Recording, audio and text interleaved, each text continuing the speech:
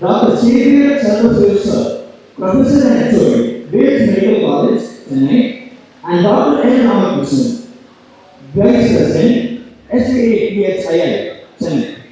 Together, they will shed light on the medical legal intricacies that shape forensic identification practices, challenging existing norms, and call for a more ethically grounded approach. Please join me in welcoming Dr. Xavier Sir and Dr. Ramakrishnan Sir.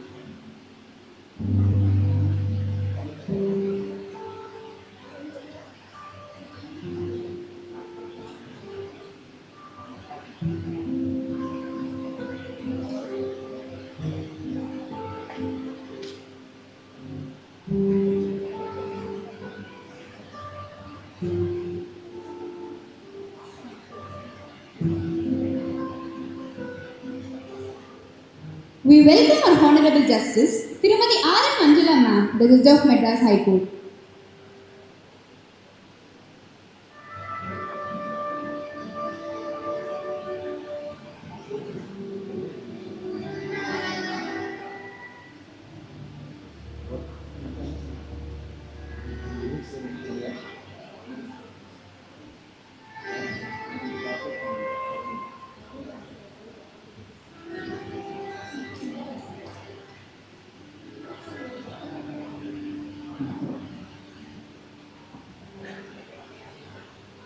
We welcome the chairperson, Dr. Fanindra Sir, Professor and HOD, NRI Medical College, Andhra Pradesh, whose guidance and expertise continue to inspire professionals in the field of forensic medicine and medical legal ethics.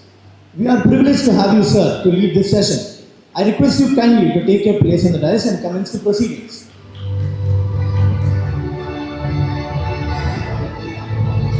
We also welcome Dr. Jagadish Sir, Professor and HOD, Vaidehi Medical College, Bangalore, to also chair this event. We are privileged to have you here to lead the session, sir. I request you to take the dais, sir.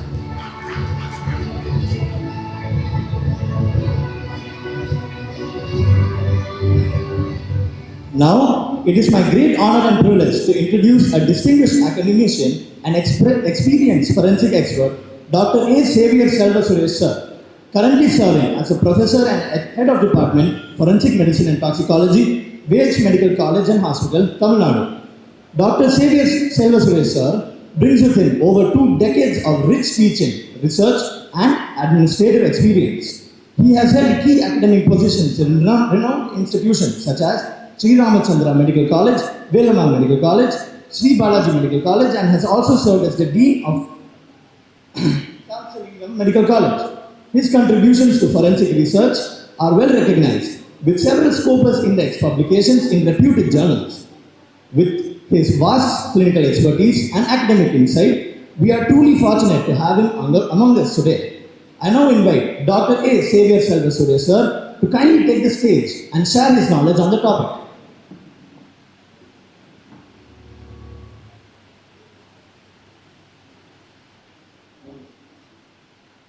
So, thank you for the introduction.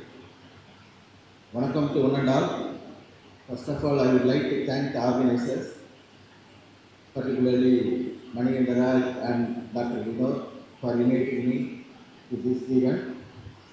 Then I have to appreciate them for organizing this kind of national conference, the two first of its kind in City Govt Medical College. My hearty congratulations to you. It's a usual problem for any first speaker in any conference to see the audience. அடசகரியில் உடச்சு சொல்ல கொடுக்குற மாதிரியும் ஆள் இல்லாத டிக்கெட்டில் tea ஆகிற மாதிரி ஒரு கதை.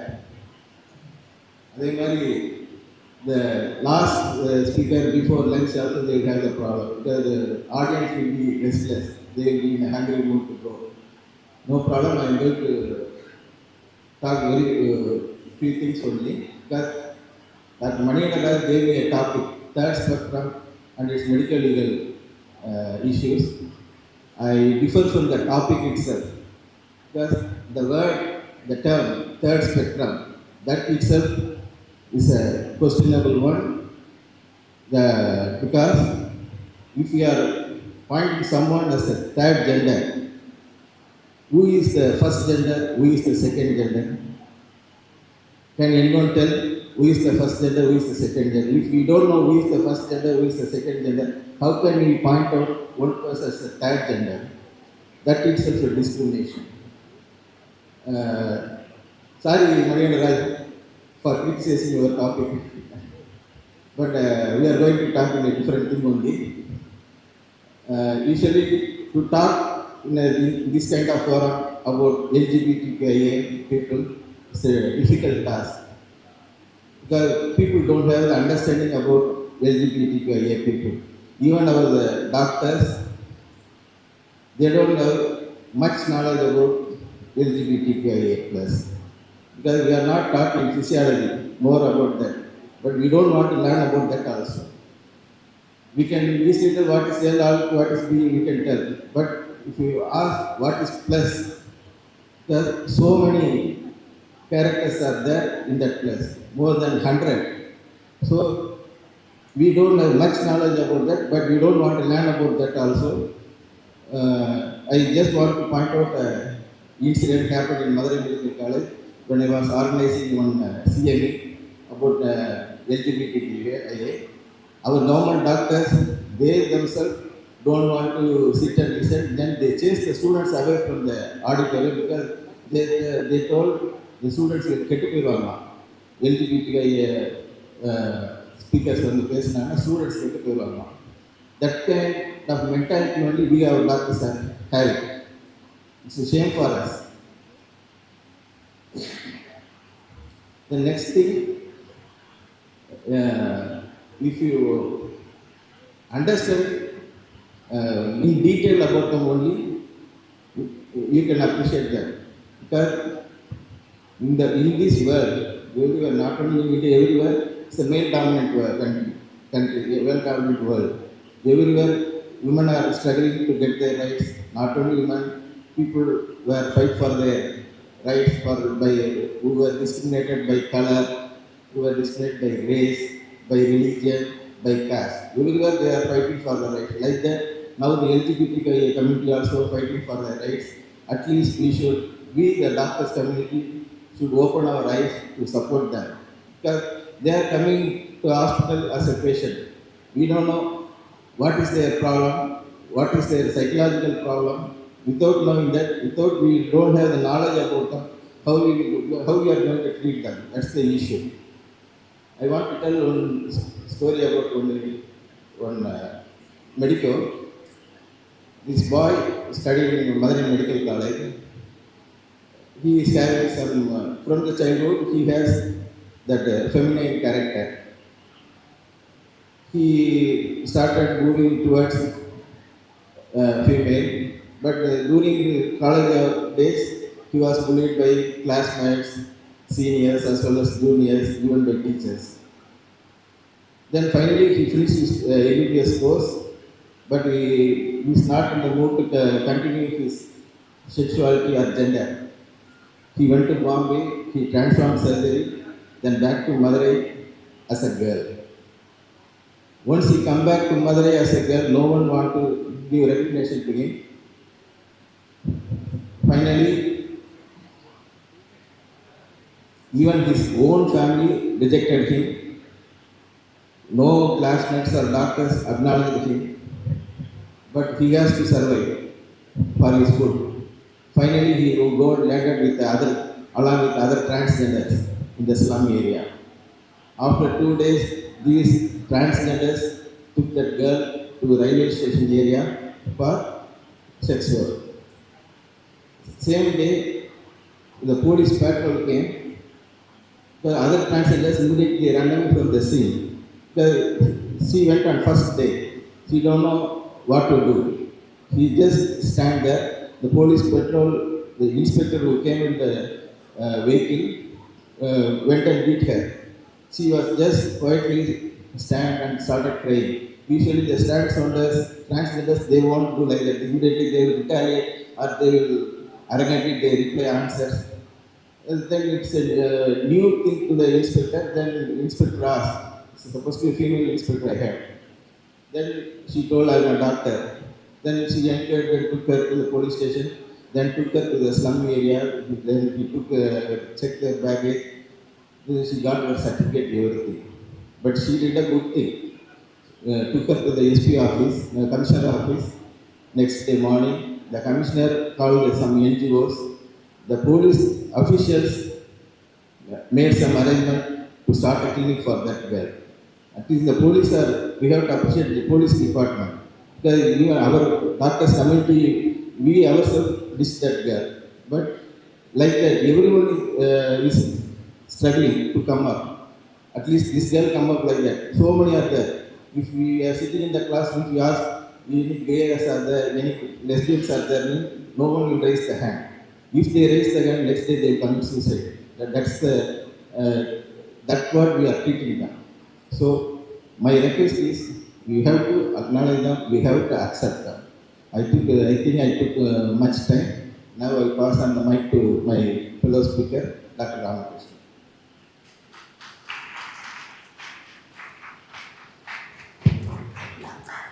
Hi, good morning to the distinguished guests on and off the stage. May I have the PowerPoint, please? Do you have a...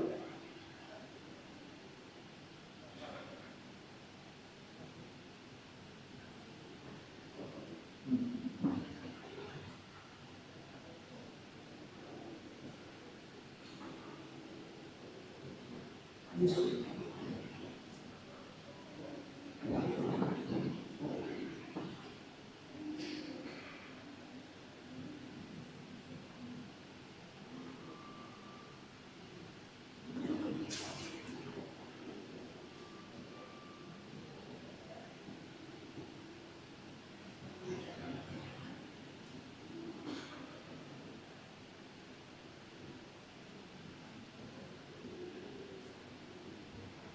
We are delighted to have our Dean of Government Kilpauk Medical College, Dr. P. Leo David sir, to join with us today.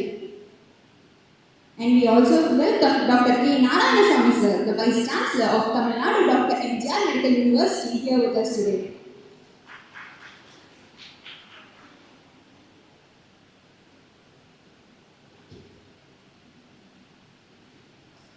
Thank you very much, Dr. A. Xavier Saraswati, sir. We welcome Dr. L. Ramakrishnan, sir, Vice President of SAA-THII, a national non-profit organization working towards inclusive healthcare and social protection for marginalized communities. With 25 years of experience, Dr. Ramakrishnan, sir, has been a champion for the LGBTIQA+ rights, contributing to policy development and advocacy. Now, I request Dr. L. Ramakrishnan, sir, to decorate the stage and deliver his lecture. Please, sir.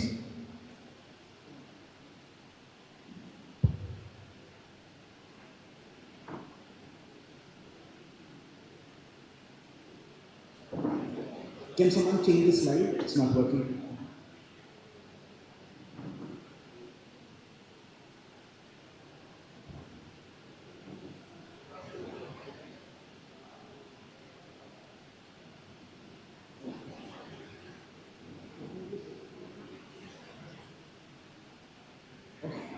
So when I got the title of third spectrum, I was thinking about it whether the reference was to third gender, and as Dr. Xavier has said, that's not an accurate representation of the transgender community. But then I thought maybe we should be talking about spectrums, because what we are going to be discussing today very briefly is about three spectrums: the spectrum of sex, the spectrum of gender, and the spectrum of sexuality. The reason we are discussing this is that in 1990, the World Health Organization removed homosexuality from the ICD, the International Classification of Diseases. Still, a lot of the medical textbooks, including forensic medicine to this day, have a very antiquated pre-1990 version of understanding of homosexuality, bisexuality, transgender, etc. So, in order to ensure that healthcare for the LGBTQIA community is inclusive, we probably have to look back at some of the errors in the textbooks and then see what can be done moving forward.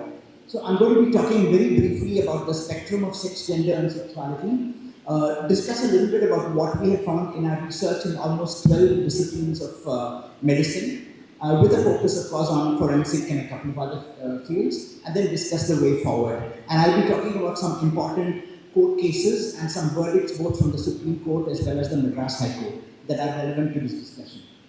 So we can talk about four spectra really. One is of sexual orientation, the spectrum of gender identity, the spectrum of gender expression, and the spectrum of sex characteristics. So this is sort of a summary slide, and I'll try to explain this in detail. Sexual orientation is essentially who you're attracted to. The majority of people in this world are attracted to people of the opposite gender, and we refer to them as heterosexual. There is a minority, and if we go by Supreme Court in 2018, 8% of India's population, which is almost 11 crores, is homosexual, bisexual, pansexual, asexual, or sexually fluid. That is, they are not attracted exclusively to the opposite gender, or they may not be attracted to anybody. A little more about that later. Gender identity. Apart from how society terms a person as male or female. Typically, when a baby is born, the doctor will look at what's between the baby's legs and say, okay, congratulations, paiyan parandhirukku, or a girl is born, whatever. And the child will be raised as a boy or a girl, as the case may be. The child growing up actually can develop a gender identity which is different from what society says. So you may have a child born with male body parts who is raised as a boy but thinks of themselves as a girl, like the example of the doctor from Madurai that Dr. Xavier spoke about. So we have the mainstream people who grew up with a sense of their own gender, which corresponds to what the body parts are and what society says, is referred to as cisgender. The minority here, and here again, there have been systematic reviews that have shown about 2% of the population in most cultures is transgender. So they may identify with a gender different from the gender corresponding to their birth assigned sex. So within transgender itself, you have binary and non-binary, and this has actually been recognized by the Supreme Court of India and by the Transgender Act of 2019. So a person who was legally, who was assigned male at birth, whose legal gender is male, can change their gender to either transgender or to female, and both of these are recognized by the law. And based on that, they can go ahead and change Aadhaar, PAN, and other documents once they get a transgender ID card issued by the Ministry of Social Justice, and then finally signed and issued by the District Commissioner or Collector. So, just like sexual orientation is a spectrum, it's not that people are only attracted to one gender or the other. People can be attracted to different genders in different proportions. So, gender identity is also a spectrum. A person who is assigned male at birth may identify as a woman, or may identify as not a man, may identify as both, or may identify as neither. So there's a spectrum there. Gender expression is how an individual expresses themselves. So for example, you may have seen male children, children who are assigned male at birth, in school acting in a feminine way where they're subjected to a lot of teasing and bullying. So this is called gender non-conformity or non-conforming gender expression. So regardless of whether this child grows up to identify as transgender or gay or anything, the very fact that the gender expression is outside of what is considered appropriate for a boy means this child is very vulnerable to to assault, to violence, to teasing, etc. We have a data set of about 13,000 adults who were feminine male children, and nearly 35% of them dropped out by 5th standard because of bullying, and it was almost 60% who dropped out of 10th standard because of the bullying and teasing. And the problem is, if they drop out of school, getting a mainstream job, a dignified job, is not possible, and the only recourse available, like Dr. Xavier said, is taking to the streets and begging or selling sex. So really, if we have to ensure that the trans community or the broader LGBTQIA community leads a dignified life with the same constitutional rights as everybody else, as recognized by the Supreme Court in 2014 NALSA verdict, we have to ensure that it starts with gender expression, and children, no matter how their gender expression is, should not be bullied and should have a safe education environment. Similarly, at college level, the UGC has actually, as well as the NMC, as well as the All India Committee on Technical Education, have modified the anti-ragging regulations in 2016 to recognize that ragging may happen because of a different gender expression or a different sexuality. So this is something that for colleges that have students who are oriented on anti-ragging to be also taught about this subject. And many colleges in Tamil Nadu have actually started including this in the orientation for incoming students. The final topic, spectrum here, is about sex characteristics. So typically, we determine that a child or an adult is male or female based on the morphology, on the anatomy, on the histology, on the genetics. So we assume that a child with XY will be male, will as an adult have more androgens than estrogens, will have an internal prostate, will have external penis, scrotum, etc. And similarly, a set of characteristics for females. But this kind of alignment of internal and external, of genetics and tissue and morphology is not always the case.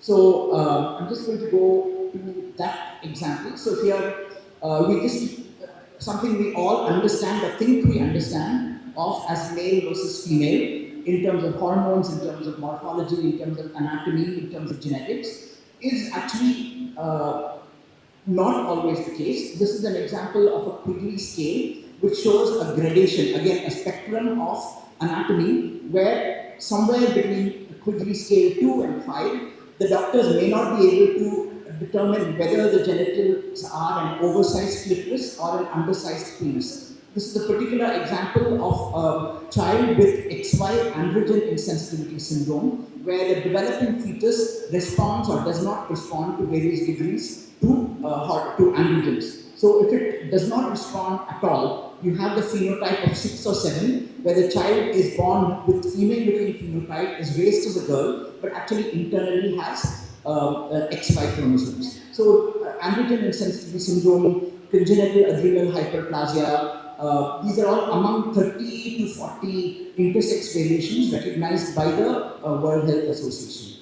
And so this is about sex characteristics. Going about,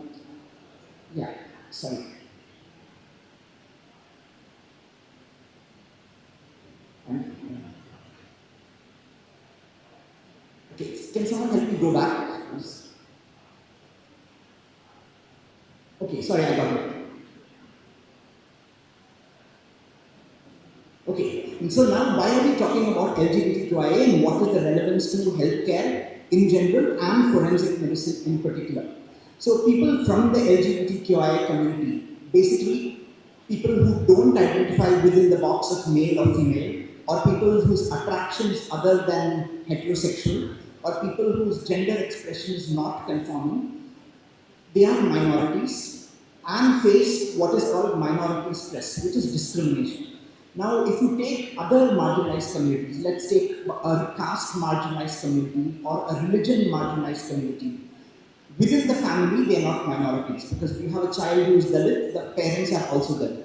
But if you take the LGBTIQA community, within the family itself, they are a minority, so the discrimination begins right at home. So in the Indian context, the pressure on LGBTQIA children as adults to get married, to have children, to behave in a certain way, all of this contributes to chronic stress. And the bullying that I mentioned of gender non-conformity also contributes to chronic stress. Also, there is a practice which is now banned by Tamil Nadu and Kerala High Courts, which is the practice of conversion therapy, where doctors, primary psychiatrists will promise the parents of an LGBTQI child saying, I'll make your child normal.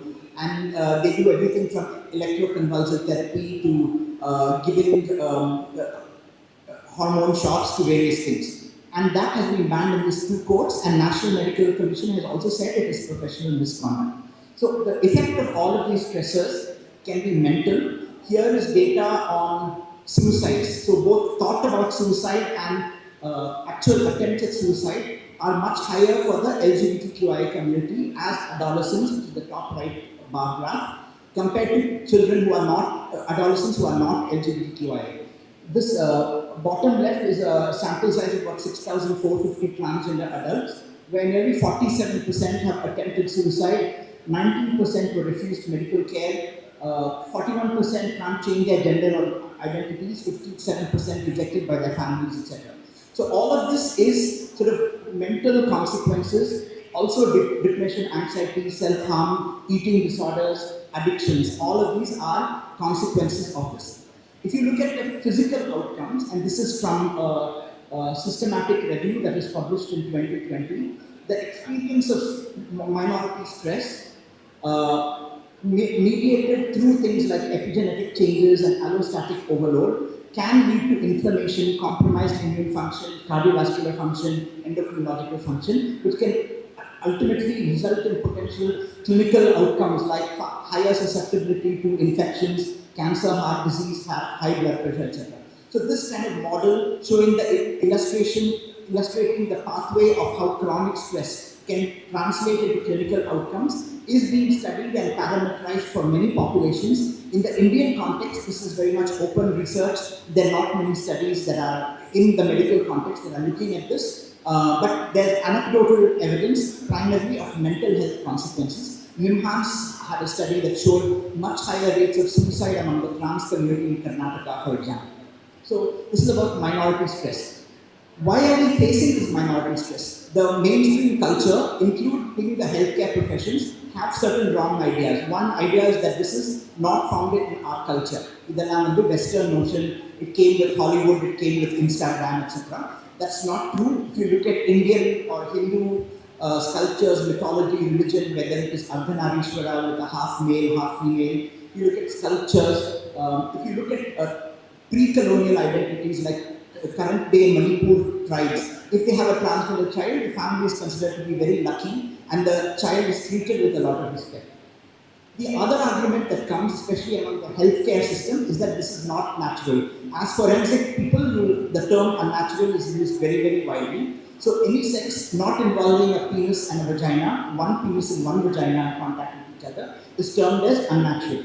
And if you think unnatural as not found in nature, literally interpreted, that's wrong because about 450 species of mammals, reptiles, etc. show same-sex relationships. In reptiles and fish, you have individuals changing from female to male based on temperature, based on population density, frequency, etc.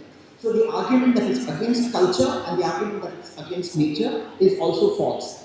So briefly, what does the law say?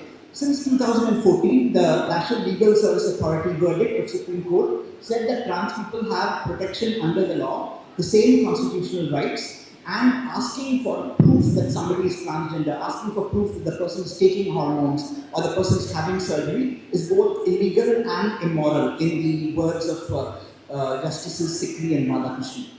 Since 2018, it is no longer a crime to be in a same-sex relationship.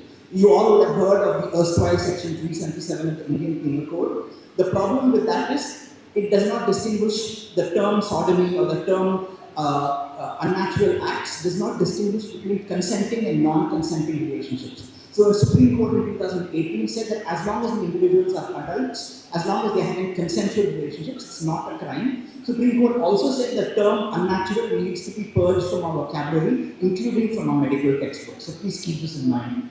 Also, since 2023, trans people can get married. A trans woman can marry a man, a trans man can marry a woman. This actually 4 years before that, in 2019 itself, Justice Swaminathan of Madurai bench of Madras High Court had given a ruling that Tirunangai can marry a man under Hindu Marriage Act.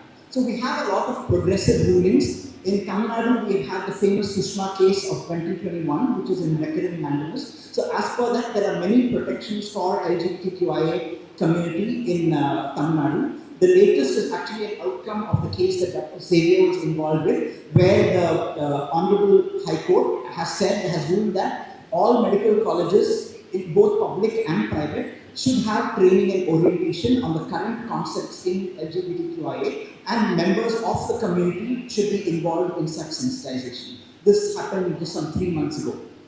So we'll talk about some of the barriers in medical education and healthcare in particular. So medical education, along with service delivery, lab investigations, every hospital will have only male and female bathrooms, male and female wards, even though the Transgender Act of 2019 has said there should be specific wards for transgender persons. There should be a complaints officer in every establishment, just like under the POSH Act. So these things are not implemented, and these contribute to barriers faced in healthcare. So imagine a transgender person entering an outpatient department. Even if the doctor is sensitive and understanding, the administrative staff, the janitorial staff, the secretarial staff, we look at that person up and down. Now, this is thankfully not so much the case in about 12 hospitals in Tamil Nadu that have been established by the government as transgender clinics, including Rajiv Gandhi and Madurai Medical College. But in a lot of other places, this is still a problem. So, we did this research, and I'm only going to show you a small excerpt. We looked at 4 forensic medicine textbooks. We looked at a couple of surgery, urology, endocrinology, pediatrics, OBGYN, etc., etc. And we saw the recent version of these textbooks and what they say about LGBTQIA community.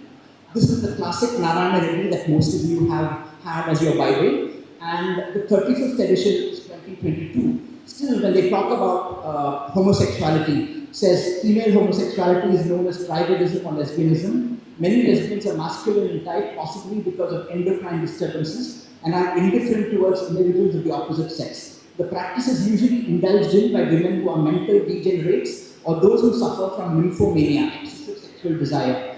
Lesbians who are morbidly jealous of one another, when rejected, may commit homicide or suicide or both, presumably in that order. Yeah. So these are issues.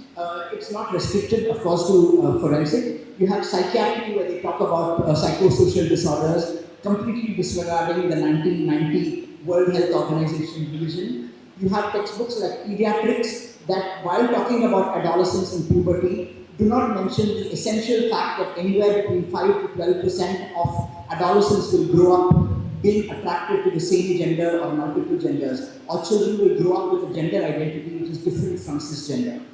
If you look at the Indian edition, Shaw's edition of Shaw's textbook of gynecology, even a recent one, 2023, says homosexuality, transvestism, and transsexuality are abnormal sexual behaviors. All of this is not there in the international version, it's there in the Indian version. So I feel while we have updated many textbooks, there are sections on artificial intelligence, on internet addiction, etc., etc. Some of these sections have just not been addressed. And Justice Anand Venkatesh in the 2021 case of Sushma asked NMC to modify the textbooks. So in 2021, the NMC actually responded to Madras High Court and released a circular saying that yes, the medical textbooks are presenting wrong, inaccurate and stigmatizing version of sexuality and gender, and gave a direction that the curriculum should be changed, also the textbooks should be changed, right? And they went ahead and appointed 2 expert committees, one for forensic medicine and one for psychiatry. And they have published a revised version of the competency-based curriculum. Unfortunately, the people at NMC changed, and again last year they released a version of the curriculum that went back to the old erroneous ways. So just for example, if you look at the competency-based curriculum, FM 3.16 describe and discuss adultery and unnatural sexual offences. Legally offences, this is wrong because the whole term unnatural has been declared as void by the Supreme Court. Also, homosexuality and adultery have been decriminalized in India. So the experts committee actually suggested alternatives to this. Similarly, if you're looking at sexual offences, rape, definition of rape, all of these have been modified, and the textbooks need to reflect this, and the curriculum needs to reflect this.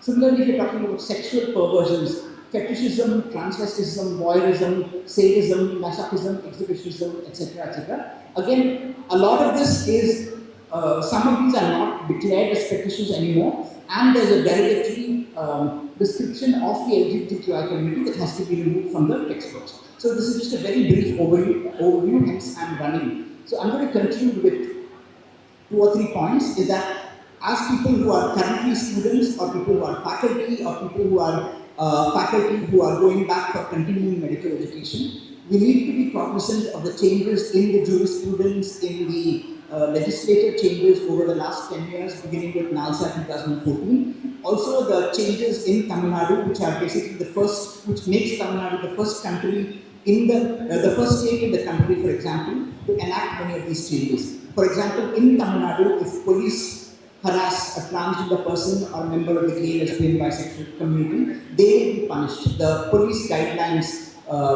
have been modified, right? So a lot of this needs to take forward, and we seek the support and the involvement of forensic medicine, the practitioners, the faculty, in order to help having pre-service and in-service training. The NGO that I work with has been doing training with 5 of the AIMS across India, and with PGI Chandigarh, PGI Bhubaneswar, and about 20 other institutions. We've also done sessions with Rajiv Gandhi here, and with Chettinad and some other private hospitals. So we are happy to help if the department would like to not wait for the textbooks to change, but to actually make some changes in the teaching and give supplementary reading. So I'm stopping with this. Thank you, and looking forward to the rest of the sessions.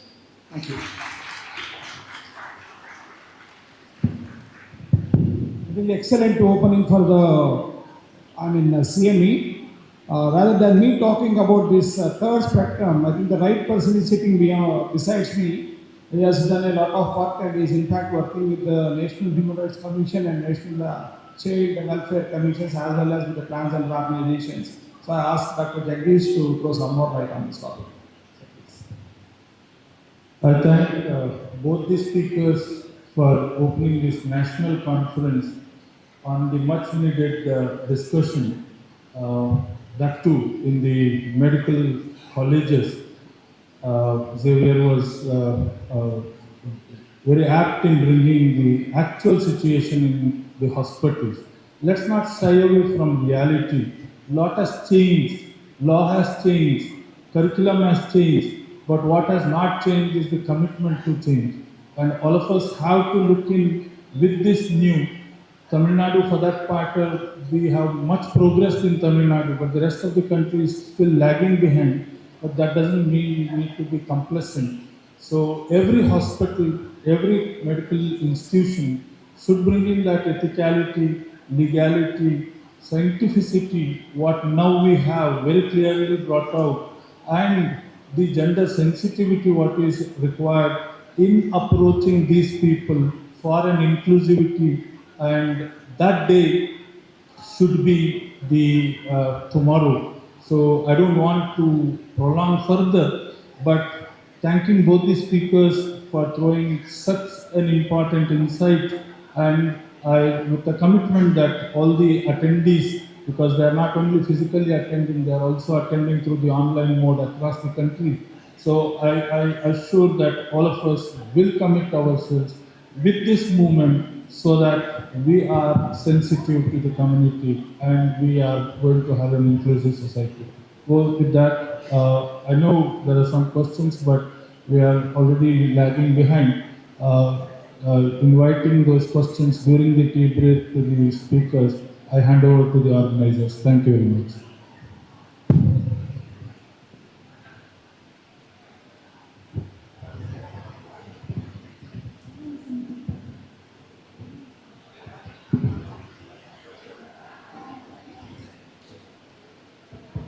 Thank you very much, sir, Dr. Xavier Suresh sir and Dr. L. Ramakrishnan sir, for the deeply insightful and thought-provoking presentations. Your talk has illuminated the complex intersection between science, law, ethics, in forensic identification, and has brought us awareness on a very important topic of today, and certainly leaving us much to reflect upon. I also thank Dr. S.V. Fanindra sir and Dr. Jagdish Narayana Reddy sir for your valuable reflections and steering this session with such clarity and depth. We would move on to the felicitation now. To felicitate Dr. Xavier Selva sir, I call upon Dr. Mahesh Krishna sir, Professor and Head of Department, Velaman Medical College, Madurai, to do the honors.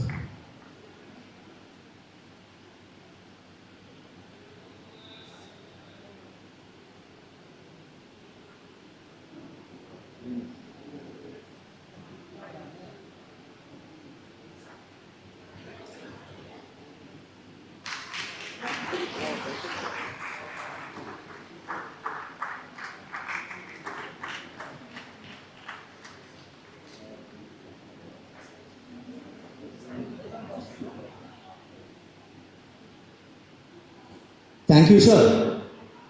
Now, to felicitate Dr. Ramakrishnan, sir, I humbly request Dr. Renju Ravindran, sir, Professor and HOD, Government Medical College, Kollam, Kerala, to do the honors.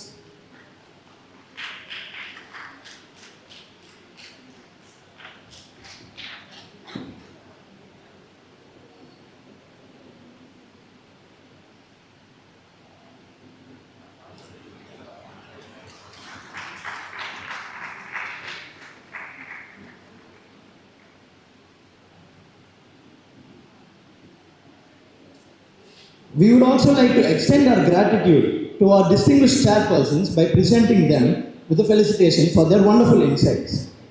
To felicitate Dr. S.V. Fanindra sir, I would humbly request Dr. Azia Mansoor Bhatt sir, Head of Department, Forensic Medicine and Toxicology, Government Anantnath Medical College and Hospital, Srinagar, Jammu and Kashmir.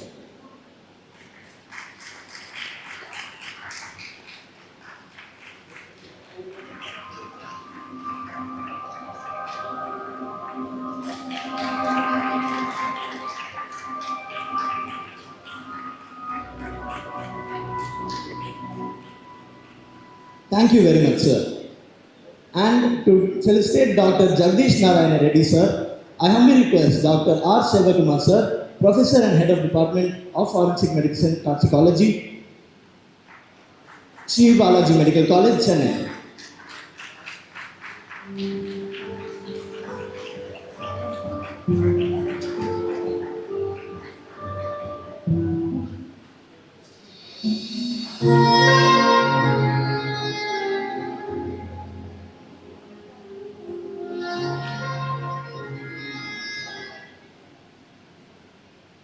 With this, we would like to proceed to the next segment of the program, which is the inauguration of the event.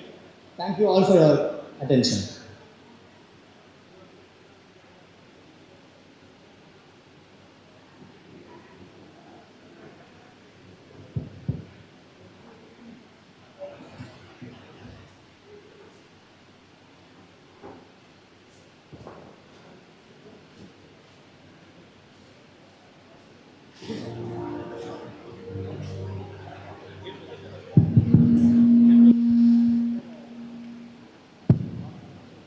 It is our profound privilege to welcome you all to the inaugural ceremony of our Forensic Medicine and Toxicology Conference, FORENTIX MEDILEXA 2025, a national level conference which is being held here at Government Kilpauk Medical College, where the pursuit of knowledge meets the quest for justice. We offer our sincere appreciation to our chief guests, guests of honor, patrons, whose distinguished presence illuminates this occasion and lends gravitas to our endeavors. As we gather to share insights and expertise, we are honored by your participation, which enriches our discourse and inspires our collective pursuit of excellence. Gertrude once said, "Forensics is elegance and reduction." Forensic medicine arises from a long tradition of links between the law and medicine, and now it embraces a wide variety of needs and skills intertwining medicine, toxicology, pathology, science, law, and ethics. Each practitioner, whether clinical or pathological or both, should be aware of their responsibilities not only to the patient or the deceased, but to the society as a whole. And he should be able to utilize their medical expertise in the pursuit of fairness and justice within the framework of legal requirements and ethical values. In 1840, Thomas Stuart Craig pointed out that since its importance has been recognized, it is found in Germany, the country in which it took its rise, by the name of state medicine. In Italy and France, it is termed as legal medicine, and in our country, it is practiced as forensic medicine. The first medical legal autopsy was performed by Edward Berkeley in August 28, 1693, on a case of alleged arsenic poisoning which was done in Madras. FORENTIX MEDILEXA 2025, initially conceived as a continuing medical education session meant to exchange ideas and refine our clinical skills. Quickly, it began to grow. As we explored topics, shared insights, and sensed the collective energy building, it became clear one day just wouldn't suffice. From that initial spark, the concept evolved, expanded in scope, and ultimately took shape as this national conference, FORENTIX MEDILEXA 2025, a full-fledged 2-day conference. And here we are today, gathered not just to learn, but to truly connect, collaborate, and grow together. Evolving from a single-day CME to a full-fledged conference was not merely a shift in duration. It was a reflection of our shared commitment, the richness of our disciplines, and the need to keep communication flowing between specialties. Today's conference has academicians, vice chancellors, head of departments, and professors from various prestigious institutions across the country, making the conference truly a national conference in spirit. This is the first national conference to be hosted by a state government medical college in the field of forensic medicine and toxicology in Tamil Nadu, organized to enlighten the traditional, current, and recent advances in the field of forensic medicine. As we embark on this intellectual odyssey, we invite you to plunge into the vast ocean of knowledge, exploring the unseen and seventh sense of forensic medicine and toxicology. Let every moment of this conference be a treasure trove of insights, inspiring awe and wonder. Like the coral reef, teeming with hidden wonders, our program promises to surprises and revelations. Without any further ado, let us dive into the proceedings. Every occasion, be it a grand event or a solemn gathering, is elevated to unparalleled heights by the presence of visionary achievers whose luminary presence and captivating charisma infuse the atmosphere with an aura of distinction and excellence. Like stars that illuminate the night sky, the presence of eminent individuals adorned every event, casting a spell of inspiration and grandeur and imbuing the occasion with an unforgettable splendor. We humbly request the esteemed dignitaries to ascend onto the stage. We welcome Honorable Justice Tirumadi R.N. Manjula Ma'am, the Judge of Madras High Court, Dr. K. Narayana Swamy Sir, Vice Chancellor, Tamil Nadu Dr. MGR Medical University, Professor Dr. P. Leo David Sir, Dean of Government Kilpauk Medical College, Professor Dr. P.K. Bhaskar Sir, Medical Superintendent, Government Kilpauk Medical College and Hospital, Professor Dr. B. Aisha Shaheen Ma'am, Medical Superintendent of Government Royapeta Hospital, Professor Dr. Jamila Rose Ma'am, Vice Principal in Charge, Government Kilpauk Medical College,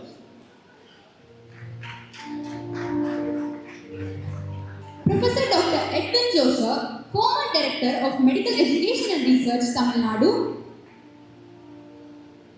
Professor Dr. G.R. Rajashri Ma'am, Dean, Bharat Medical College and Hospital, Chennai,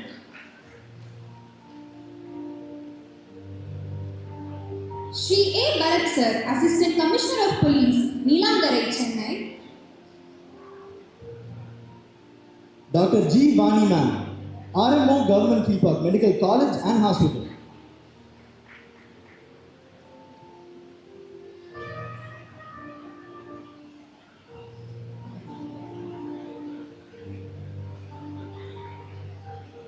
as stars converge to illuminate the firmament, your collective presence has enriched our stage with brilliance, and we are deeply grateful for the honor of your acceptance and participation. I now welcome Sanjay to carry forth with the proceedings.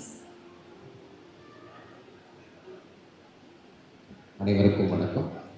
செம்மொழி பெண்ணால் ரகரம் எடுத்து தொடுத்த மாலையாய் கழுத்தில் விழுந்து தாளாட்டினாய், அகரம் கலந்த அமுதப்பாலினாய் எழுத்தில் விரைந்து உயிரூட்டினாய். உன்னை வெடுத்து எனக்கு வேறு அமுதில்லை, அன்னையே உன்னை புகழ வயதில்லை. புலம் தொழு ஆதியாய் புலம்பெயர் சோதியாய் இளம் தொழ நினையே தமிழால் வாழ்த்துவோம் தமிழ்தாய் வாழ்த்துவோம். அனைவரையும் தமிழ்தாய் வாழ்த்திற்கு எழுமாறு கேட்டுக்கொள்கிறேன்.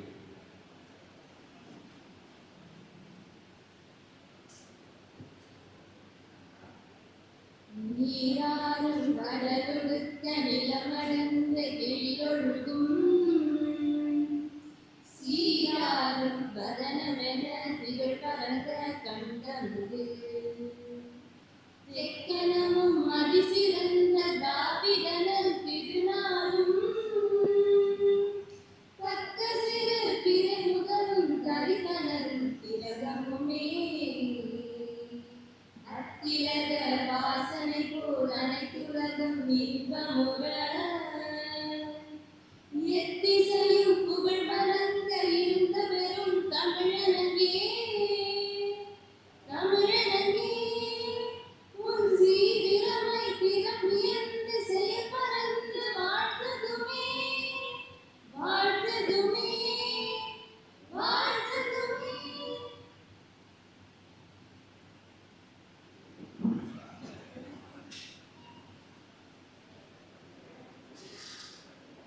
Now we welcome Dr. J. Vishnuraj Kumar Sen, Senior Assistant Professor, Department of Forensic Medicine and Toxicology, Govt. Kilpauk Medical College and Hospital, Chennai, to deliver the welcome address.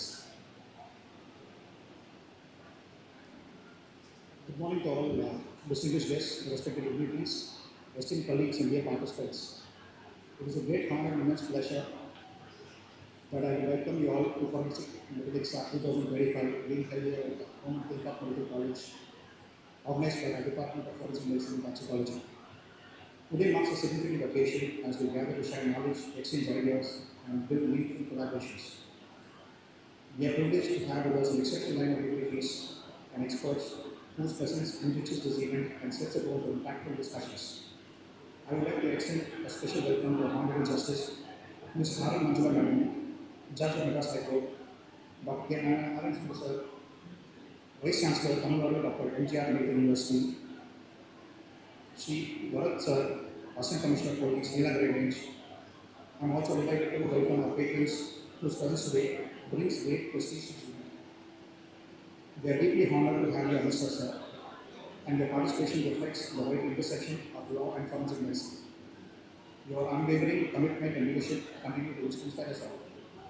Your presence here not only adds prestige to this gathering, but also increases us to aim higher in our pursuits. Over the course of this conference, we hope to engage in thoughtful dialogues, explore innovative dialogues, and chart a path forward in our respective fields. Let this be a platform not just for learning, but also for connection and collaboration.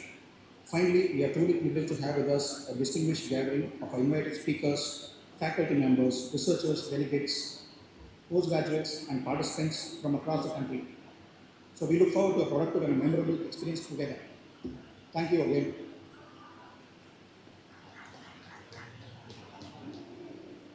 Thank you sir. மேடையில் வீட்டிருக்கும் சான்றோர்களை குத்துவிளக்கு ஏற்ற பணிவன்புடன் அழைக்கிறோம்.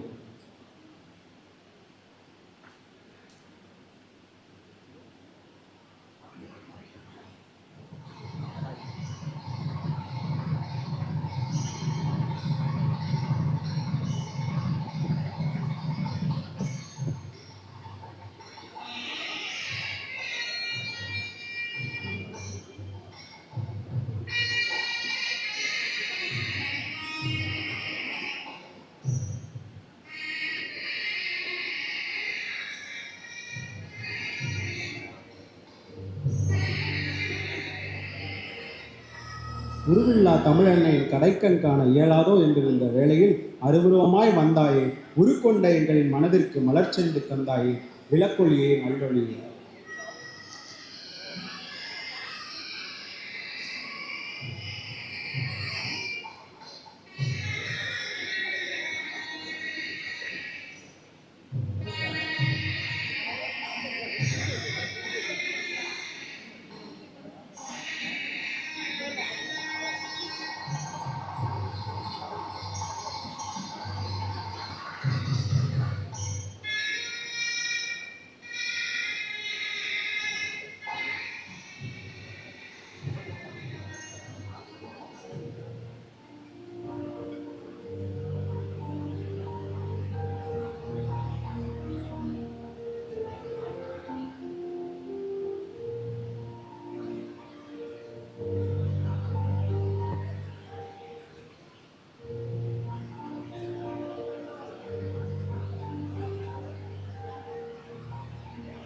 நன்றி சான்றோர்களே.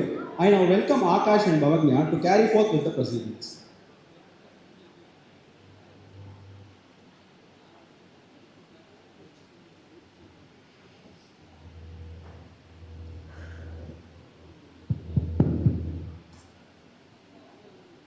Just as stars adorn the celestial canvas with twinkling brilliance and cherries crown the cake with luscious sweetness, we take great pride in felicitating these illustrious individuals whose crowns are resplendent with the jewels of wisdom, integrity, and excellence, shining brightly as beacons of inspiration for us all. I take great pride to invite a prestigious invitee, Honorable Justice Tirumadi R.N. Manjula Ma'am, Judge of Madras High Court, to grace this occasion with her address. Please, ma'am.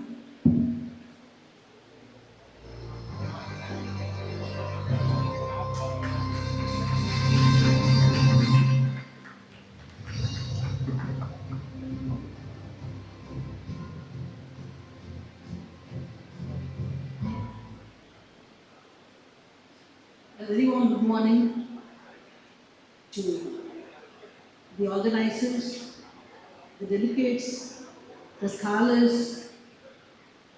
and the participants, the dignitaries on the dais and off the dais.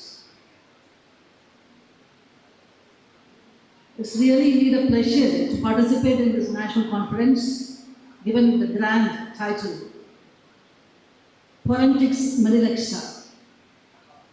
When Dr. Manikanda Raj came and invited me with this invitation, I had a curiosity to find out the meaning of this phrase.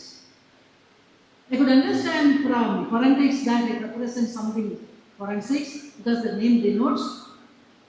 Then I googled to narrow to understand what is MEDILEXA, though I understood that lex has some connection to law. The Google showed MEDILEXA 20 mg capsules. So there is a prescription in the invitation, sir. The doctors are always doctors. So, jokes apart, so MEDILEXA, I understand that it refers to medical legal. And before opening the session, I would like to thank all those good hearts who had stated some generous words about me and as well as all the dignitaries who are come here to grace this occasion. There's a popular saying in jurisprudence, men may lie but not the circumstances. The scientific evidence is nothing but a scientific analysis of the materials collected from the scene of occurrence and the result of it. It is during the investigation process, I said, men may lie but not the circumstances. Because human will be influenced by fear, bias, or sometimes even lapse of memory. But the forensic evidence is an objective statement of analysis. It is not going to change. So the reliability standard for forensic evidence is more than even the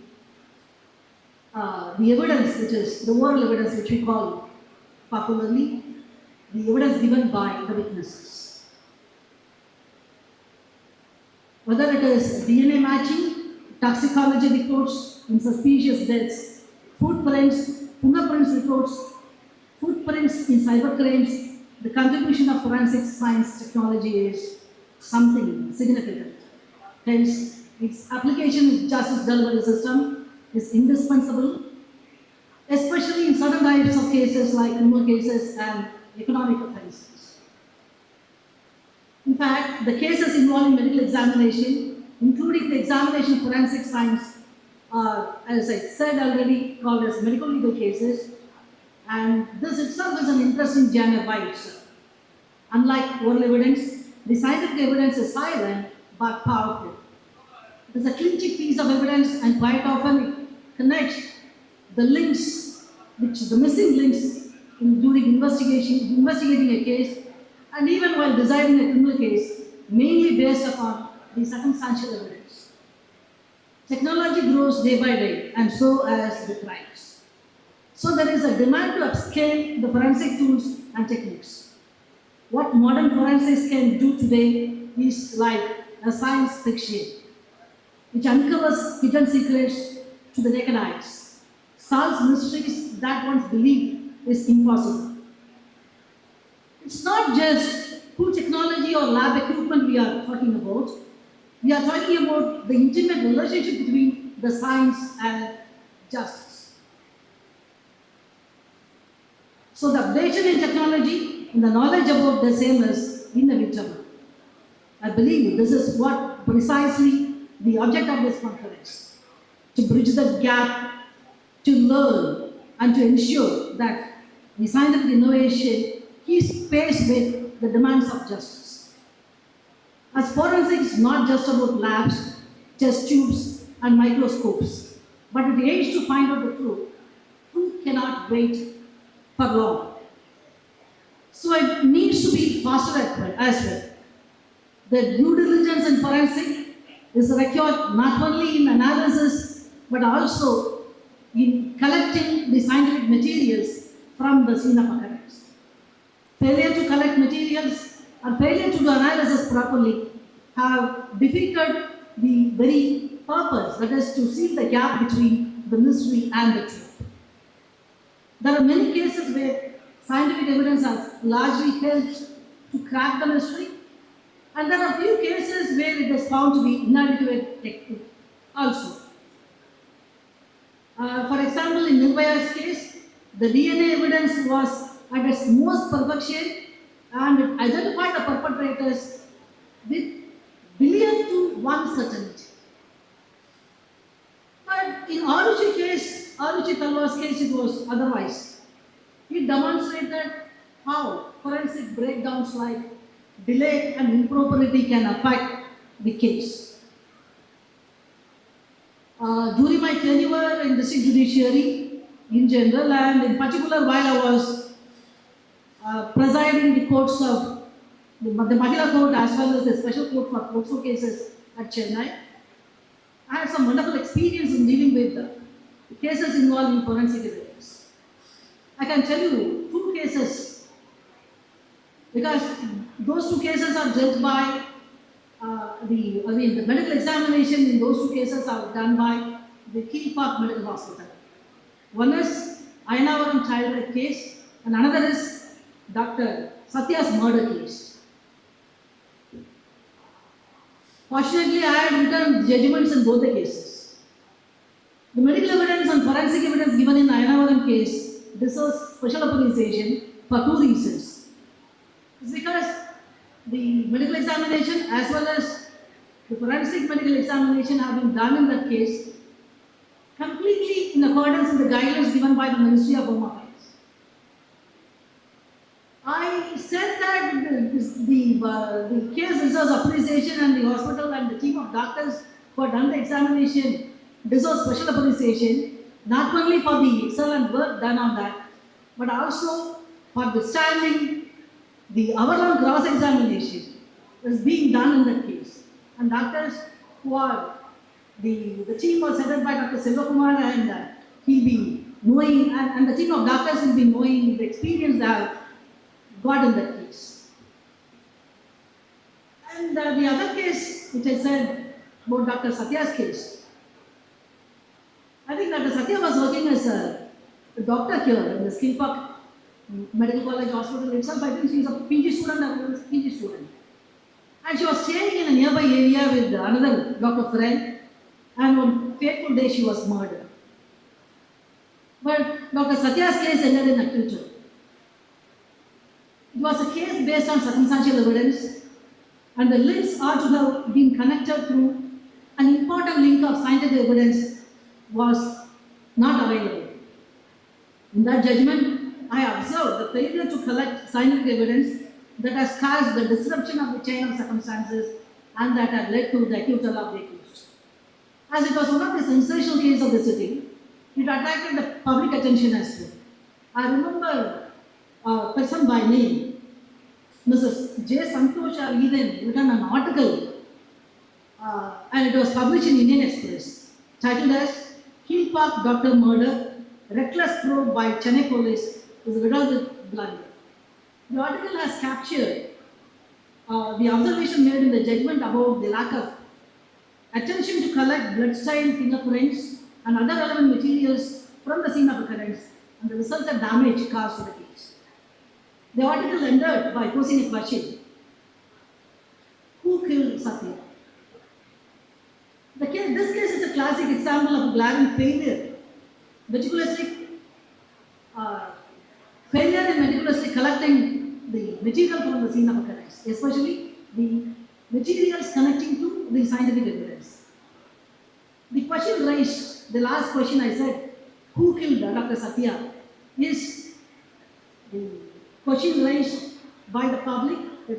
It represents the public disappointment. Several such cases are resulted in acquittal due to lack of scientific evidence, and on many occasions, forensic have redeemed itself and proved its strength as well. The re-examination of Sister Abhaya's autopsy in the year 2020, after 28 years, using advanced toxicology and wound pattern analysis, finally led to the killers. While I was a member of the High Court POCSO committee, I happened to receive a complaint stating that the fetal remains were given back to the victims of sexual offences who have come for medical termination of pregnancy. After the sample tissues have been taken for DNA analysis, the authorities did not know how to store it or how to dispose it. So they have chosen to return it back to the victims themselves. The lack of knowledge about the procedure or infrastructure cannot be allowed to thrown upon the victims. Allowing the victim to take away the fetal remains will be not only humiliating, but it also amounts to subjecting them to secondary victimization. Secondary victimization is victimizing the victim once again due to insensitivity in the stakeholders.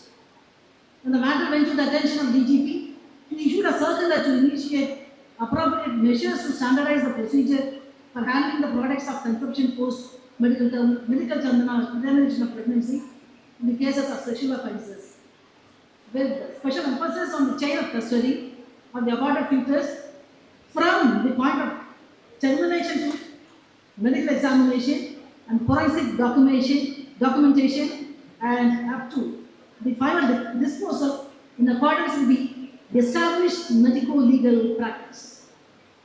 I appreciate the DJP for the swift action given in this regard. I believe that this is being followed now. In fact, the High Court has also given the standard operating procedure for collecting blood samples for DNA analysis, mainly in the cases of POCSO offences.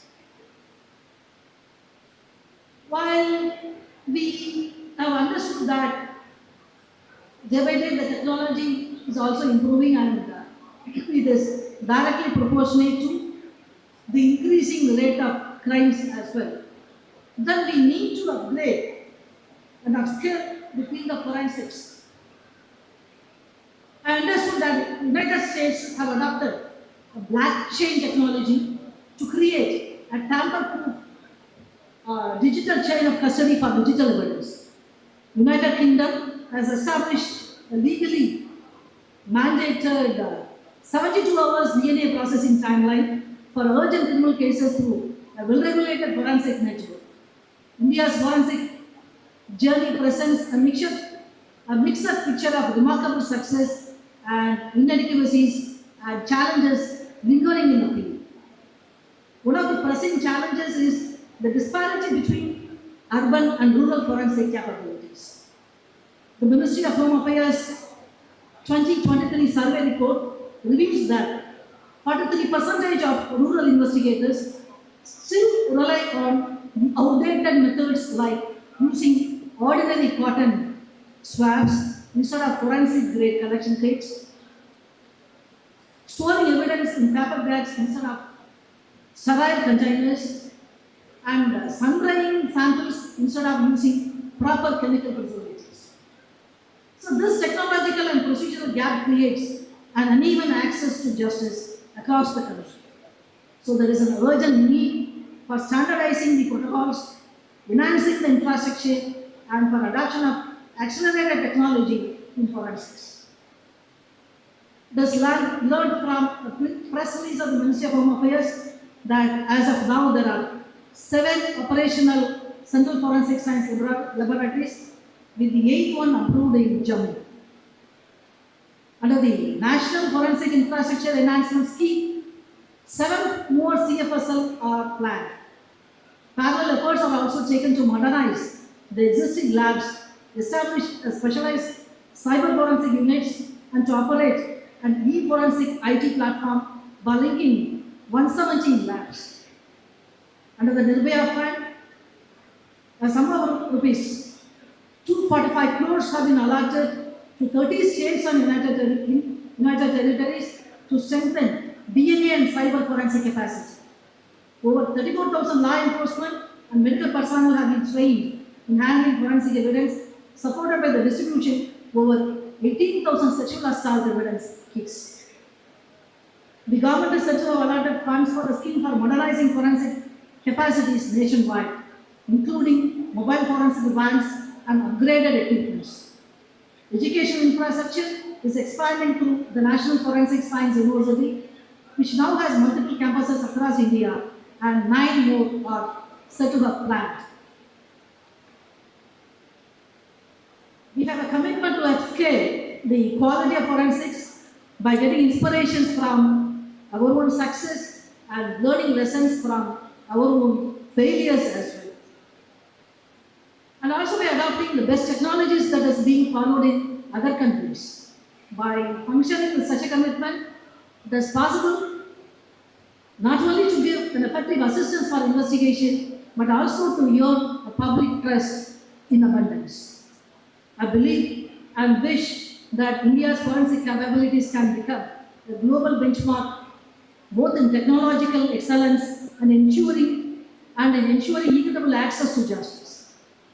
May this national conference serve as a catalyst to accelerate this transformative mission. I would like to congratulate once again the organizers and best wishes for having this function. I wish this function is going to become a grand success. And I would also add one more thing, that in the beginning of this, while I was sitting as I think it's I don't know if it's a triangular or how the function has been, the program has been organized. I happen to enjoy one of my pet subject, which is about gender sensitivity. We used to conduct gender sensitivity, High Court used to conduct gender sensitivity program, but however in the based upon the social understanding. But it was interesting to understand the medical aspects as well. I wish it is better to give a gender sensitization program for the medical professionals and the medical students as well. Thank you so much. Thank you once again for making me part of this function. Thank you.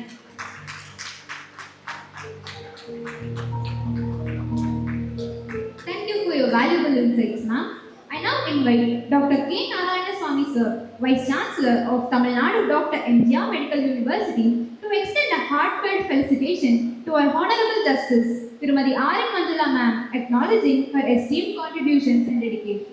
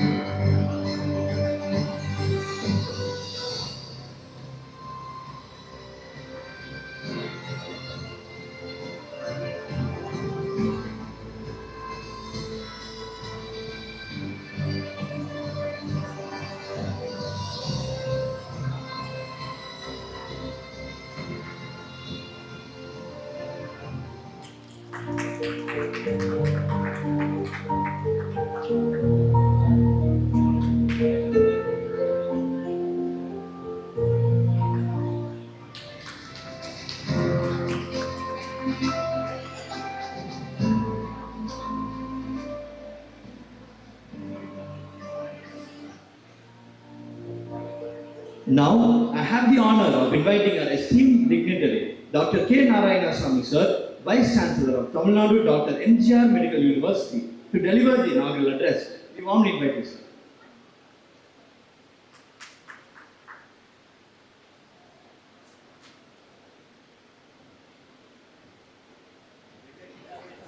Most respected and Honorable Justice Madam R.N. Manjula, Judge High Court of Madras,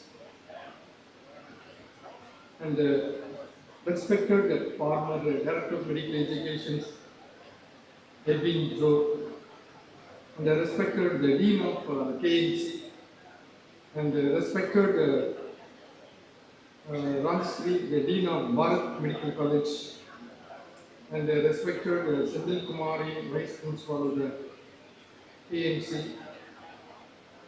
and respected Aisha Shaheen, Medical Superintendent, and respected Bhaskar, Medical Superintendent of the KMC, respected Vani, Resident Medical Officer of Government Kilpauk Medical College,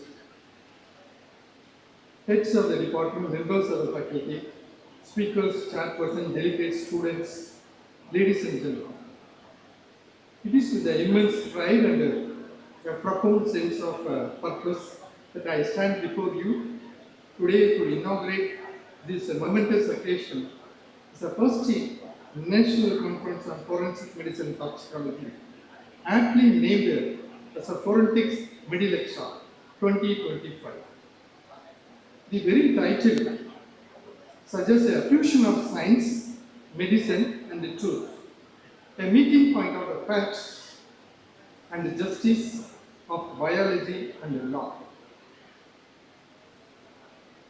At the heart of this gathering lies a shared mission to strengthen the intersection of medicine, science, and justice. This conference is not merely an academic formality, it is a collective call to elevate the standards, visibility, and the infrastructures of forensic science in our nation. Coming to the Kilpauk Medical College is a homecoming to me. I reached the height of Vice Chancellor after the served as the Dean of this college. The Department of Forensic Medicine and Toxicology at the Government Kilpauk Medical College achieved a significant milestone in 2013 with the recognition and approval to offer the postgraduate MD program in forensic medicine.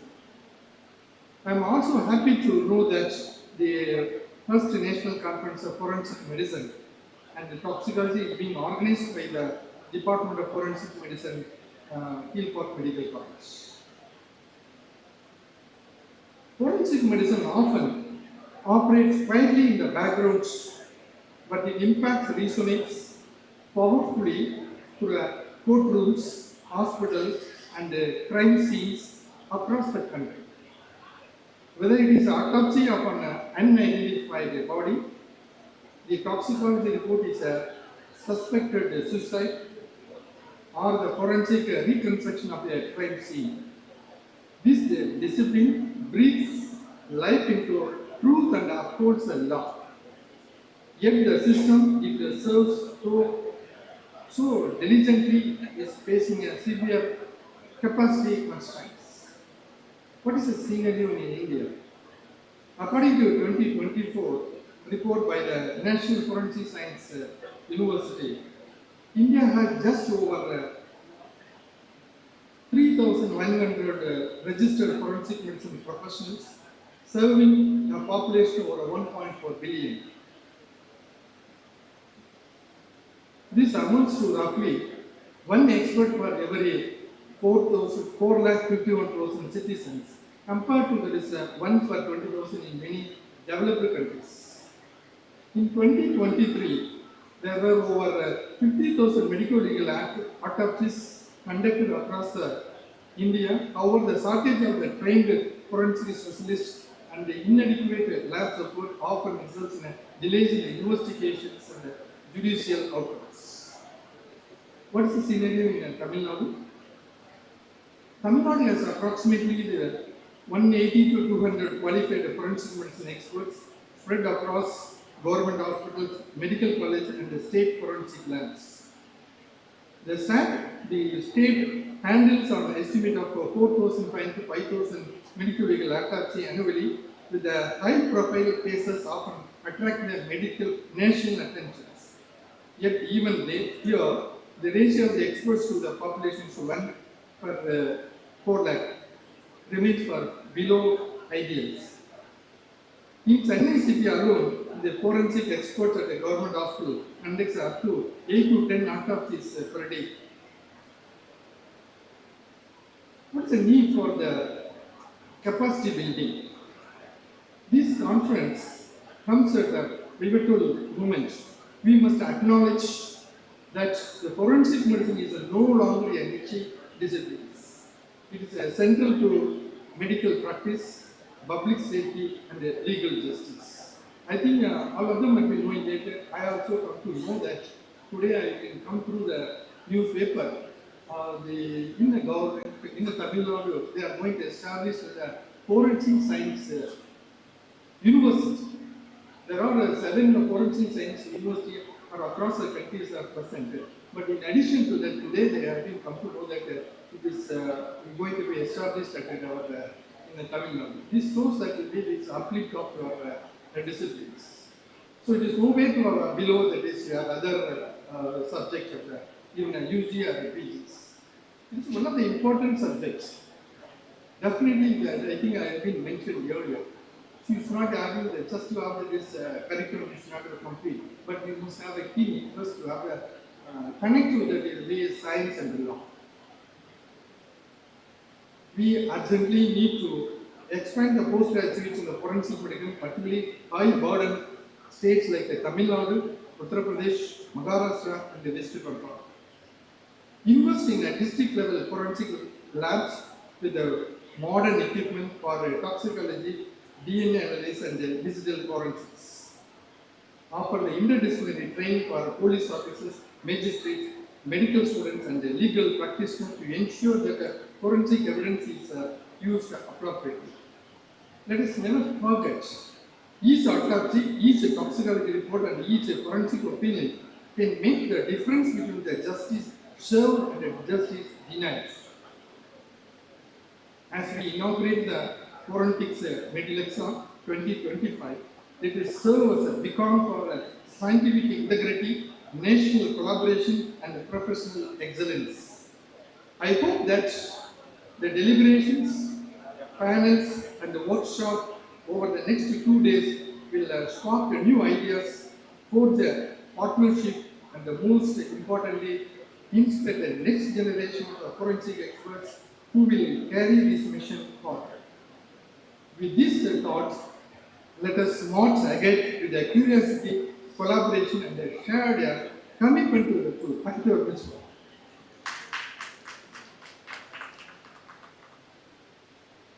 Thank you very much, sir.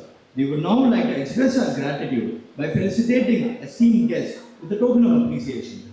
I invite the Dean of Government Kilpauk Medical College, Professor Dr. P. Leo David, sir, to present the felicitation to esteemed guest, Vice Chancellor.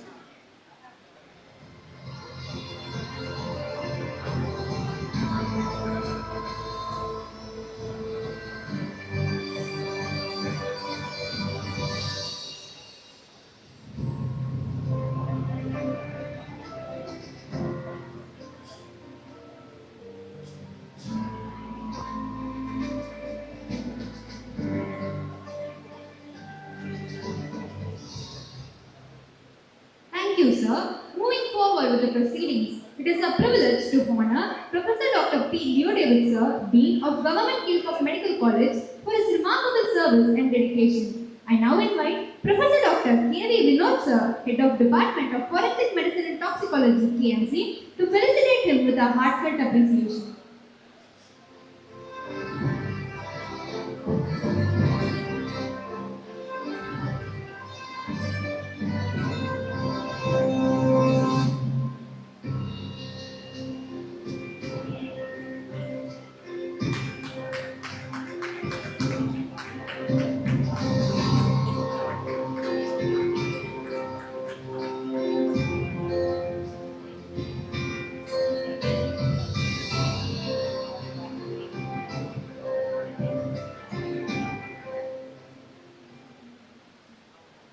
It is our honor to have Professor Dr. P.K. Bhaskar sir, Medical Superintendent, Government Kilpauk Medical College and Hospital, with us. We now invite Dr. G. Manikandaraj sir, Associate Professor, Department of Forensic Medicine and Toxicology, KMC, to present a token of appreciation to our distinguished Medical Superintendent.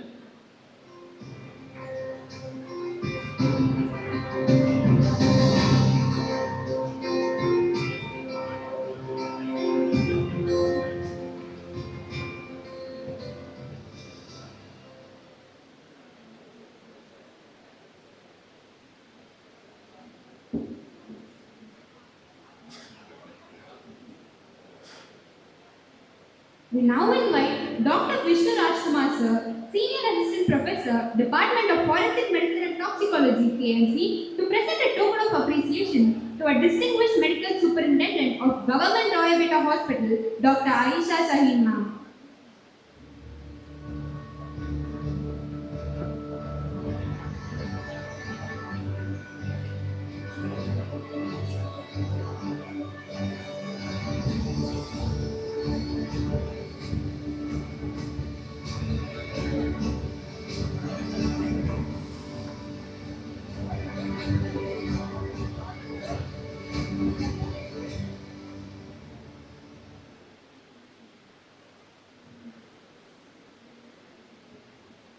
As a mark of our respect and gratitude, we would like to felicitate our former Director of Medical Education and Research, Tamil Nadu, Dr. Edwin Joseph. I request Dr. Chandrasekhar sir, Senior Assistant Professor, Department of Forensic Medicine and Toxicology, KMC, to kindly do the honors.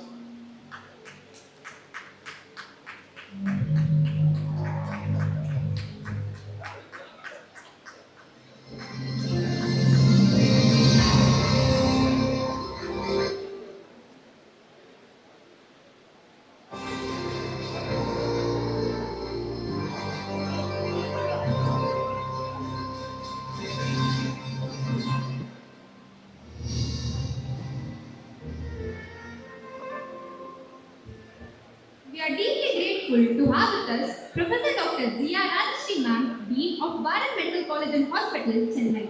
I now request Dr. Prasanna sir, Senior Assistant Professor, Department of Forensic Medicine and Toxicology, to felicitate Dean ma'am as a token of our heartfelt appreciation.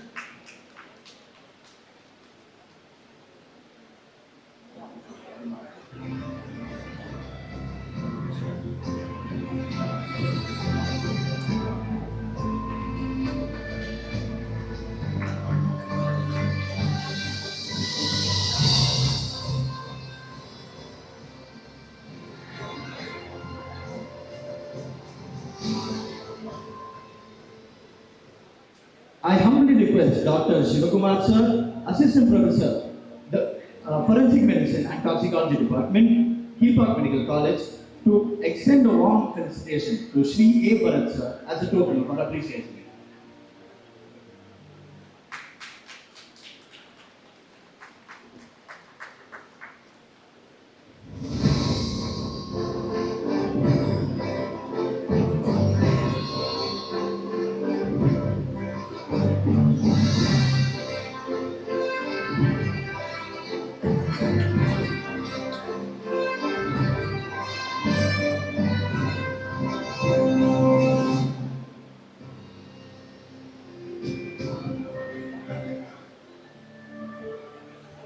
Next, I request the organizing chairman of FORENTIX MEDILEXA 2025, Professor Dr. K.V. Vinod sir, the head of Department of Forensic Medicine and Toxicology, Government Kilpauk Medical College and Hospital, to deliver the vote of thanks for this inauguration. Good morning, everyone. It's my privilege to deliver the vote of thanks on this special occasion on the inauguration of first National Conference FORENTIX MEDILEXA 2025. Organized by the Department of Forensic Medicine and Toxicology at Government Kilpauk Medical College.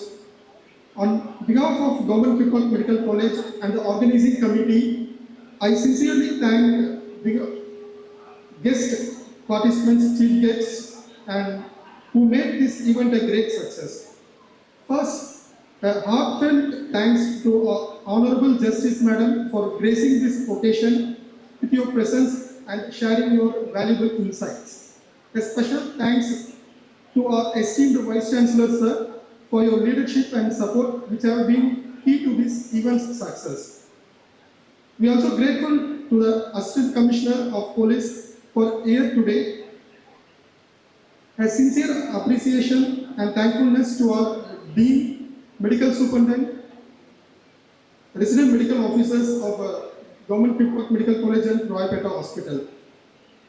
A heartfelt thank to our former Director of Medical Education and Research for your commitment to the advancement of forensic medicine has left an incredible mark in our field. We extend our heartfelt gratitude to the guest speakers, subject experts and delegates from across the country for sharing your knowledge and making this conference enriching. Finally, to our esteemed audience, thank you for your active participation and enthusiasm. Your involvement makes such academic gathering meaningful. Thank you all once again.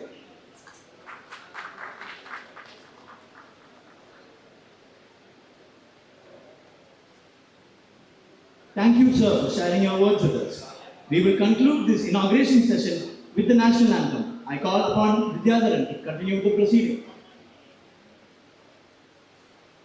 30 கோடி முகமுடையாள் உயிர் மொயம்புற ஒன்றுடையாள் இவள் செப்புமொழி 18 எழில் சிந்தனை ஒன்றுடையாள் என்று பாரதி புகழ்ந்த பார்ப்போற்றும் நாடு நம் நாடு. நம் பாரத அன்னையை போற்றி நாட்டுப்பண் பாட அனைவரையும் எழுந்து நிற்குமாறு கேட்டுக்கொள்கிறேன்.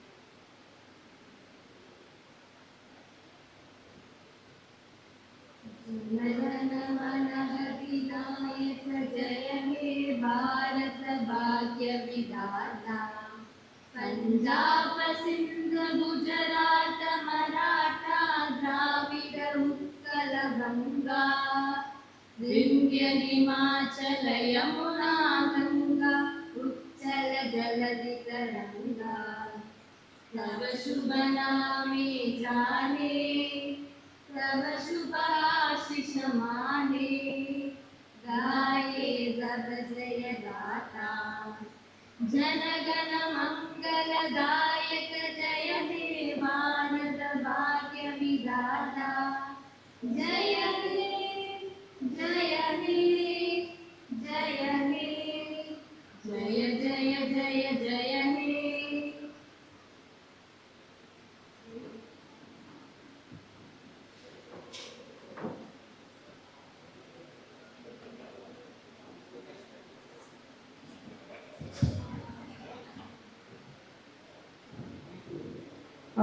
Distinguished dignitaries on and off the stage, I belong to this college and an alma mater who passed out 35 years back, and I've come back to my college as a chief guest, which is very moving moment. And I congratulate Manikanda Raj for conducting such very educative forensic medicine topics last year when I was dean at Chennai Medical College. Thank you all. Please, PGs, make use of this forum, which is going to be highly educated. Thank you.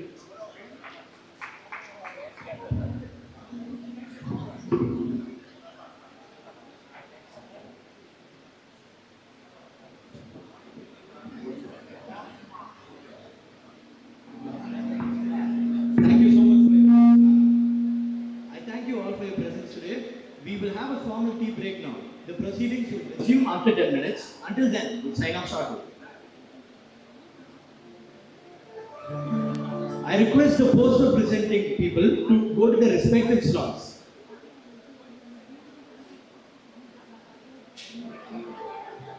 The poster presenting participants should go to their respective slots and the remaining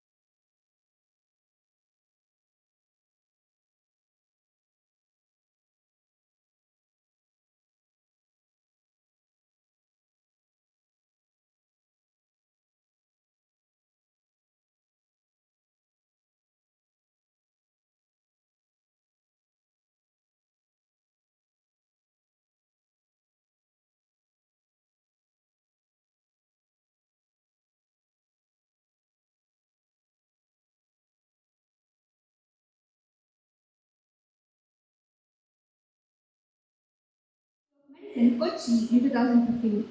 Currently, Dr. Shruti ma'am is guiding MBBS students in research products and is pursuing PhD in medical education.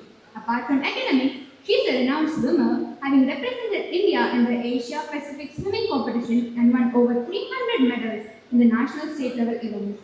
We humbly request ma'am to deliver a captivating lecture that will inspire and guide us, definitely leaving a lasting impact through their thought and aspiration.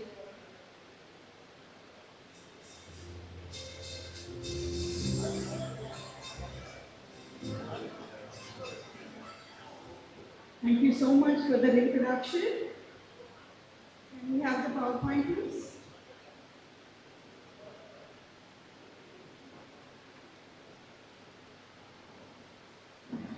So this is one reel that went really viral in the recent past, where you see this young girl who's below her 20s. She just collapsed on stage when she was dancing for her sister's wedding function. So just showing that when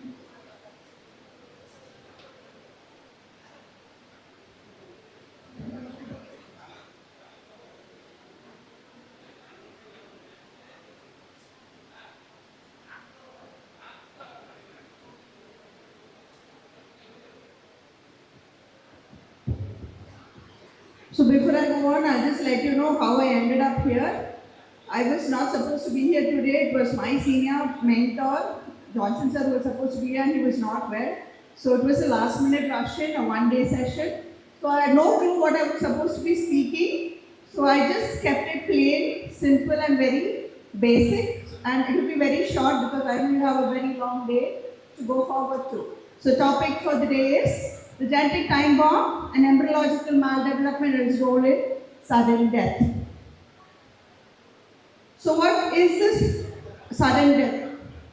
What is this sudden death? So it is a diagnostic enigma, meaning you cannot identify the cause of death because simply it doesn't manifest before you die. You don't have any clinical symptoms. Things are very unclear and anything that is going inside you is kind of latent and not very evident. So even though such cases, such unpredictable death happens and you go in for an autopsy and several autopsies are still unanswered. So this is where it leads to that we really need to go into the origins of these unseen deaths happening due to some developmental origins.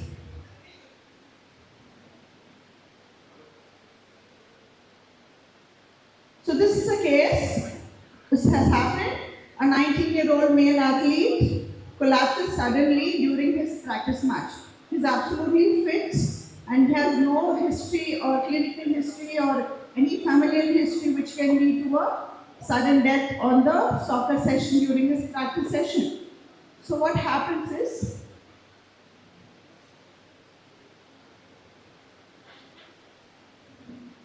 so autopsy finding in the heart, there wasn't anything much. For the student crowd, is the picture okay?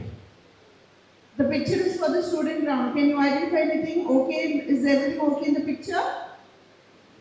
Something is gone wrong? Anything is wrong in the picture, anyone? I can see there's a red and a blue differentiation. Can you see the origin of the carotid arteries? Yes? So this is something you might not identify grossly when you do an autopsy. So when you need to go detailing. So once they went in for the histopathological and imaging, they found the evidence of chronic myocardial infarction because of this case where the left coronary artery has taken origin from the pulmonary trunk. So we call that as the Al-Kappa syndrome. So it is very rare, congenital anomaly. You will not detect it unless and until the patient goes in for a sudden death and you go in for a deep excavation of the autopsied heart. And on a gross feature, you might not identify the same. So what exactly is defining a genetic time bomb? Basically, you have a genetic malformation and it lies clinically silent throughout your lifetime. It doesn't pop up and it obviously under certain conditions, stress or some activity or some external force can trigger it and cause a sudden death. So when is this critical period of embryological development happens at the age of 3 to 8 weeks of gestational age, the time when a two-layered bilaminar disc, ectoderm and endoderm, is going to evolve into a three-layered trilaminar disc where mesoderm is forming. So that is the prime peak period where organogenesis happen, and that's when a lot of embryological alterations happen. And here, genetics perspective, some of the key genes that are going to play a big role is the HOX, PAX, SHH and TBH genes that are going to cause a little bit of genetic malformations. Also, environmental teratogens can play a key role in case of embryological concepts. So if you look at this gene is called as the homeobox transcription factor. So all of these genes that we just mentioned are responsible for designating which part of your embryonic disc becomes which organ. So in HOX determines which structure or which region of the embryo becomes the limbs, the vertebra and the organs. So if it is obviously dysregulated, you're going to end up having some kind of abnormality in the body. So most of it will present with structural defects. Unfortunately, some do not come out physically, but they are like underlying, like for example, heart malposition until there is a clinical symptom that appears, you're not going to go in for a diagnosis or identify it. And the same way, it will be silent till it is triggered by any kind of exertion or any aging process can only trigger this. And the other gene is PAX. It's PAX, a paired gene, and it is like the master switch. Switch on this gene, and it just works like wonders, identifying what has to be developed from where. And these are the different congenital formations, malformations that can happen. Either it could be a renal agenesis, there could be cardiac outflow tract anomalies, which is very clearly cannot be traced in a living person genuinely, and a CNS malformation that usually is predisposed with a seizure or apnea session. So again, mutation, usual cause of death in such mutation of the PAX gene is a cardiac outflow or obstruction. Unknown, unforeseen loss or sudden death happens because of this mutational gene. Mutation of this gene, there are very commonly you find brain stem malformations happening and regional agenesis. All these are very low-lying disorders in our body that we never understand. And yes, sudden death is something that happens. So here what happens is, when you go in for a forensic autopsy, you might not find anything very specifically or revealing over here. So this is where you need to take assistance of something that is your molecular autopsy, where you need to know the details or the genetics behind the cause of death. There's another one, it is named behind this cartoon character, the Sonic Hedgehog, SHHG, and that is also driven by malformations, which are not obviously presented in every cases, and it is usually most of the natal media postnatally brings about sudden death in babies.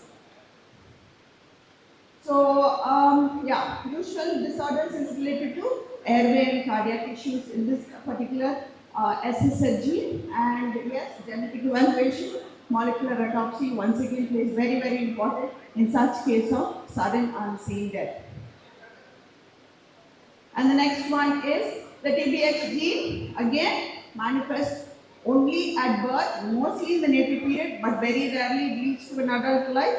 You will have a lot of structural abnormalities in the heart where you have an interrupted aortic arch. The septal defects happen. Unless and until the CVS decides to kill itself, it will not manifest in a person physically. And usually they are subtle. And this is one thing that is unexplained. That SIDS, very often kids come with a sudden infant death. And if you go dig into that, this is one gene that would have malformed during the time of organogenesis.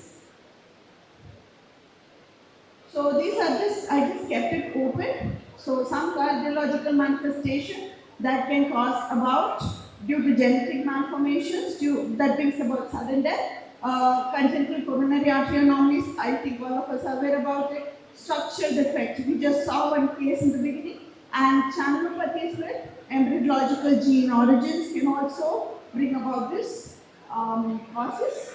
In CNS malformation, I think Arnold-Chiari malformation is something to be familiar about, where you can see the posterior aspect of the cerebellum is jumping into the cranial foramen magnum, and you have some lesions in the cortical region of the brain, which is going into dysgenesis, and a brainstem hypoplasia is also one reason that has a background of a genetic abnormality. Respiratory, I think all these are things that you might have seen: tracheal agenesis, pulmonary hypoplasia, and vascular disorders around the airway tracts. And GI tract, Meckel's diverticulum is one common case that can bring about a sudden death due to a genetic cause in a child. So another case, a 4-month-old baby found unresponsive during sleep. There is no history of illness, trauma, or developmental delay. The baby was absolutely fine. They found in autopsy that the posterior fossa or the cerebellar tonsil herniation has happened. So obviously we just saw it is one of the common cause can be triggered by genetic. It's a silent timeout that's happening. Brainstem compression is there, but no other external injuries evident on autopsy. So again, the cause of death is because of Chiari 1 malformation. There was apnea that had killed the kid, and this deficit has happened because of the maldevelopment of the posterior cranial fossa or the occipital bone. And here is when we need to stress on the view of neuroanatomy involvement in an infant death. Another case, a 2-year-old girl with sudden abdominal pain and vomiting. There was rapid deterioration, unresponsive before hospital arrival. So this one again, a midgut volvulus. So obviously this has also happened because of abnormality of the rotation of midgut in between the stage of 3 to 8 weeks. And the cause of death is there is a drastic intestinal ischemia that has happened, and thus it is critical to that is important how embryology is also important in case of forensic and in case of autopsy. So in a forensic perspective, I know I am not the person to say, but still for the sake of the PowerPoint, I put in a few points. It is very challenging to identify a sudden death in an autopsy. So you will have facing a lot of challenges as a forensic perspective, but there is a lot of things that will also support you, which is histopathology and genetic testing. I know that is also not very easy, and a multidisciplinary collaboration. That is also something really, really difficult in our times. A genetic insight. Now there are a lot more sequencing that is coming in, advanced machines that are been brought into our system.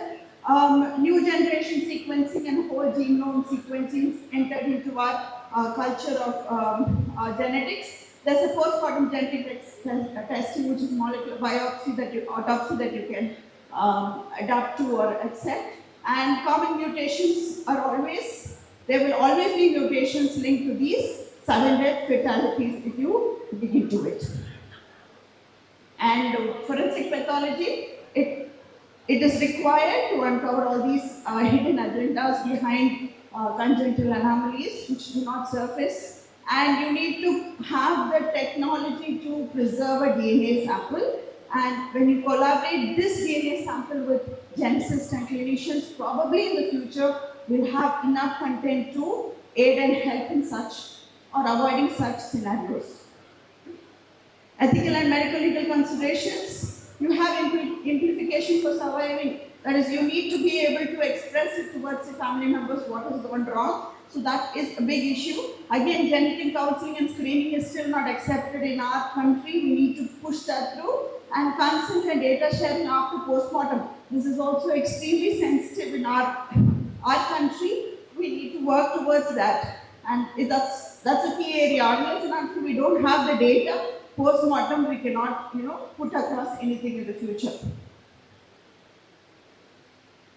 And yeah, so what is the challenges? Most of them are subtle.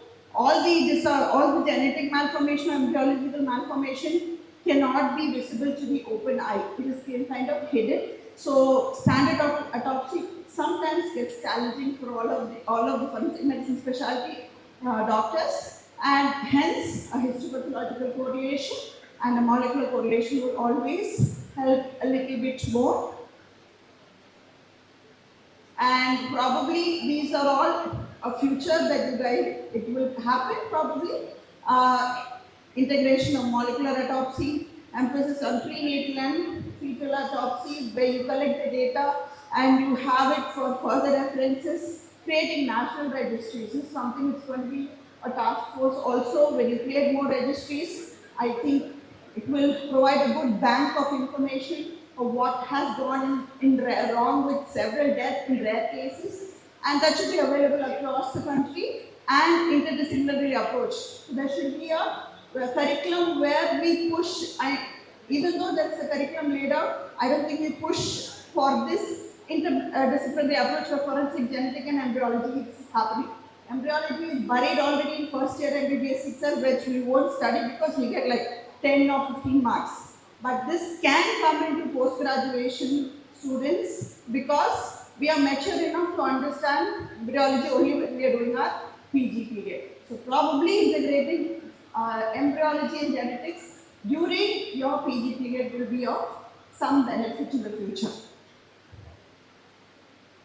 So conclusion, sudden deaths do have embryological causes. It need not manifest as a clinical case scenario in front of you. A lot of genetic mutations does cause sudden deaths. So these are all hidden. To identify, it's a big process, but it is still possible. It might take a few years, but it is very, very possible.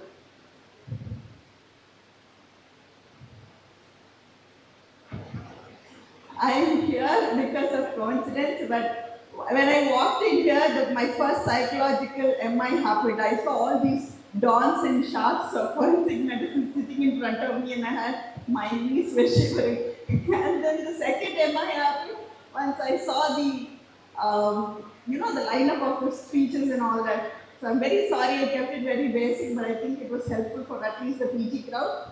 Yes, thank you. I would like to thank the Department of Forensic Medicine for I've not even seen and spoken to me blindly, just gave me the session. Thank you very much. Thank you, ma'am. Your lecture on the genetic time bomb, embryological world development and its role in sudden death was a masterstroke. Much like a swimmer hitting the water with perfect timing. You dove into the topic with precision, presenting intricate details with clarity and fineness, ma'am. Now, we would like our esteemed chairpersons to share their discerning observations and insightful comments on the lecture. Madam, thank you for your excellent presentation. Sudden death is a dilemma for all the forensic experts here. We come across a lot of cases. We rarely think of genetic malformations. And the support system is not that good for us to send sample, genetic study, all those things. But anyhow, you opened our eyes. We'll try our level best to go to that detail. Thank you for your excellent presentation.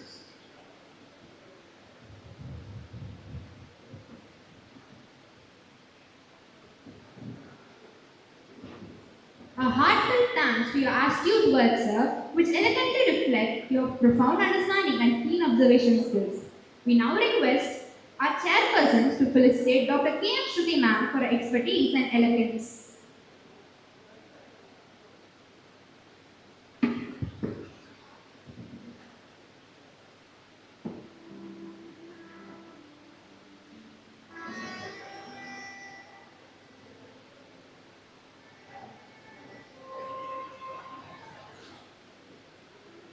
Dr. Shantakumar sir and Dr. Selvakumar sir, please do the honors.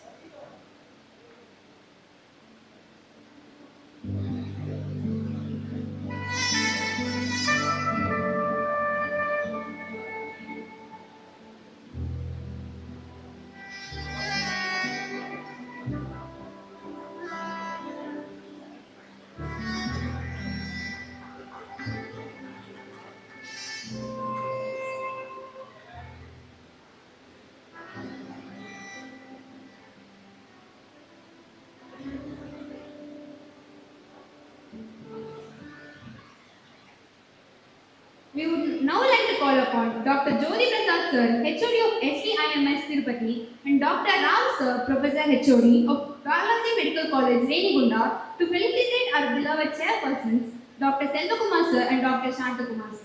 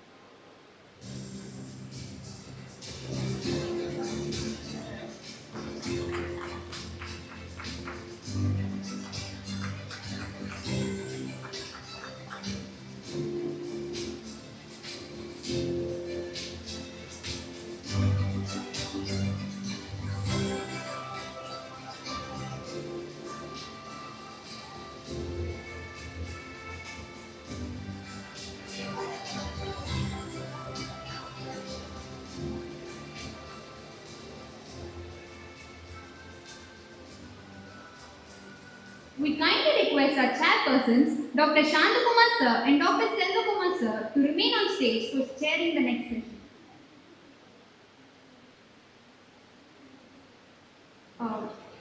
Sorry, sir. The chairpersons for the next session will be Dr. Jyoti Prasad Sir, the HOD of SVIMS Tirupati, and Dr. S.V. Rao Sir, Professor and HOD, Balaji Medical College, Renigunda.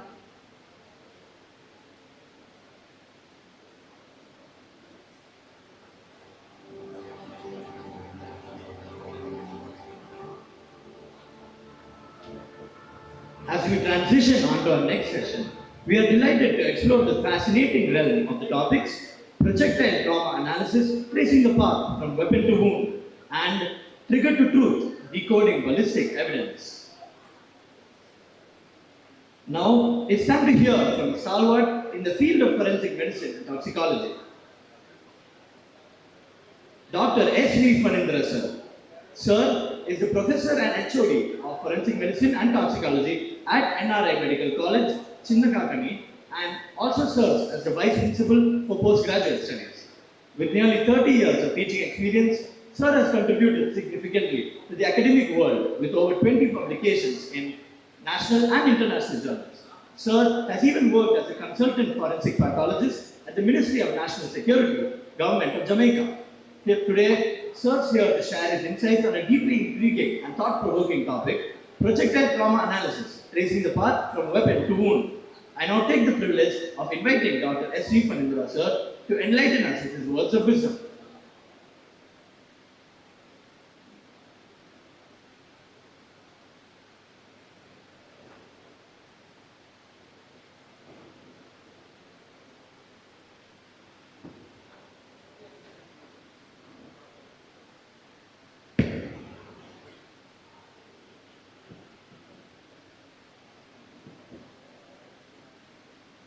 Am I audible to you?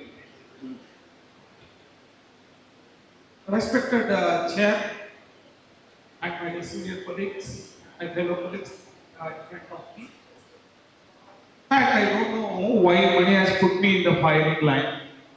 I thought as my postgraduate, he has got a lot of respect for me, but there is some sort of revenge he wanted to take on me. So probably that could be the reason why he wanted me to do away with this topic. Projectile trauma analysis, tracing path from weapon to wound. I don't know how I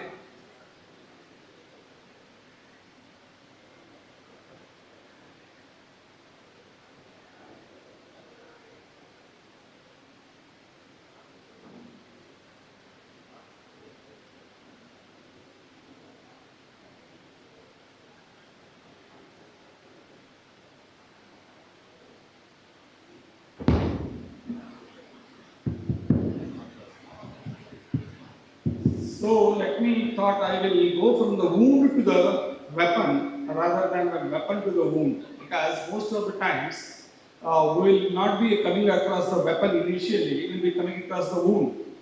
So I thought that could be a more appropriate way of me talking about.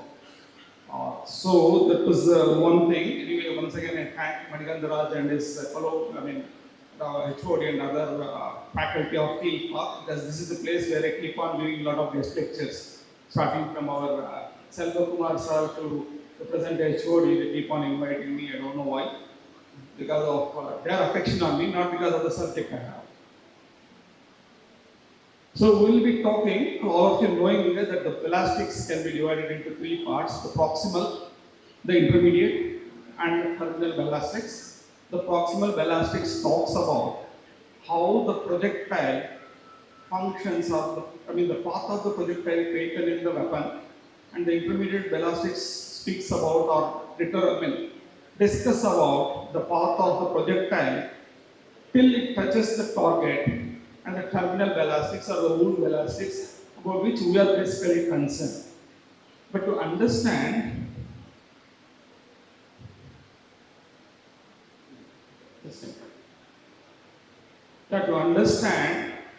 the terminal belastics, it is really required for us to know a bit of the proximal and intermediate belastics. So whenever trigger strikes the primer part of the projectile or cartridge, the primer gives a spark to the gunpowder burns, and the projectile will come out and it will hit the target. So all these factors, starting from the primer till it touches the target and causes the wound in the target, all are dependent on each other. Probably I thought that could be what he wanted me to speak about. How these proximal and the intermediate belastics play their role in the severity of the wound. So with this concept, I started let me go over with this topic. So what are the things we should say whenever a body is brought with a history of firearm injuries, or sometimes without any history? So is it a firearm injury or not? May not be a firearm injury at all. Is it an entrance wound or an exit wound? Is it from the unhinged firearm? What is the range or the distance from which it is fired? Is it one shot or number of shots that have exited from the bullet? From the firearm. Or is it one firearm or more than one firearm? These are all the basic questions that we need to think whenever we are examining a body which has been brought with the history of firearm wounds.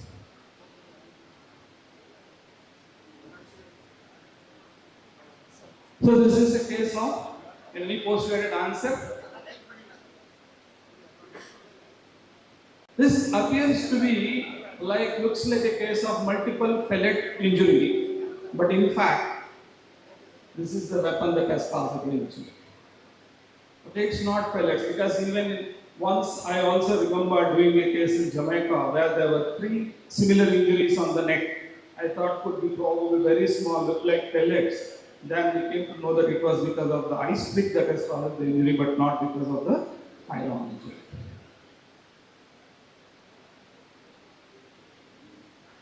Looks like a big weapon causing a very close injury, but this is caused by. So it's a pickaxe injury, but not a firearm injury. So these things initially gives us a lot of confusion, more so you are working in a place where the firearms are being used.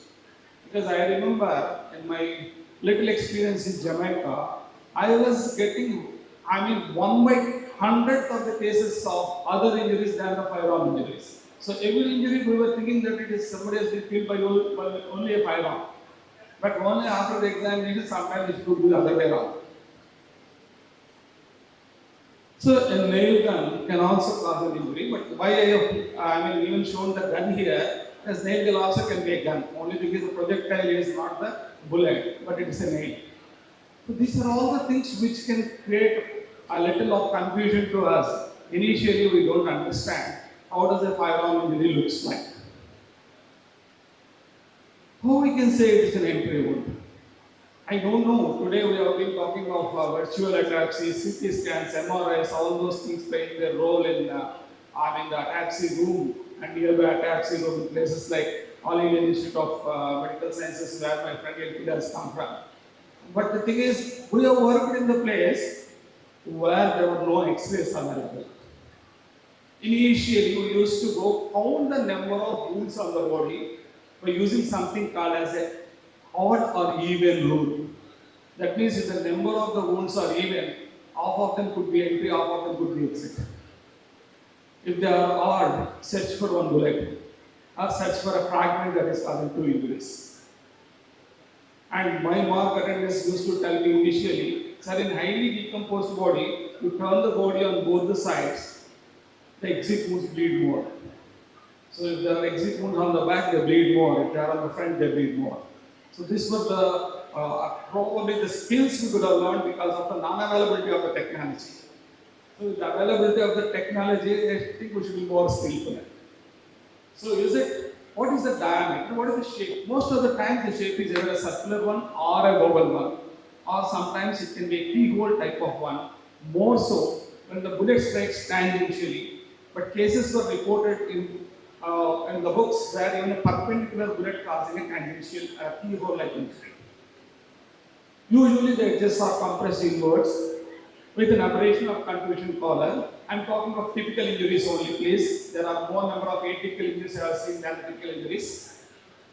Burning of the skin, and then this GSR deposits, the dirt of the wiping or the collar. These are all the things usually a wound of entry will have. Let us concentrate a bit more on few of them. What is this extra deposits on the body when it has come from a firearm? It can be originate from various sources. It can be from the firearm itself, or it can be from the cartridge. It can be from the intermediate objects. These are all the things that can come in. So the gunshot residue, which we call it as commonly GSR, need not be only from the cartridge. It can be something from the gun. So metallic particles of the gun may come with the gun and will be deposited on the wound of entry in majority of the cases, which can be demonstrated by using spectroscopy.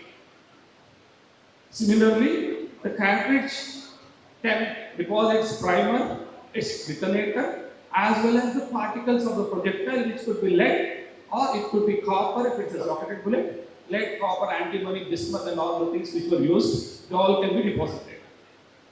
And then it can strike a intermediate targets need to come down. It can strike an intermediate target in the form of a ricochet bullet, catch some material from it, and that material may be deposited at the point of entry.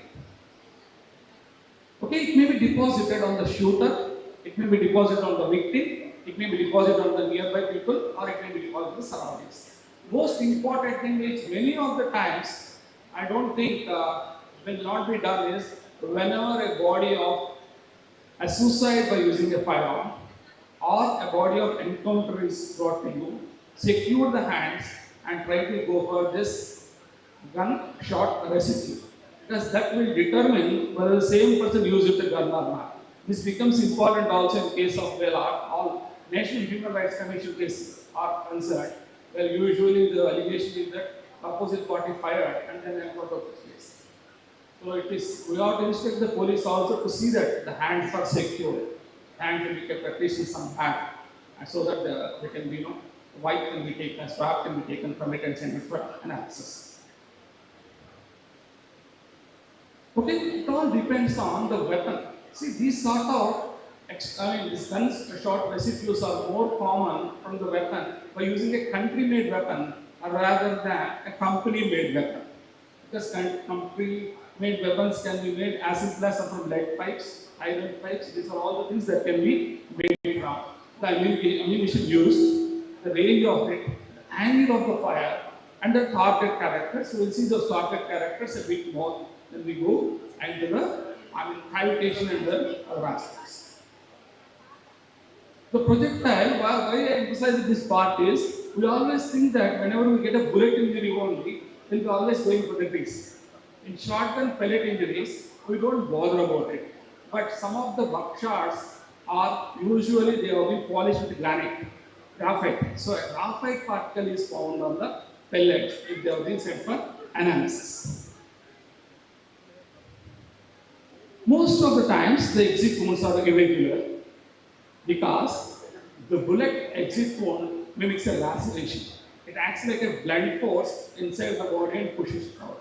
So don't expect a round shape or a good shape in an exit wound. Most of the times the exit wounds are irregular in shape and irregular in size also.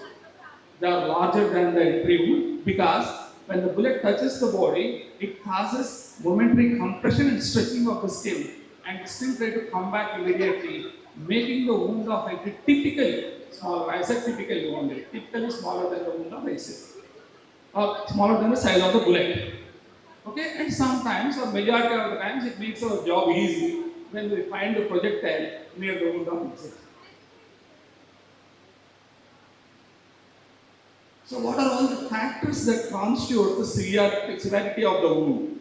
These are all the factors from which we use us a little more knowledge about assessing the range of firing.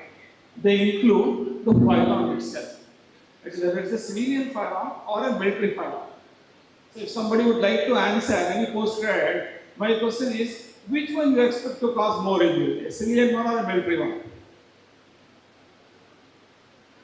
No postgraduates? Or no postgraduates in the mood to answer? We both the ways.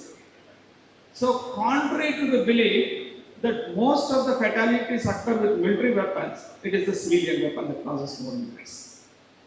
Because basically military weapons are not used to kill a person, they want to wound a soldier. Because wounding the enemy soldier needs more resources for the enemy rather than taking away a dead body. Because you need to attend by few people, another few people engaged in, say, rescuing him, taking him to the hospital. So one of the concepts is that they are not interested in killing, they are interested in making incapable and not able to participate in the war.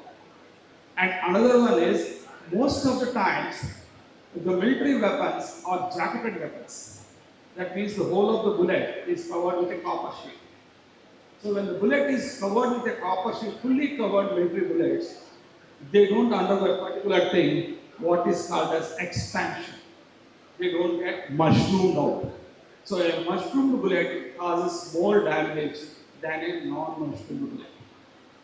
Usually, most of the times, the civilian weapons, most of the country-made weapons are either naked weapons, that is without jocket, or semi-jocket weapons. So once the size of the the tip of the bullet which strikes increases by 2.5 times, the striking area squares up. It becomes 6.25 times more. So it squares up, they don't double, it squares up, and much more destruction is caused. And mass and velocity of the bullet. Most than mass and velocity is the orientation of the bullet.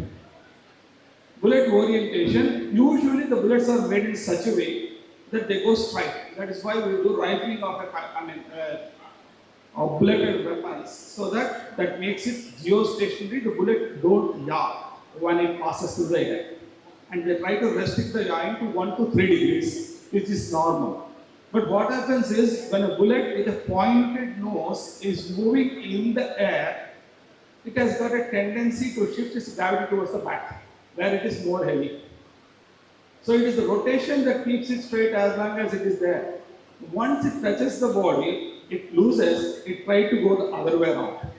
Rather than the point, the back of the bullet will try to go first. So the bullet, which is supposed to strike at an angle of 0 to 1 degrees, strikes about 90 degrees, it causes more disruption.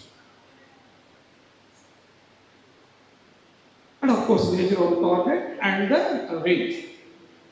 So, let me go back to last slide. So, nature of the target, it again depends on the tissues. Okay, tissues with more air content like lungs will not suffer the gunshot injury as much as a blast injury. It is a blast injury that causes more damage to the lungs rather than structures where there is blood and fluid. We will see that when we talk of temporary coarctation, permanent coarctation further. So usually it is required about 40 to 50 meters per second velocity for the bullet to pierce the skin, and about 60 meters per minute to break a bone. And it penetrates by crushing and then stretching. So what happens is, when a bullet enters the body, it crushes the tissues in its way and forms what is called as a permanent cavity. Permanent cavity is because of the crushing of the tissues in the path of the bullet. And because when the bullet crushes the tissues, it pushes the tissues to both the sides, resulting in a cavity that is called as temporary cavitation. And it is also true that because of the high speed moving bullets, they produce a supersonic wave effect. And it was thought for a long time that this is one of the reasons for the temporary cavitation. But supersonic wave does not cause any damage, it comes back. To give an example, if supersonic waves can cause damage, you cannot do lithotripsy. Because in lithotripsy they use supersonic waves only. So it is not that, it is the temporary cavitation and the permanent cavitation. And the temporary cavity will depends on various things like, as I said, it depends on whether the bullet fragments or not. A fragmented bullet, a yawn bullet can cause more bigger temporary cavity. And if something comes in the way of the bullet, like a bone or something, the bullet fragments. And when the bullet fragments, it causes more destruction because there is more surface area available to cause a temporary cavity. Let me show you to the next slide. Right, see, this bullet is causing so much damage in the last one. Sorry. Use the wrong one. So the bullet, because of its fragment, involves a larger area. I have got three representations, diagrammatic representations of the pouch. The first one is C, the temporary cavitation is very small because the bullet is going nose on. It is not, going other way around. So when the bullet starts rotating, the size of the cavity starts increasing. So the slow moving bullets, I used a word in the beginning that contrary to the belief that military weapons make more damage, it is the civilian weapons because they don't contain. If you take M16, AK-47 and other times, they take a fraction of a second and they don't lose much of their velocity when they pass through something like human tech. They don't lose. So their effect is very localized and which can be even, very easily surgically managed also. Okay, so this is what, this all I am giving for, these are all from the knowledge of more than 10,000 soldiers wounded in Vietnam. Okay, I have not done the postmortem, so I have gone through the literature only. Okay. So this is how the temporary cavity and permanent cavity exists. So coming to the range, so I was keep on asking when I was doing about at least about 2,000 cases of firearm injuries in my little span of experience in Jamaica firearms. So it was common question was, sir, is it 20 meters? Is it 10 meters? I am not the person who can say, my colleague will talk about it later. I can only say whether the person was in close range or the person was in immediate range or distance range. Some books would like to use it as near range and intermediate range. 3 to 4 depending on the type of the textbook. So depending on the view of the author. So, or in other words, all a doctor can say when you examine a firearm entry wound is whether the person is in the range of the flame, is in the range of the smoke because of completely burnt carbon particles, or in the range of unburnt and partly burnt carbon particles. Even though they are very small in size, they act as micro missiles, go to the skin and get deposited in the skin, forming what is called as speckling or tattooing. So because they all gets deposited, and the thing which probably all the postgraduates will be taught by the teachers is the difference between blackening due to smoke and blackening due to peppering is smoke can be white block, peppering cannot be white block. So R is away from the range but still within the range of powder tattooing, or is it beyond the range? The time wasted in medical class is given me. I am not talking about short deliveries here.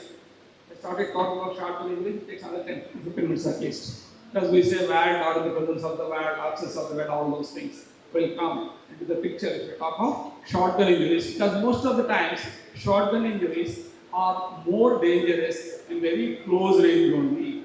The reason being that they contain a lot amount of gunpowder. They contain huge amount of gunpowder and cause a blast effect rather than causing an injury to the other leg. Right, common questions, let me show two case scenarios and conclude my this so I can hand over to my colleague. So, sometimes we come across, majority of the times when we come across a policeman or somebody having a licensed firearm commits a suicide. On the face of it, the very first day, everybody says suicide, and from next second day onwards, all TV channels starting that he has been killed. Apart from taking the, what you call gunpowder, gunshot residue from the hand, because I remember one case where I was doing, where a man shot his wife in a quarrel, where wife started running away, and then came to the portico of the house, fell down. She had a bullet injury on the back of her chest, where the bullet has gone through the lung. She was taken to the hospital where she survived. After shooting his wife, he shot himself and committed suicide. So this I was called the coroner's court in this case, where the coroner wanted to establish that the man died because of suicide. Because other story come up is, because wife's mother also stays in the same building, they said that both mother and daughter killed their husband. And to make it look like a murder attempt by him, she shot her own daughter. So it's a case of murder by them. And the whole thing was that there were two gunshot injuries to this was not the photograph. Unfortunately, I could not show the photograph. Let me be clear about it. So, where he shot himself on his, kept the handgun and shot him twice. Where the first bullet has gone through the brain, second bullet has gone through the face, causing multiple fractures of the facial bones. In my deposition, I said both the injuries are fatal. Both can kill. The whole question is, can a person, shot himself, if he shot him for the first time, which has gone to the brain, and he is dead, how can he shoot himself for the second time? The two shots was the confusing thing rather than the other things. So why I presented this? This was a case of where a man had shot under his chin for 4 times. And then after the first 3 shootings, he looked at the gun, again reshoot himself, and did it for 3 times, and 4th time finally shot himself and died. This happened to a lot of people, the suicide. So it is not unusual that a man can have more than one firearm injury in case of suicide. I can also quote a case where a man has stabbed himself 6 times on the chest, walked all the way from the bathroom, lay down on his bed and died. 5 of the stab wounds went to his heart. So, not an unusual thing. And sometimes, or most of the time, this was the case again. Sorry, I could not show you the photographs which I have taken. Somehow I could not get it in time. This is a different photographs which I have taken from internet. It may be legal at least, legal and ethical. Okay, so this was where a rave party went in the beach, and then around 3 a.m. where power suddenly went off. It was a weekend party, so this was on the beach, and then people had, many of them had their licensed firearms. So some of them brought their firearms, started shooting. Others also doing it. Everybody has that, and finally they got a dead body. So all the weapons were seized with the police. The only request police was asking me in this particular case was, Doctor, we are not bothered about the cause of death. We want at least 1 bullet from the body, so that we can match with the firearms which were fired. So this becomes very important, because I said I worked in a place where there were no X-ray was available. There was an entry wound over the back of the wrist. It took me nearly 2 hours to get the bullet from within the room itself. So this is what actually sometimes the police ask you. So I will not take search time and do that. So these are the few of the references, lot more references which I have had, and notes of lot of references. I could not legally give the reference. I'm sorry about it. Majority of all the photographs were not mine. Of course, the content was modified by me, taken from the textbooks and out of my own experience. Thank you. Any questions? I think we'll do it at the end of this. Okay?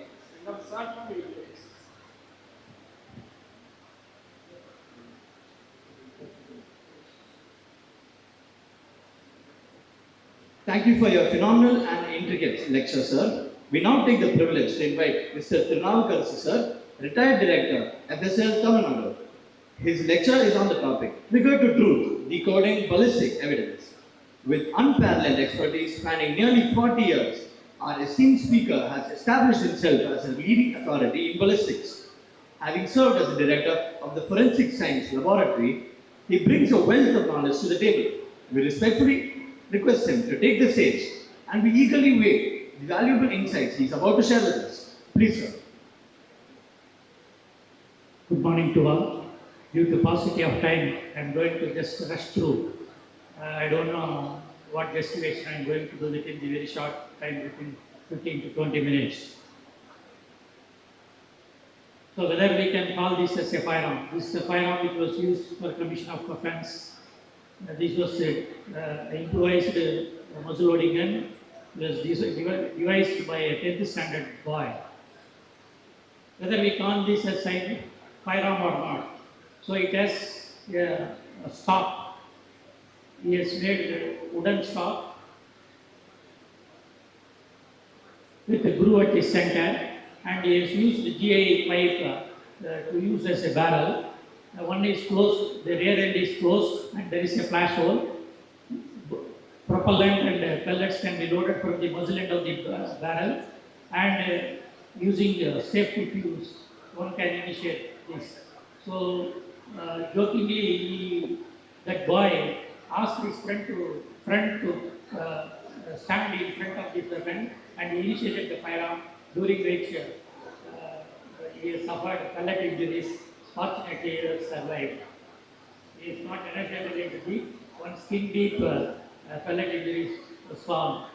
Yes, this can be called as firearm because, as per Section 2(1)(e) of Arms Act 1959, firearm means arms of any description designed or adopted to discharge a projectile by means of explosive charge or other forms of energy. Here, yes, this firearm device to discharge the projectile by means of explosive charge. Hence, we gave opinion that yes, it is a firearm as per Section 2(1)(e) of Arms Act. I don't want to go in detail about the showing pictures about various different type of regularly used firearms. Anyhow, I just made a classification of various firearms that is being used. These are all the various type of country-made firearms used in Tamil Nadu. So this one type of firearm device both to fire 303 rifle cartridges as well as 410 musket cartridges. So by just merely seeing the projectile inside the body, you should not be in a position to tell what type of weapon that was used for the commission of offence. So this pen gun and another gun which is designed to fire 12 bore cartridges, and another one is multi-barrel electrically operated multi-barrel muzzle loading gun which was used by terrorists.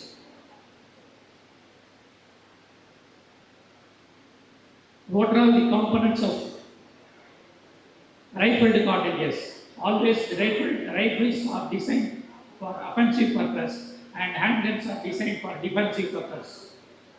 That is why for long range purpose rifles are used. That is why the nose is pointed, but it is the aerodynamic design is provided because most of the energy of the bullet is used to penetrate the target in case of rifled firearms, whereas in the case of handguns, which are used for defensive purpose, the nose are round shaped, tip of the bullet are round shaped, wherein the interaction of the bullet with the target is more. The surface area of the interaction of the target with the bullet with the target is more. Thereby, most of the energy of the bullet is spent inside the target, so that more cruciated wound is created.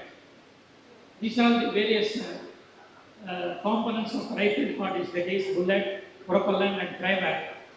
In case all these three things, a case is provided. And in the case of shotgun cartridges, top pad, pellets, ball or slug, undershot pad, power piston pad, propellant, primer, and to case a case. So why I am explaining all this thing is any component of the cartridge, shotgun cartridge or rifled cartridge can be seen inside the target. So which will be used to estimate the range of firing as well as the type of weapon that was used for the commission of offense. These are all the various type of cartridges used in rifles as well as pistols and revolvers. And this is very important, the bullet construction. In the case of .303 caliber rifle bullet, white jacket is provided both in the case of handgun as well as in the case of rifle. Why lead is used as a core? Because the kinetic energy of a projectile depends upon the mass of the projectile as well as the velocity of the projectile, square of the velocity of the projectile. So for mass, you cannot take so much a big amount of material. So material must be small, that is volume must be small, whereas mass must be more, for which the density plays a crucial role. Since the density of lead is 11.3 grams per cc, and even the density of gold is more than lead, that is 19.6. Even platinum 21.3. We cannot afford to use gold or platinum to use as projectile. That is why lead is preferred. The only disadvantage is it is malleable. The melting point is very less, that is 300 degrees centigrade. That is why in the case of single shotgun, lead projectile may be used, whereas in the case of semi-automatic and automatic type of firearm, lead cannot be used as projectile as such, because due to the continuous firing, enormous amount of heat is produced, and thereby every possibility of the projectile to plug inside the barrel is possible. That is why a jacket is provided, copper alloy jacket is provided. In the case of this .303 bullet, tip is aluminum, core is lead, and there is a jacket. Sometimes inside the body, inside the target, aluminum tip may be retained inside the body and lead core be projected out, perforated through the target. So by merely seeing the aluminum tip inside the target, we cannot assume that this different type of weapon. Knowing all these components of the bullet is also very important. By the very specific shape and the truncated cone shape aluminum inside the target, in one particular case, in police firing case, the police said that different weapon was used, but seeing the aluminum tip inside the body, we can be able to say that it is only .303 rifle used for the commission of the offense. And in the case of 5.6 by 45 mm caliber bullet used in INSAS weapon, here the core is lead. Core is lead and tip is iron, and there is a lead sheet provided to encase this, and a jacket is also provided. In most of the cases, sometimes the cylindrical lead piece may be retained inside the body, and this armor piercing tip, that is iron tip, may be ejected out.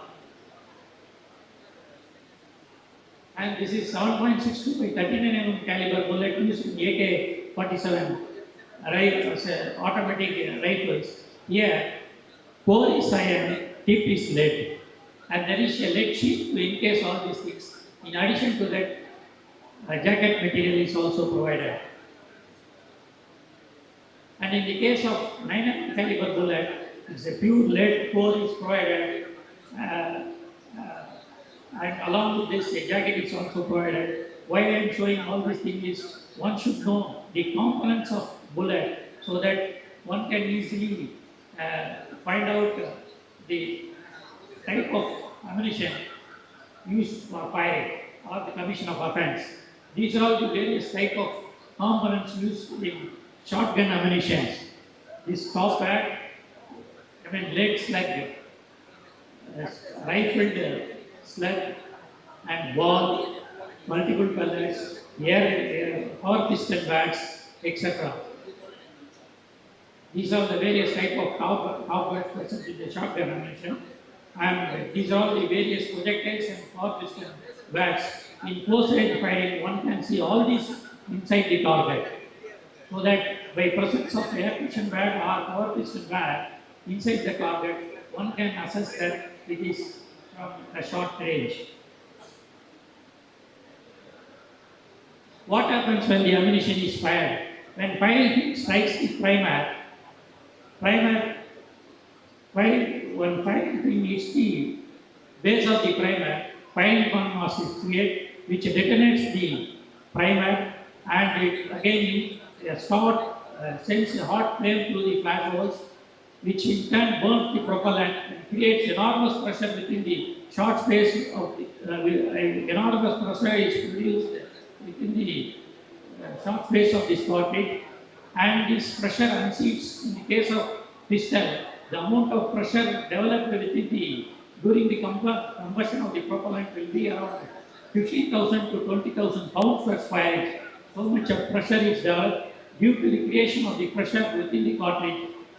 It unseats the bullet, and the bullet engages inside the barrel and exits through the muzzle of the barrel. During the engagement of the bullet within the right wing of the barrel, rifling marks, the negative impression of the rifling marks is transferred onto the bullet. That is very unique and very specific. Even if you give thousands of weapons, one can easily identify the weapon that was used for firing the particular bullet. Since the pressure behind the bullet blows burning propellant, smoke, and burnt particulate out of the barrel under high velocity, and these are expelled in smoothly cone-shaped pattern that may be in the clay bullet, one can easily assess that it can be fired from a smoothbore firearm or a firearm designed to discharge the particular cartridge, that is country-made firearm or homemade firearm. In the case of cartridge case, one can see all these type of fire marks, that is firing pin marks, breech face mark, chamber mark, extractor mark, ejector mark, magazine marks. In the case of single shot weapon, only firing pin mark and breech face mark alone can be seen. Whereas in the case of revolver, one can also see the chamber mark. Whereas in the case of semi-automatic and automatic type of firearms, one can see all the mark on the fired cartridge cases, which can be used to fix the weapon which was used for the commission of offense. This is the bullet, crime bullet, left side crime bullet, right side test bullet. This is the comparison of bullet fired from AKMS assault rifle used in rebel murder case. This is the identification of firearm through comparison of fired cartridge cases. One can see this in-source rifle, fired by in-source rifle. One can see the fired marks, firing pin marks, breech face mark, extractor mark, ejector mark, bolt face mark. All these marks is used to find out the weapon which was used for the commission of offense. And the effects of firing on the target. When a projectile is fired, not only the projectile propelled out of the barrel, along with the barrel, hot gases, burning propellant particle, partially burned propellant particle, unburned propellant particle, smoke, etc. comes out of the barrel. So all the effects of these things can be found on the target if it is at close range. In the case of pistols and revolvers, as far as handgun is concerned, the maximum distance which can estimate is if the muzzle target distance is up to 1 meter, one can estimate the range of firing. Beyond 1 meter, the effects of burning, stinging, blackening, powder typing will not be there. Only the effects of the bullet will be seen, so that the possibility of estimate of range of firing is not possible. It's not feasible if the muzzle target distance is more than 1 meter in the case of handguns. As far as in the case of rifle firearm, it may be up to 1.5 meter. More than that, one cannot estimate the range of firing. The range of firing estimation is very crucial in the case of to assess whether it is suicide or homicide. So this is the effects of the firearm at different distances. Sir, here, Here, judges say. Yes, sir. Coming clearly? Okay. How many remain? Complete. So this is the effect of firing on the target using shotgun guns. Here, as far as shotgun is concerned, the estimate of range of firing is possible up to 25 meters. Because of the spreading of the bullets, distance increases, spread increases. So this is the chart showing that how the spread increases. And as far as shotgun is concerned, smoke deposition will be seen up to a distance of 50 meters, 50 centimeters. So in nutshell, what are the information which can be decoded from the ballistic evidence are identification of firearm responsible for the commission of offense, estimation of range of firing is very critical in case of suicide, homicide, or accidental discharge during struggle. To ascertain whether the gun is prone to accidental discharge or not, it is to include or exclude the possibility of accidental discharge as against the intentional or negligent act of firing, and the direction of firing as well as the identification of shooter. It's also very important in the case of encounter as well as suicide, etc. Shooter identification due to the paucity of time. I have so many cases also. Due to the paucity of time, I am unable to give any justification for this lecture. Anyway, thank you.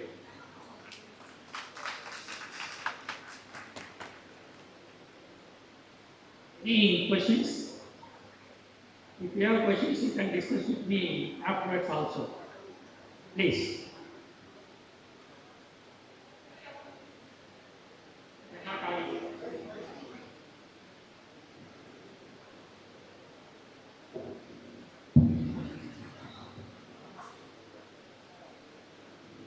Good afternoon, I'm Dr. Vijayalakshmi from Ambedkar Law University.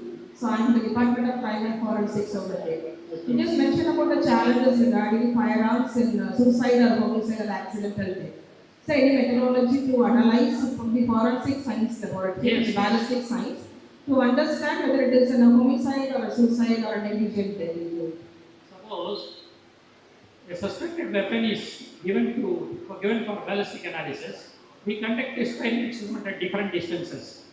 So thereby we can usually find out the muzzle target distance to create similar type of wounds or pattern. By comparing these two patterns, we can easily estimate the range of firing, that is muzzle target distance. Once the muzzle target is distance, suppose if you arrive at muzzle target distance is more than 50 centimeter or 30, 50 or 70, whatever be the thing. If it is more, then there may not be it may not be possible for a person to hold the weapon at that distance also. At that time, you can very well say that it cannot, the possibility of suicide is not feasible. So this is not a conclusive proof, it's an corroborative. Definitely it is a conclusive proof. It's a conclusive. Yeah, because using the same type of ammunition and weapon, we are conducting test firing experiments at different distances. Definitely it will simulate the GSR pattern or powder tactic on the target, human target. So it will definitely simulate. So this will be analyzed under the experts' Yeah, opinion. conclusively we can say. There is no doubt about it. So substantive. Yes. Thank you.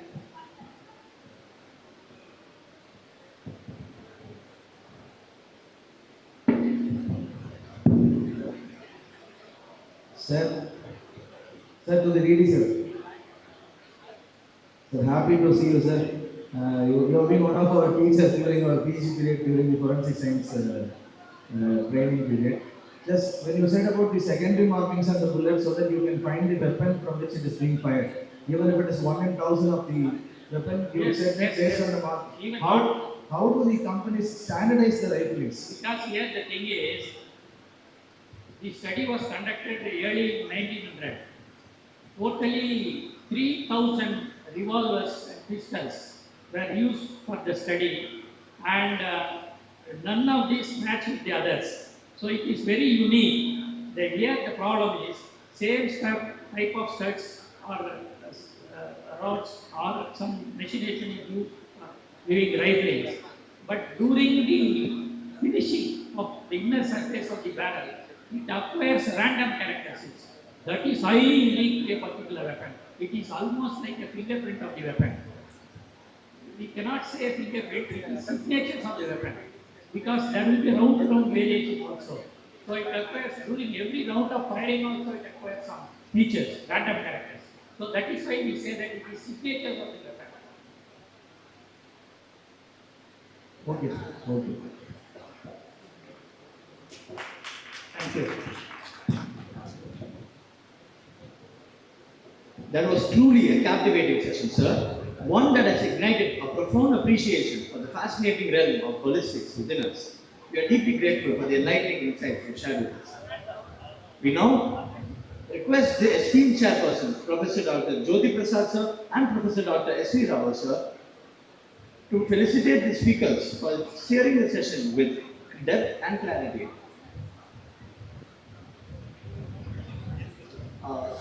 Before the felicitation, I request them to share their perspectives and opinions on the topic, which was clearly stimulating. Good morning to everyone in the auditorium who are here for the conference. I thank Dr. Panidar sir. I know that he is expert in ballistics, particularly the way he explained the severity of the wounds depending upon the factors. He said that they are very useful for the undergraduates and the postgraduates.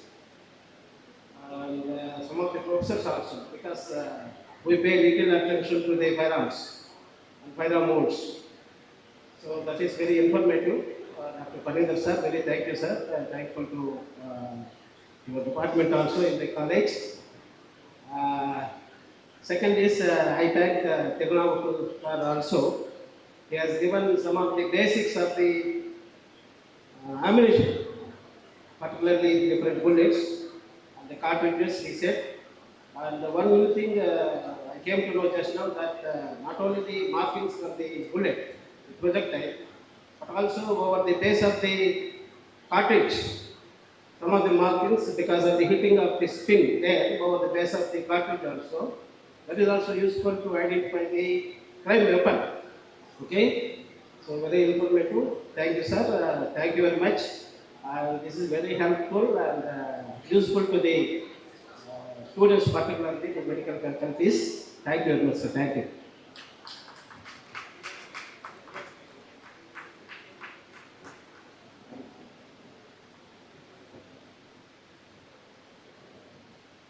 We will now conduct the felicitation for the esteemed speaker.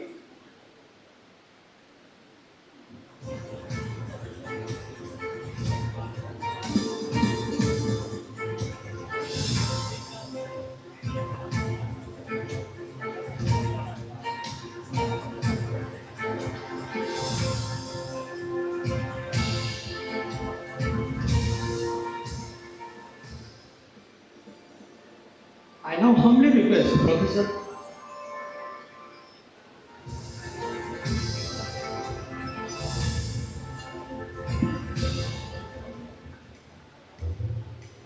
Thank you, sir.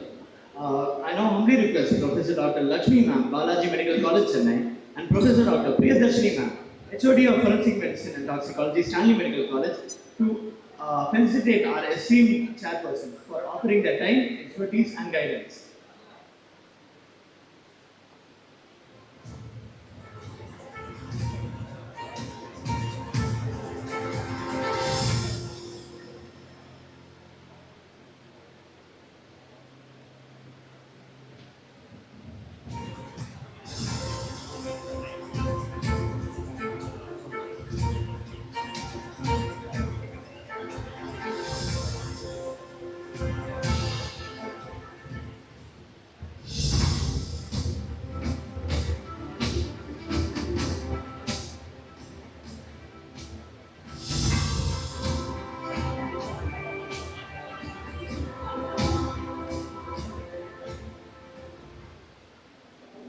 Thank you, ma'am. I request Professor Dr. Lakshmi ma'am and Professor Dr. Priyadarshini ma'am to stay as the chairperson to chair the next session. Thank you, ma'am.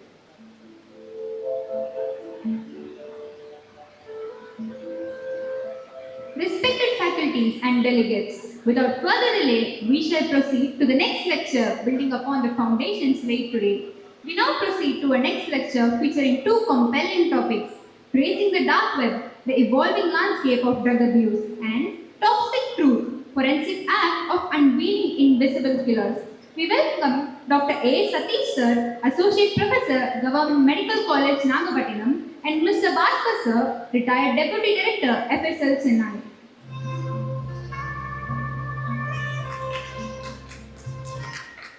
It is a pleasure to welcome Dr. A. Satish Sir, Associate Professor at Government Medical College, Nagapattinam, who will share his insights on tracing the dark web, the evolving landscape of drug abuse.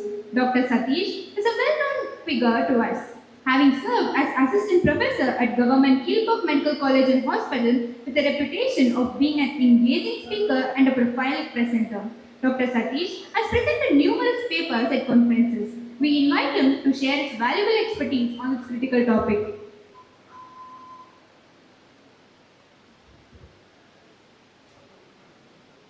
Distinguished dignitaries who has come to honor this medical conference, distinguished members of forensic medicine, forensic science and investigative agencies, a very good morning to one and all.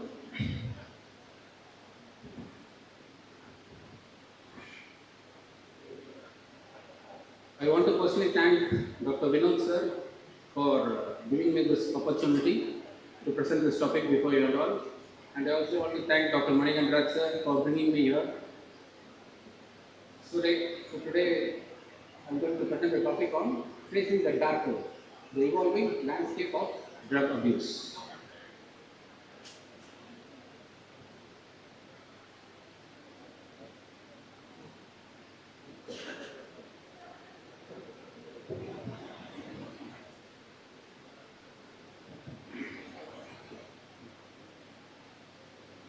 According to the United Nations Office on Drugs and Crime, the extent of drug abuse among youngsters remains higher than that of older people. So it means that it translates into the sudden death among youngsters is going to be very high in the coming years than the older persons. And most research suggests that the initiation of drug abuse starts at the age of 12 to 14 years and peaks at 18 to 25 years of age. So we are going to witness high number of sudden deaths in younger population. So this is a substance abuse pattern in India in 2023. Here we are seeing that other substances are equally abused, equivalent to alcohol, and we are seeing the prevalence of children and adolescents in 10 to 17 years as equal to adults 18 to 75 years. Their prevalence is very high. So what is causing the high prevalence of drug abuse among children and adolescents? So it is the dark web. So the dark web, which is not accessed by normal search engines, play a major role in changing the drug culture by making tailor-made drugs readily available to the experimenting teens, while providing anonymity to both the buyer and the seller. So it has transformed the problem of drug abuse into a digital epidemic. Black money, hawala trade, cryptocurrencies and the dark web together has led to the easy availability of hard to obtain drugs and even over-the-counter drugs. So coming to the forensic aspects of drug-related deaths, I'm going to present an overview of how to approach an autopsy of drug-related death, and I would also like to present 3 cases of drug-related deaths to explain you the varied manifestations occurring in drug abuse. So, in any death due to drug abuse, the death scene findings could be highly suggestive of drug intoxication. Then additionally, external examination and toxicological screening tests are preliminary investigations towards drug abuse. Toxicological screening tests, I mean not the visceral analysis, but screening tests that are done prior to the autopsy. However, a complete autopsy with collection of as many tissue samples and body fluids is necessary to get more positive responses. So, death scene investigation involves examination of the witnesses, especially the parents, to get a more detailed social and medical history. If you are able to get a positive history of illicit drug assumption is very good. Then we have to look for the pointers of drug abuse, like any evidence of IV drug use, like needles, syringes, spoons, tonic, transdermal patches, drug prescriptions, pills, empty drug vials, and so on. And if the incident involves smoking, you have to look for any cigarette butts or hookah pots like those, or even patches containing dried leaves like cannabis. So coming to the external examination, we have to look for any injection marks, needle tracks. Then we have to look for evidence of drug or paraphernalia. Paraphernalia is nothing but those IV needles, such syringes, tonics, which I mentioned in the previous slides, in clothing and the body. Then we have to look for any signs of trauma or aggression, which are the manifestations of drug abuse. Then coming to autopsy, autopsy in a drug-related death is only suggestive but not specific to drug abuse. I mean to say that the findings in drug-related deaths will be very vague and non-specific, like congestion of vital organs, pulmonary edema, critical hemorrhages in the pleura and pericardium, and cerebral edema. These are highly non-specific findings. Like you can't say, if you are seeing a jewel mark, you can say it is an electrocution. Likewise, you can't say any injuries that is specific for drug-related deaths. However, autopsy should always be done, and it is always helpful to provide the findings that may be relevant to establish that the cause of death is drug-related. To say whether any natural condition, medical condition of the patient got exacerbated by the drug or poison in the body. So, coming to histopathology, if there is a sudden death due to drug intoxication, the autopsy findings are hemorrhagic protein-rich pulmonary edema, acute emphysematous changes in the lungs, and cerebral edema. They are the causes for acute respiratory function impairment. So, if you are looking for any chronic intravenous drug abuse, the findings are pulmonary granuloma. Pulmonary granuloma is nothing but the excipient lung disease, which we are going to see in the subsequent slides. Then glomerulosclerosis, interstitial lymphomonocytic infiltrates. These interstitial lymphomonocytic infiltrates are suggestive of chronic inflammation, and it can occur in any part of any visceral organ like liver. We are going to see in the forthcoming case scenarios. Then, the common complications of drug abuse are infective endocarditis, excipient lung disease, septic embolism, and bloodborne diseases like HIV and hepatitis C. And these are mostly common. Septic embolism and HIV, hepatitis C are common because of aseptic precautions that they follow and sharing of needles, that is common in drug abuse. So, the common causes of death in drug abuse are arrhythmias, acute MI, myocardial infarction, and stroke, hemorrhagic stroke. These are especially common in stimulant kinds of drug substances like cocaine, amphetamines, heroin, right? And especially important things that needs to be attended are the psychological aspects like paranoia, risk-taking behavior, acute psychosis, suicide. They themselves can lead on to sudden death, but not only sudden death, but also any risk-taking behaviors like rash and reckless driving, harming others, even rape and murders, not even sparing elderly women, are being witnessed in severe drug intoxications. So it is not only harmful to the individual himself, but also to the society as a whole. So coming to infective endocarditis, one of a rare complication, but it presents with high morbidity and mortality. 40% of the IV drug users usually develop infective endocarditis. Intravenous drug users present more than 86% present with right-sided infective endocarditis, but left-sided infective endocarditis is also common. 15% of them is common among drug users, intravenous drug users. And the most common microorganism responsible is Staph aureus and group A streptococcus. Here we are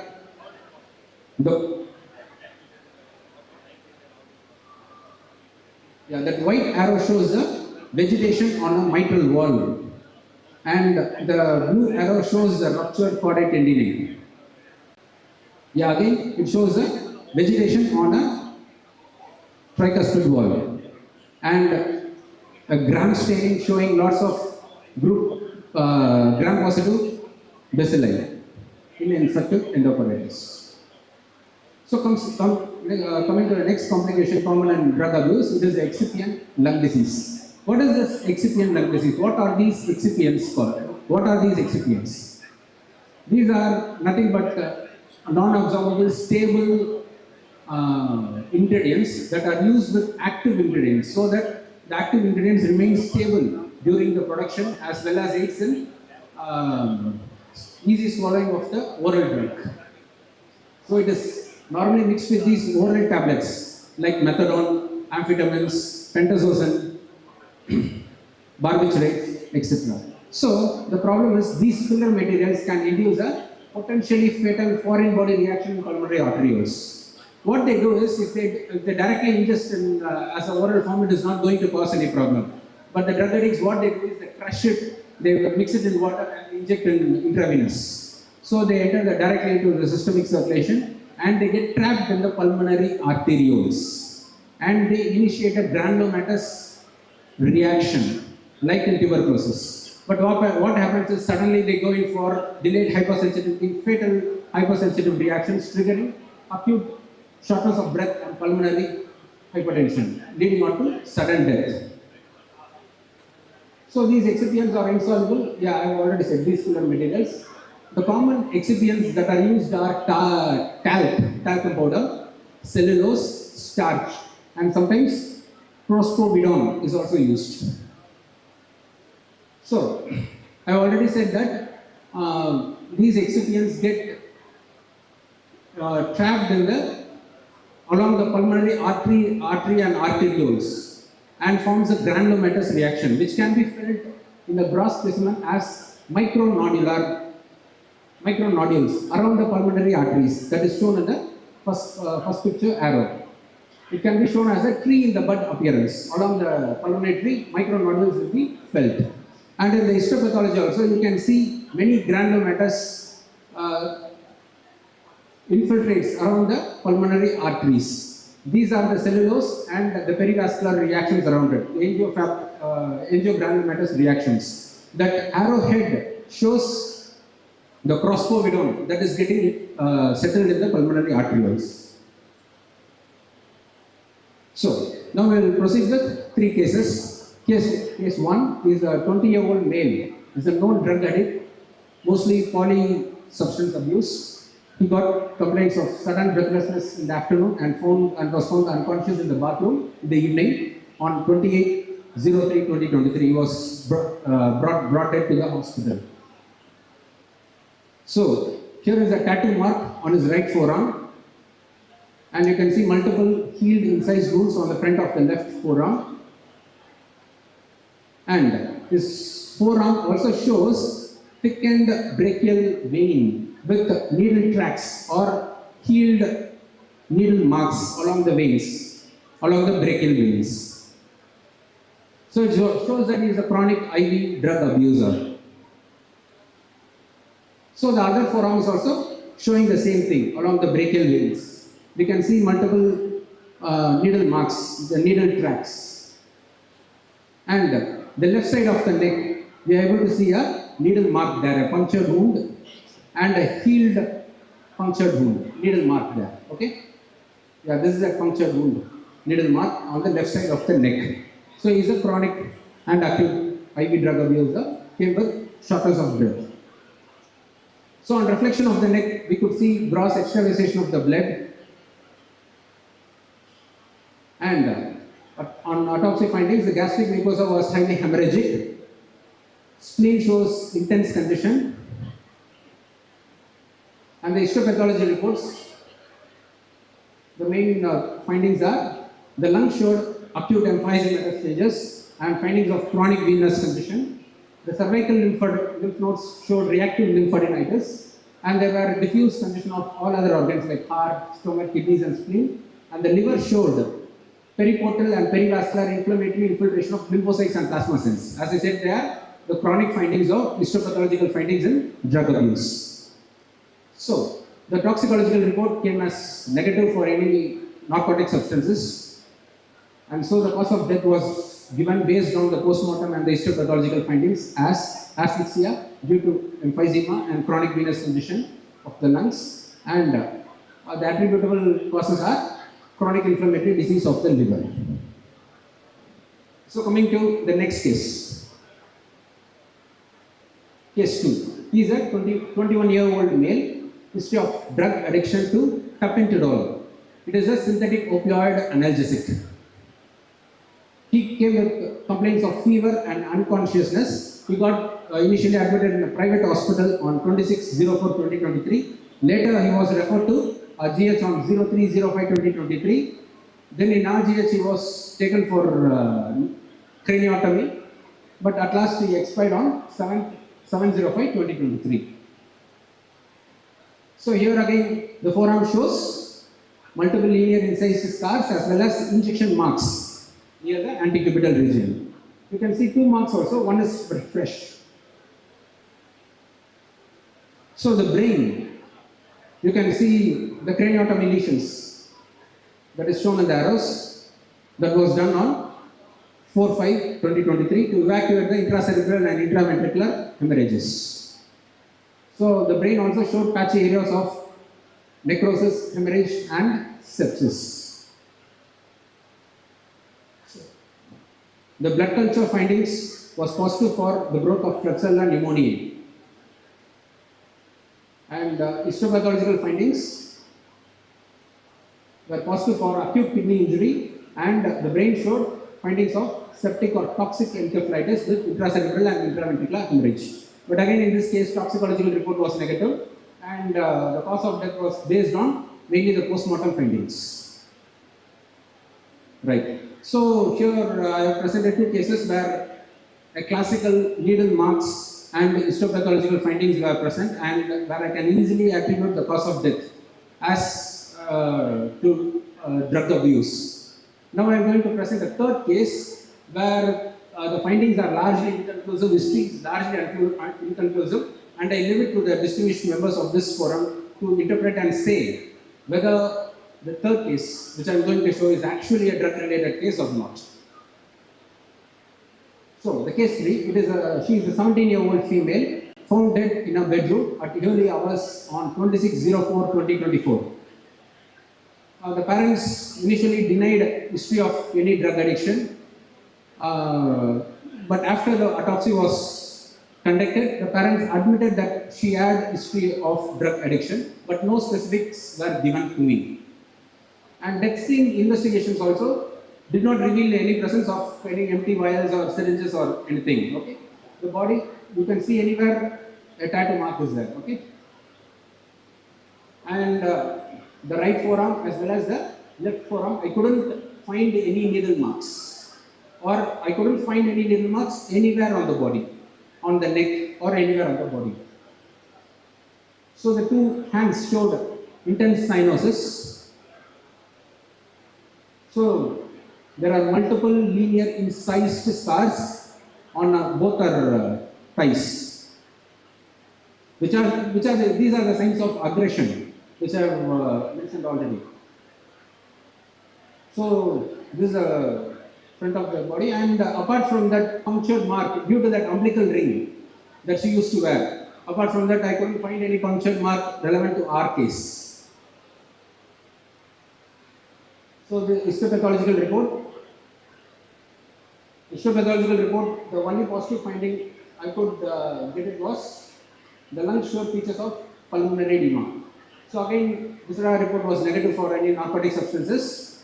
So with no positive history, death scene findings also proving to be negative, toxicological analysis finding to be negative, absence of any needle marks, only apart from any aggression marks, I couldn't find any needle marks.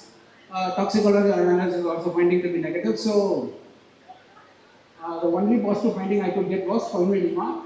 So I couldn't attribute this case as a case due to death-related drug addiction. Right. So the ultimate cause of death was given as pulmonary edema, unknown etiology. So still I wanted to present this case because I felt that lots of sudden deaths in young individuals present like this where you need a high level of suspicion in order to crack the case, to at least get the subtle findings. So, the take-home message is, the landscape of substance abuse has drastically changed from typical abusive drugs. Earlier, he used to be a cocaine addict or heroin drug addict. Now it has changed, the landscape has changed to poly-drug abuse and abuse of over-the-counter medicines also. And here, the dark web and the digital market has facilitated drug cartel and abuse among teens and young adults. The issue of drug abuse is mostly denied by the parents and sometimes it is even covered up by the police. With varied and non-specific autopsy findings, unless there is high suspicion, we are bound to miss the subtle findings. So it is going to be a very challenging part on the younger generation of forensic experts to tackle these kinds of forthcoming cases. Right? And attention must also be given to the psychological aspects of drug abuse, right? Risk-taking behavior, suicidal tendencies, and paranoid symptoms. Yes, thank you very much. Thank you for giving me the opportunity. Thank you, sir. We extend our heartfelt gratitude for your captivating presentation, which has shed light on the complexities of drug abuse. Moving forward, we now invite Mr. Bhaskar sir, retired Deputy Director of Forensic Science Laboratory, Chennai, who has a stellar academic background, who has established himself as a leading authority in forensic science, to share his expertise on Toxic Truth, Forensic Act of Unveiling Invisible Killers. His profound knowledge promises to unravel the mysteries of seemingly inexplicable cases. We would like you to proceed with the lecture, sir.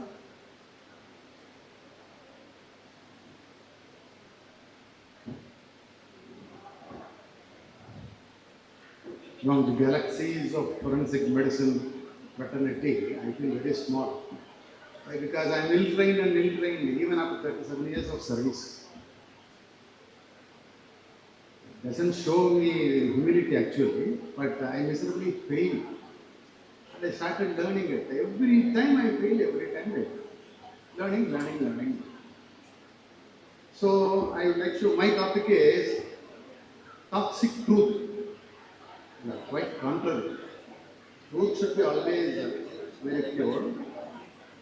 Truth should be always very pure, but I am contaminated with toxics. My topic is toxic truth. So let me go for the highest toxic substance available here. Previously, arsenic was the king. Now cyanide has dethroned that fellow and he has occupied a chair. I listed only one case. I don't have any presentation like that. I have only mark. I think this will be enough, right? The person called Stephen.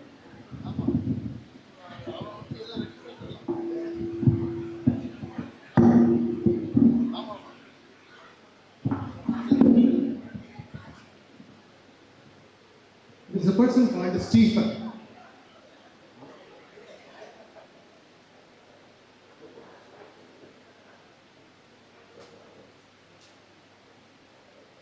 Person called Stephen. During 2006, we married a lady called Jessica from Sri Perumur. She comes from a very rich family.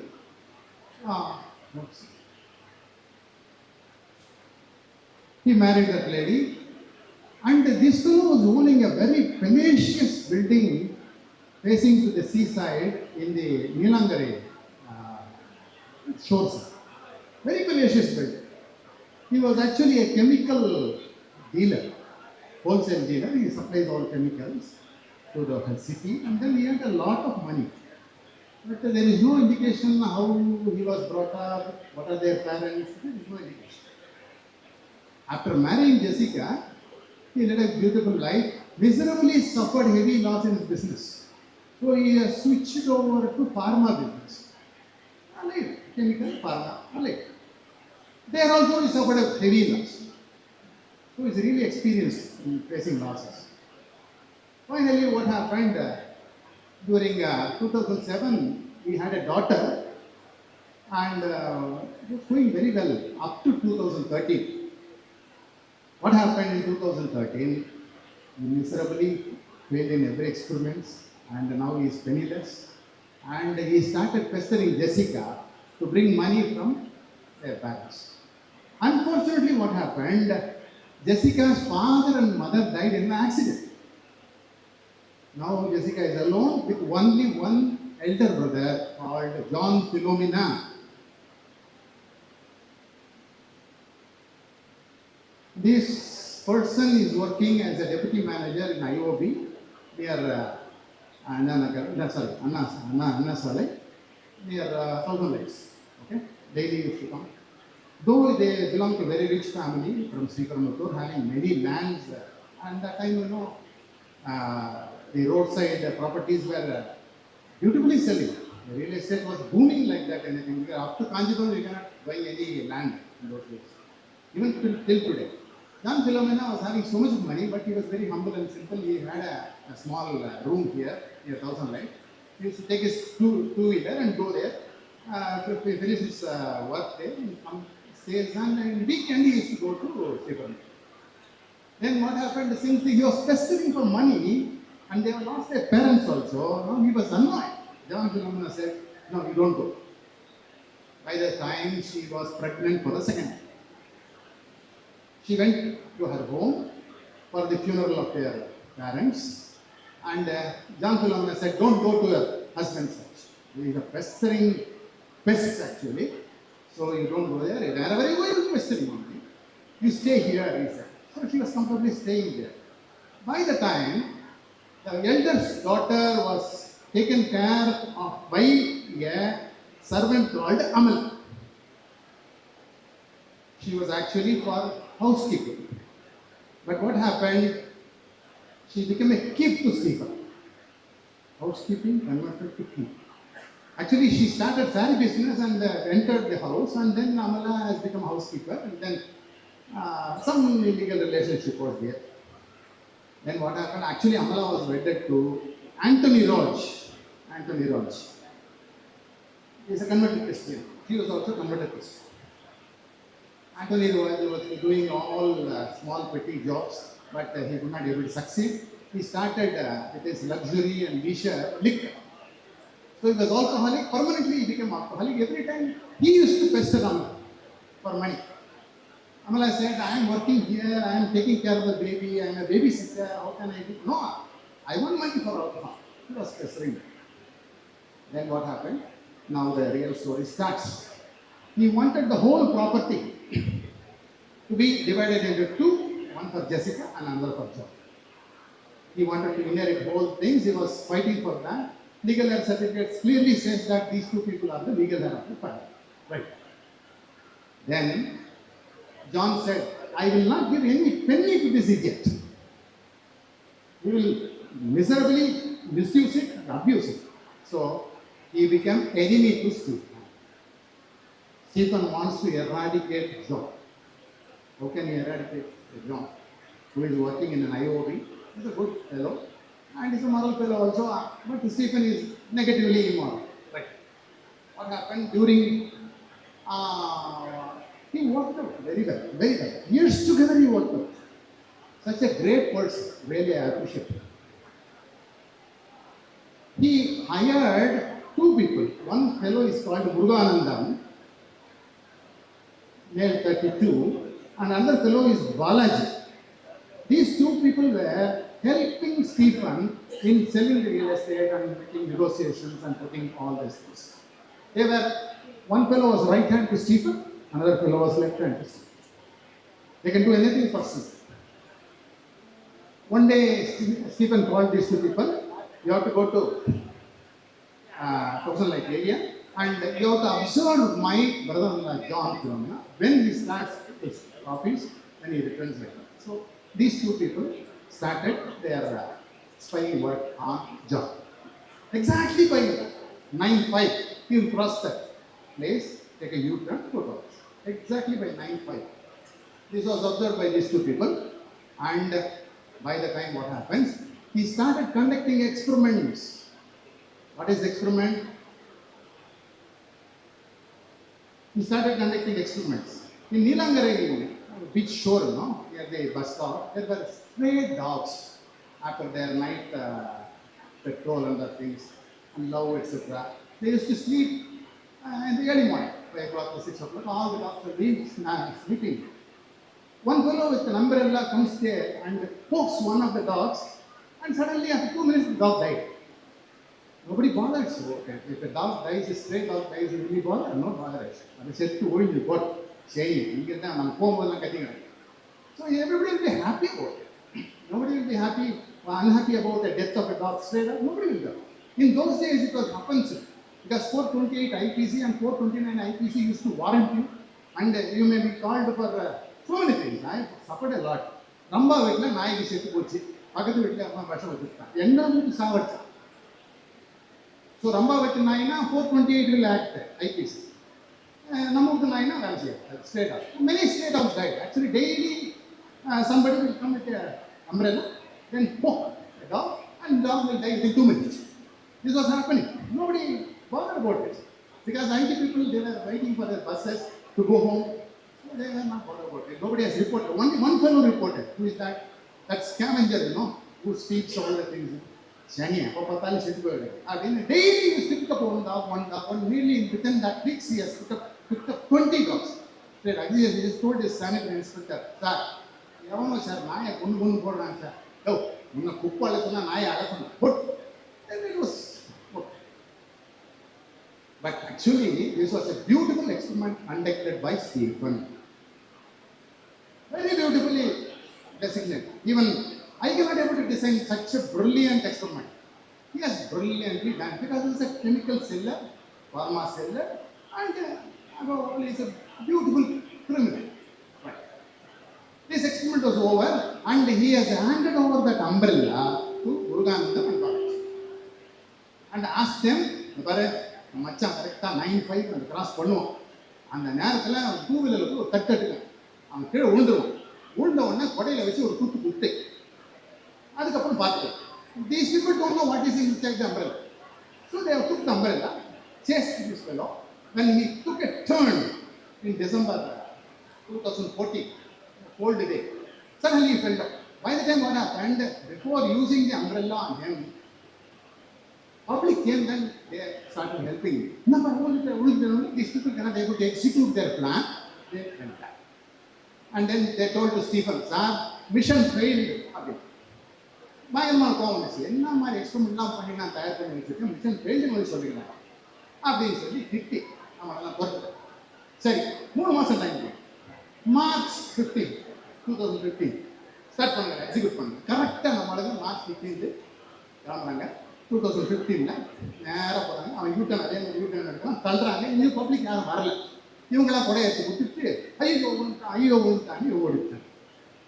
Within 2 minutes that fellow succumbed to all respiratory failure and died. பாடி எங்கே கொண்டு வராங்க? ராயப்பேட்டை. ஒரு யார் பாடி? John பாடி. ராயப்பேட்டாவில் நம்ம என்ன பண்ண முடியும்? 10 case உள்ள என்ன ஆகுது, 10 கேஸ் வெளில போகலாமான்னு வெயிட் பண்ணிட்டு நம்ம இங்கே கேஎம்சிலேருந்து அங்கே போகணும். நிறைய ப்ராக்டிக்கல் டிஃபிகல்ட்டிஸ் இருக்குது. I don't blame anybody. My fatality I cannot able to blame any. They cannot able to see pin trick எங்கே இருக்குது, கொடை கொடுத்தோம் சான்ஸே கிடையாது. பை த டைம் இவன் என்ன செய்கிறான், ஸ்டீஃபனு நேராக ஸ்ரீபெரும்புத்தூர் போய் ஜெசிகா கிட்ட சொல்கிறான், இந்த மாதிரி உங்கள் அண்ணனுக்கு ஆகி போச்சாம, நான் இருந்து ஹெல்ப் பண்ணுறேன்னு சொல்லி he started acting just like a good fellow. He came to the mortuary and saw the body. போயிட்டானா நல்லது. He was very happy to see because his plan was executed and it successfully executed. Then he started helping Jessica, consoling her and saying, "Ba, இதெல்லாம் complicate பண்ணாரு. Husband நார்மலாக செத்து போயிட்டாருன்னு சொல்லு, இதெல்லாம் சந்தேகம் சொல்லாது." சொல்லி ஸ்டேஷனில் எஃப்ஐஆர் எழுதி போடுறாங்கன்னா, Jessica reports, "My husband used to get epilepsy. He is an epileptic patient. Fits வந்துருக்கும் சார். வண்டி ஓட்டும்போது சில நேரத்தில் ஃபிட்ஸ் வந்திருக்கு. அதனால் ஃபிட்ஸ் வந்து விழுந்துருக்கலாம் அப்படின்னு எங்கே கொண்டு வராங்க? எஃப்ஐஆர்லேயே கொண்டு வந்துருக்கோம். கொண்டு வந்தாங்க. நமக்கு அது காப்பி வருது, மஞ்சனமாக வருது, எல்லாம் ரிக்வஸ்ட் வருது, பாடி இன்மெண்ட்டுக்கு வருது. நம்ம பார்க்குறோம் ஃபிட்ஸு வந்து தான் விழுந்துட்டான். அவ்வளோதானே. இன்ஜுரி மேஜராக இருக்கா பாரு, இன்ஜுரி எங்கேயும் இல்லை. அப்புறம் ஓப்பன் பண்ணால் என்ன பண்ணுறது, லார்ஜ் ஹார்ட்னு வரும். We have large hearts, really. Otherwise you would not have heard me. All of you have got very large heart. Large heart in போட்டு பேசு முடிஞ்சு. பாடி எங்கே கொடுக்குறாங்க அப்படின்னா கிறிஸ்டியனாக இருக்கிறதுனால நாங்கள் வந்து ஸ்ரீபெரும்புத்தூர் தான் புதைக்க போகிறோம் சார் அப்படின்னு சொல்லி இதே taken the body to Sriperumbudur where it was very perfectly embalmed with formaldehyde. formaldehyde போட்டு நல்லா பியூட்டிஃபுல்லாக கோட்டெல்லாம் போட்டு ஐயனை பெட்டியில் போட்டு ஸ்ரீபெரும்புத்தூரை போஸ்ட்டாங்க. இது நடந்தது எப்போ 2015.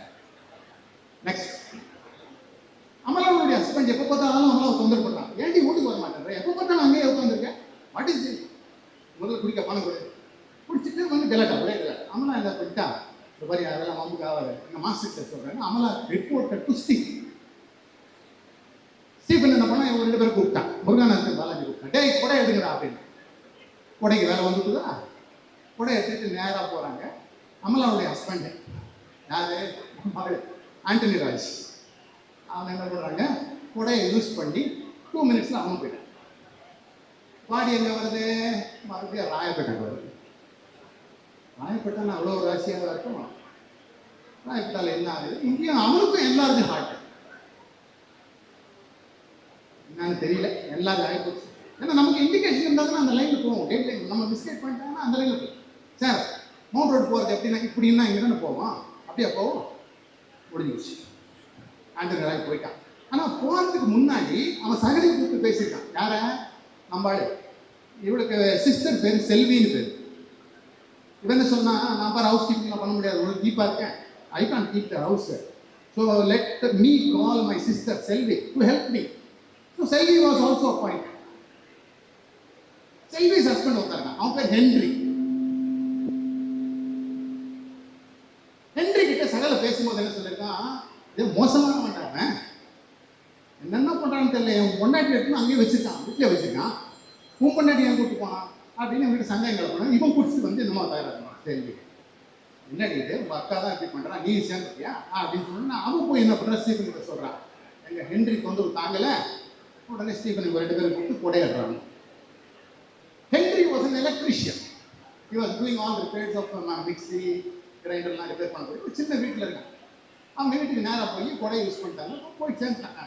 இவங்க என்ன சொல்கிறாங்கன்னா, நாங்கள் வந்து மிக்ஸி ரிப்பேர் பண்ண கொடுத்து வந்தோம், திடீர்னு நீங்கள் தள்ளி ஷாக் அடிச்சிருக்கிறான் அப்படின்னு சொல்லி ஒரு 2 ஒயர் மட்டும் சொல்லி வச்சுருக்காங்க.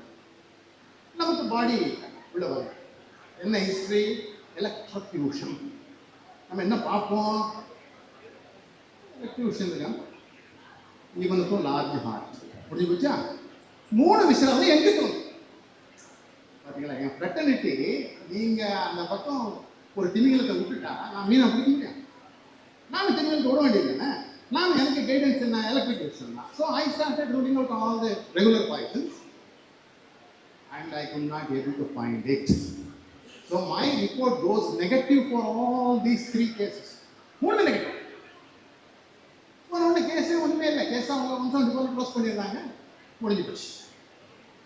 இப்போ நம்ம ஆளுங்க என்ன பண்ணுறாங்க, 2 பேரும் முருகானந்தமும் பாலாஜியும் போய், இப்போ ஸ்டீஃபனு ரியல் எஸ்டேட் நீ பண்ணுற மாதிரியே தெரில, எப்போ பார்த்தாலும் கொடையை கொடுத்து அனுப்புகிறேன் எங்களுக்கு, அதனால எங்களுக்கு ஏதாவது பார்த்து பண்ணு, ஏதாவது சமாச்சாரம் கொடு, நாங்கள் வெளில போயிடும், ரியல் எஸ்டேட் நடக்கிற மாதிரி தெரியல. அப்போ கொஞ்சம் பூமியில் குறைஞ்சி வச்சு இவங்க என்ன பண்ணா, டேய் நானே ஒன்றும் இல்லாத இருக்கேன், என்ன போட்டு ப்ரெஷர் பண்ணுறீங்களா அப்படின்னு சொல்லி என்ன பண்ணா, இவன் உங்களுக்கும் கொடை எடுக்கட்டுமான்னு கேட்டேன். கொடையை எப்படி பண்ணணும், அவன் கொடை எடுக்கட்டுமான்னு கேட்ட உடனே இந்த 2 பேரும் வேற எதுக்கும் பயந்துக்க மாட்டாங்க, கொடை எடுக்கட்டுமான்னு கேட்ட உடனே பயந்து 2 பேரும் என்ன பண்ணானுங்க, நைட்டோட நைட்டா ஸ்டீஃபன் வீட்டில் வந்து ஒரு 47 தூக்கிட்டு போயிட்டாங்க. அப்பா 47 தூக்கிட்டு போயிட்டாங்க. தூக்கிட்டு போனால் ஸ்டீஃபன் பயங்கர கோவம் வந்துச்சு, நம்மளே கொடை எடுத்து எவ்வளோ கஷ்டப்பட்டுருக்கோம், உடனே நம்ம கொடுப்போம் நம்ம கிட்ட, இவங்க நம்ம வீட்டில் வந்து 40 சவுண்ட் தூக்கி போயிட்டாங்க. அப்படி கோவம் வந்து நேராக நீலாங்கரை போலீஸ் ஸ்டேஷன் போய், சார் 100 சவரம் எங்கள் வீட்டில் இருந்தது கூட்டுது சார்.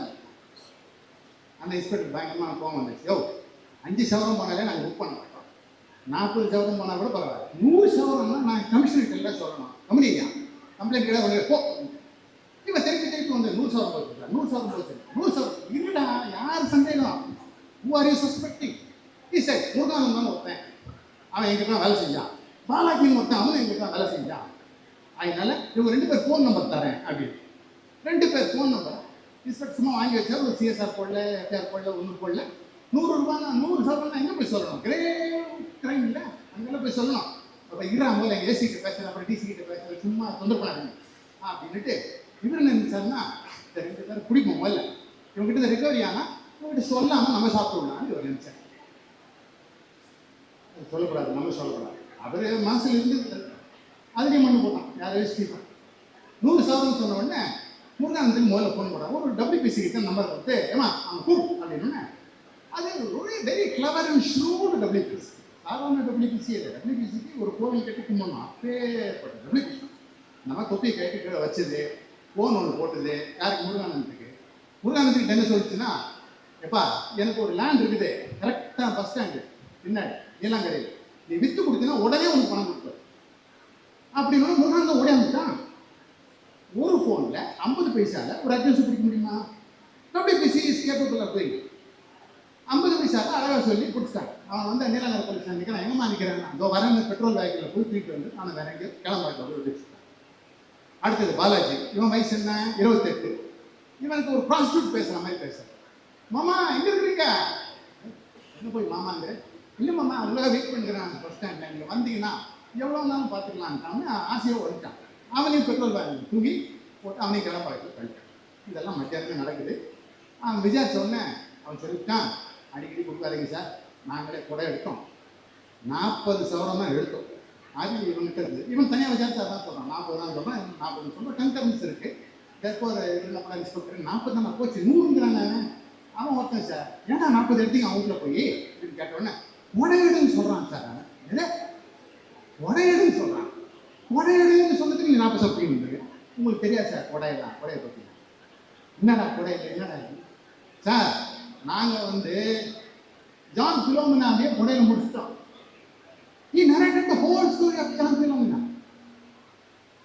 ஆண்டனி கதையும் முடிச்சிட்டோம், ஹென்றி கதையும் முடிச்சிட்டோம். நாங்கள் போய் கேட்டதுக்கு செட்டில் பண்ணுறான்னு கேட்டதுக்கு எங்களை என்ன சொன்னான்னா கொடையிடுறான்னு சொன்னாங்க சார். எங்களுக்கு எவ்வளோ கோபம் வரும் சார். மாட்டி கொடையில் என்னடா இருக்குது அது எங்களுக்கு தெரியாது சார்.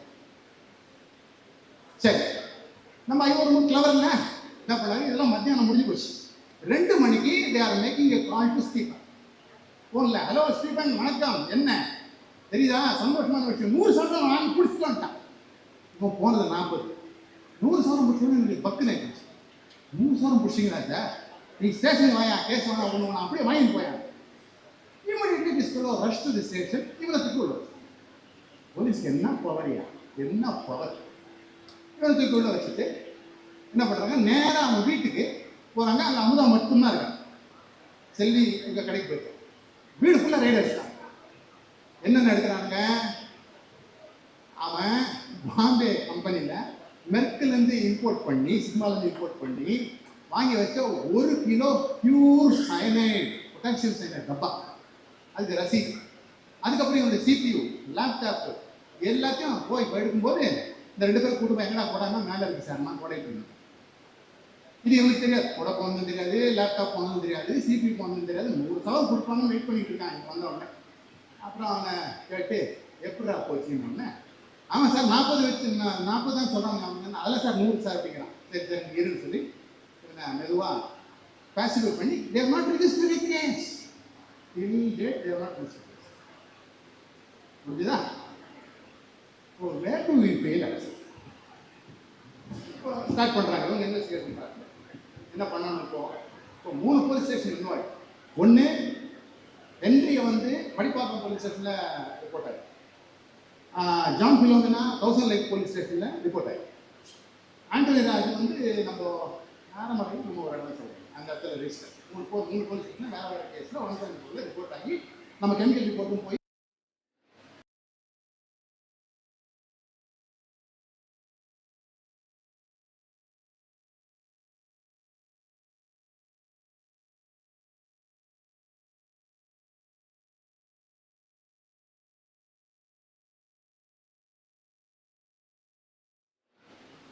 எதுக்கு பயந்தாங்களோ இவங்களா அந்த கூட எனக்கு வருது. நேராக நம்மளால என்ன செய்கிறாங்க, அதை சொல்லி 3 கேஸையும் கிளப் பண்ணுறோம். வெளிநாட்டு கேஸ் 3 கிளப் பண்ணி 1000 லைட் போலீஸே விசாரிப்பாங்க. ஏன்னா முதல் டெத் எங்கே நடந்தது, சீனியாரிட்டி பண்ணி முதல் டெத்து 1000 லைட்டு ஜான் பிலோமினா அவன் கேஸ் தான். அவனோட கிளப் பண்ணிடுன்னு சொல்லிட்டாங்க. அவனோட கிளப் பண்ணிட்டு 3 பேர் கட்டு இன்னைக்கு எப்படி விசாரிச்சாலும் சொல்ல மாட்டாங்க. சீஃப். அவன் ஏற்கனவே கொடைக்கு எவ்வளோ பிளான் பண்ணியிருக்கான். அவருடைய சிபிஓ போட்டு நோடுறாங்க. நம்ம ஒரு பர்ஃபெக்ட் எஸ்ஐ ஒர்க்கிருந்தா கம்ப்யூட்டர்லாம் படித்தா அவருக்கு என்னென்ன பார்க்கலாம் பாருமா அப்படின்னு உடனே ஒன்று ஏன்னா புரிஞ்சு ஹோம்ஒர்க். என்ன ஹோம்ஒர்க்கு?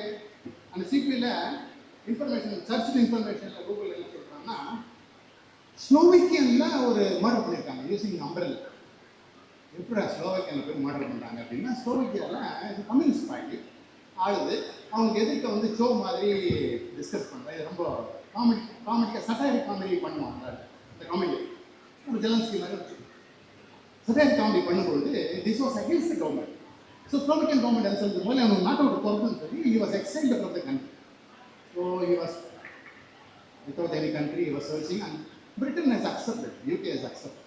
வாடா நல்லா இருக்கும் காமெடிலாம் நல்லா இருக்கும், நாங்களாம் பார்த்தோம், நம்ம ஊர்லேயே செய்ய அப்படின்னு சொல்லி பிபிசியில் அவனுக்கு அப்பாயின்மெண்ட் போட்டு கொடுத்தாங்க. பிபிசி அப்பாயின்மெண்ட் போட்டு கொடுத்து நீ இங்கே இருந்து ஒர்க் பண்ணுன்னு சொல்லி நான் எப்போ பார்த்தாலும் கார் அங்கே நிறுத்திட்டு இல்லை லண்டனில் தேம்ஸ் ரிவர் தாண்டி நடந்து போய் பிபிசி ஆஃபீஸில் வேலை பார்த்துட்டு திருப்பி வந்து கார் எடுத்துப்போம். இது ரொட்டீனாக பண்ணிட்டு இருப்பான்.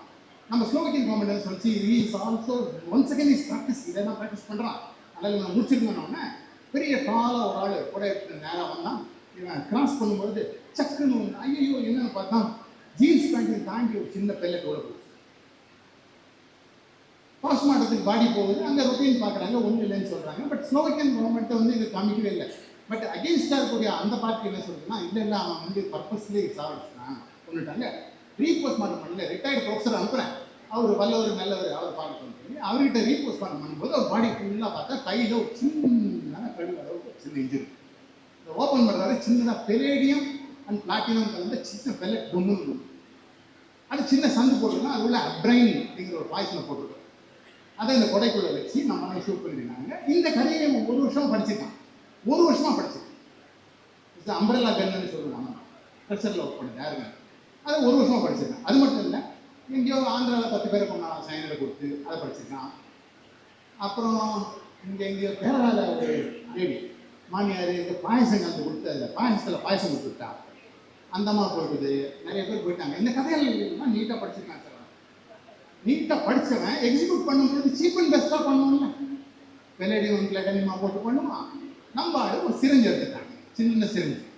அந்த சிரிஞ்சை ஓப்பன் பண்ணான், 3 ரூபாய் சிரிஞ்சு சார், 3 ரூபாய் சிரிஞ்சு. அதை எடுத்துட்டு பிளாஸ்டிக் சிரிஞ்சு, அதில் நீடில் இருக்கு. இதில்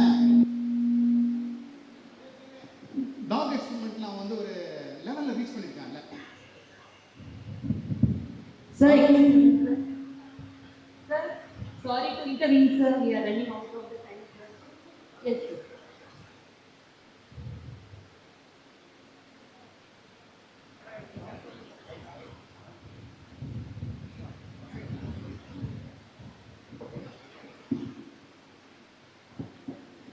So he has taken a syringe and filled up the liquid, cyanide liquid, potassium cyanide liquid, in such a way that he has conducted an experiment with dogs, it is a level that nobody can able to detect it, but can able to cause the lethality. Such a beautiful experiment he was doing, because dogs are usually pharma experimental animal. 8, suppose you are using 800 milligrams for human, 100 milligrams can able to create the same symptom on dogs. So he has perfectly calculated the dose and injected them to create the lethality, but not under radar of the critics. So 3 exhibition was ordered. 3 case ஒன்றா பண்ணி 1 உத்தரமேரூரில் எங்களை கூப்பிட்றாங்க, போய் பாக்ஸை திறந்தா மழையாக போட்டு. 2வது இங்கே மணிப்பாக்கம், 3வது காசு இதெல்லாம் வச்சு எக்ஸிம் பண்ணி அப்படியே நாங்கள் எடுத்து, எனக்கு என்ன வருது, போன், இம்பல், ஹேர், நெய். Am I ready to do analysis on this? In spite of that, we conducted experiments. ஒரு rabbit cyanide கொடுத்து low dose-ல வச்சு 2 நாள் கழிச்சு எடுத்து போனில் வாங்கிடுவாங்க cyanide. Because our detection limit is only in microgram level, whereas you can expect only detection in nanogram level. So this way I lost my extraordinary case. Right under my nose it slipped. Though it has slipped your nose, straight away it came to my nose. I also slipped it. I miserably suffered for that, and still the pain is there with me, right? And that fellow was free. there is no evidence, very free. All these two people, Muruganandam and Balaji, were also free, and we are feeling rich. Thank you very much. I think I have.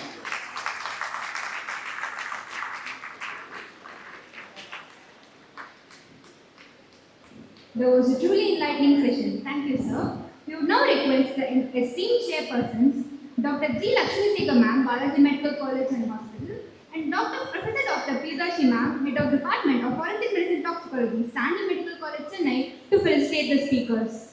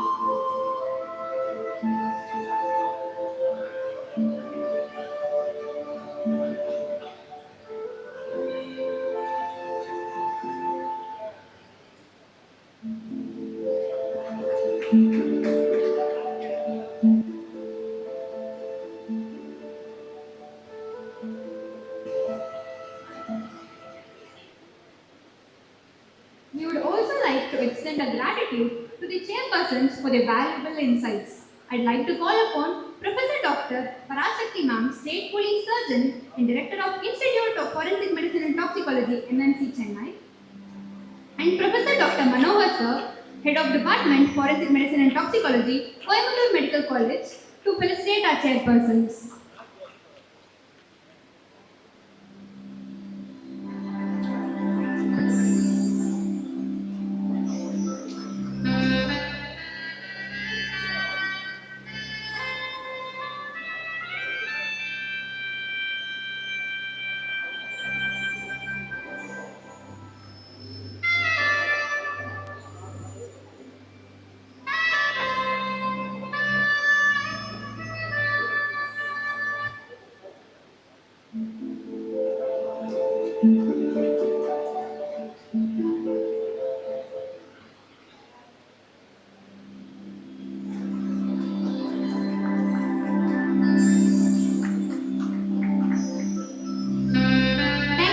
Thank you, ma'am. We request Dr. Parashakti ma'am and Dr. Manohar sir to remain on stage for chairing the next session.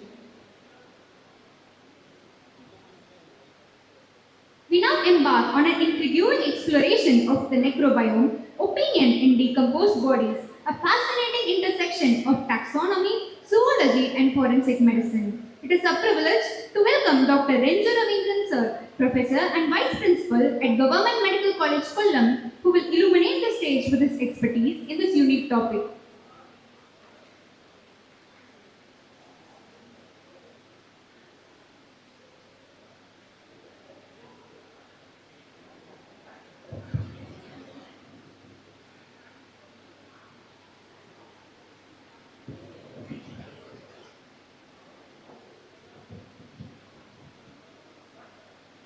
Thank you for the introduction.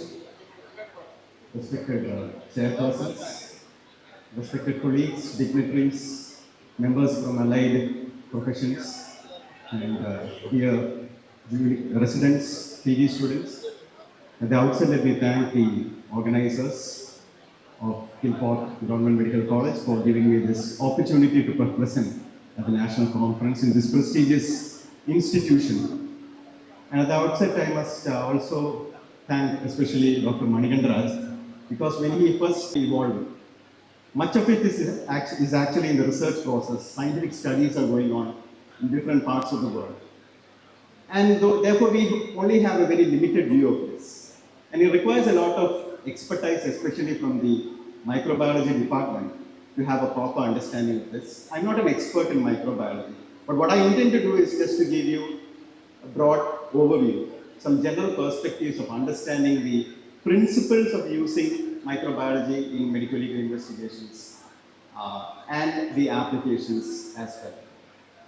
Now, at this juncture, I'm quite remembered I remember a very important sentence which is given in a very famous textbook, the textbook of Principles and Practice of Forensic Pathology by David Dornack, where he says that the medical legal autopsy is a goal-oriented process. Being a goal-oriented process, it has got certain stated objectives.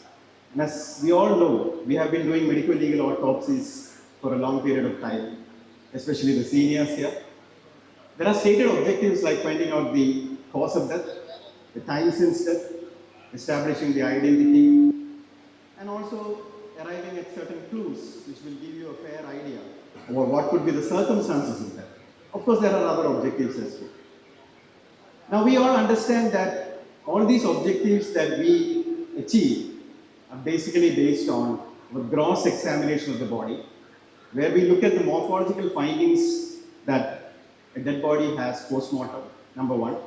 Number two, it is based on our understanding of histopathological findings, biochemical indicators, and as the anatomy madam today said, even molecular genetics is now being harnessed. So this is one area which is actually making inroads into the whole process of medical legal investigation, where we use the principles of microbiology in medical legal investigation. You must be surprised why I am showing you this slide. We all know what this is, the horrific, tragic event which occurred in 9/11, which the Americans call it as 9/11, World Trade Center. But what is quite unknown about this episode was that exactly 1 week after the 9/11 bombings, several persons, especially working in the media houses, senators across Washington DC and New York, they received postcards, envelopes, and when they opened the envelopes, they fell sick. 7 persons contracted a deadly disease, 5 persons perished.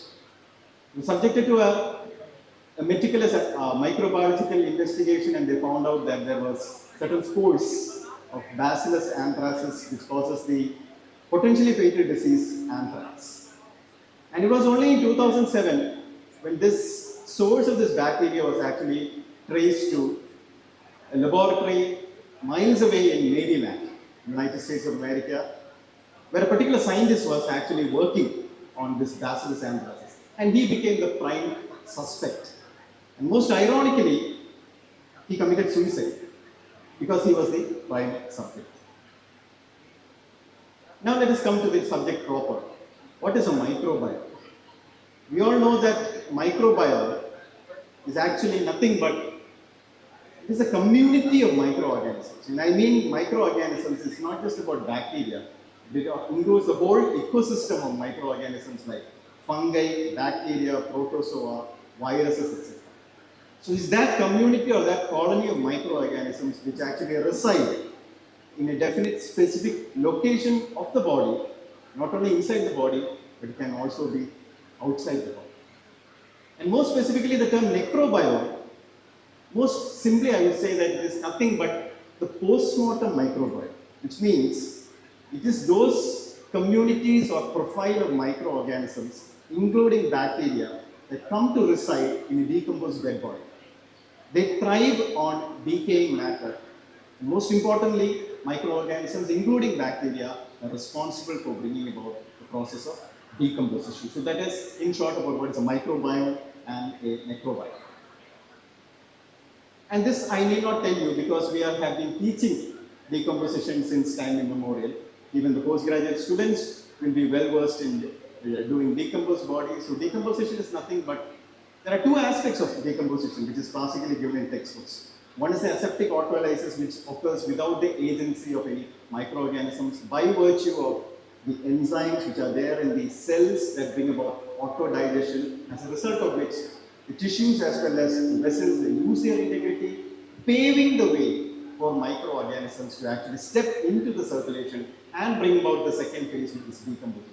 So decomposition works with the agency of microorganisms, especially bacteria, and it is nothing but the decay. It is breakdown of complex molecules into simpler substances. That is the process of decomposition.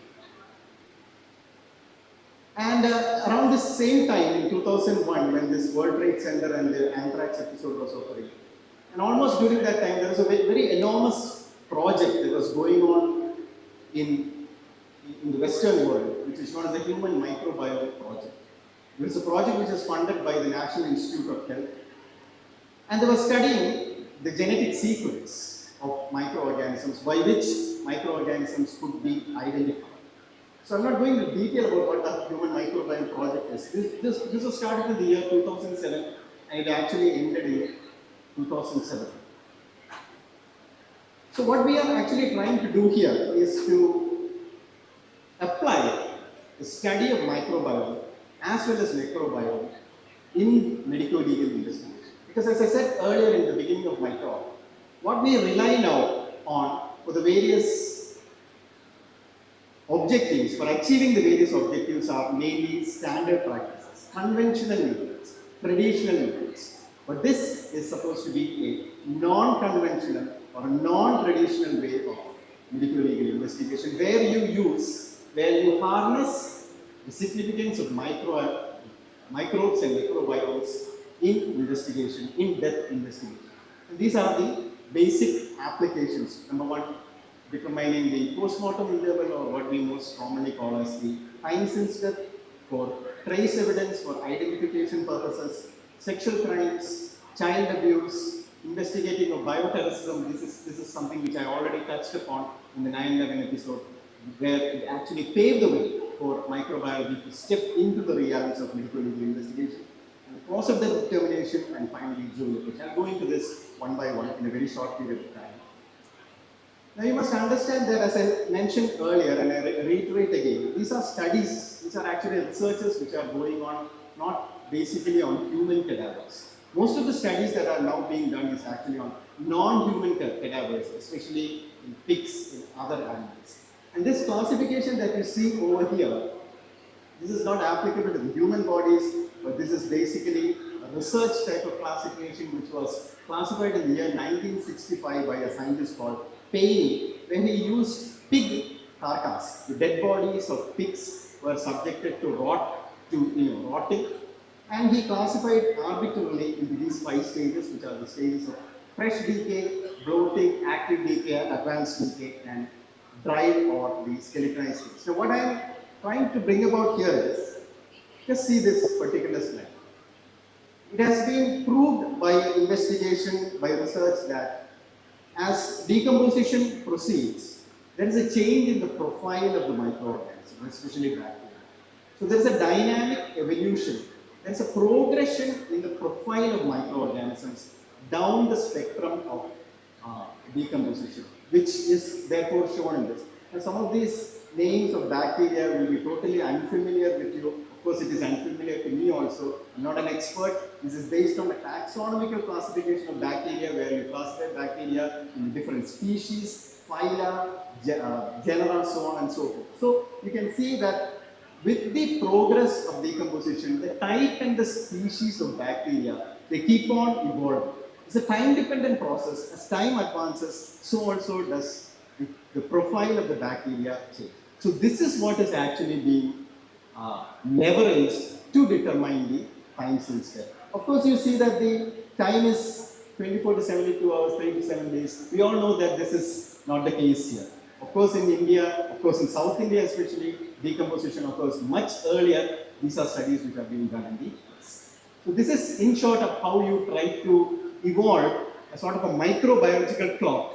So they call it as a microbiological clock, by which you can correlate or identify the time since death based on the type of the community of microorganisms.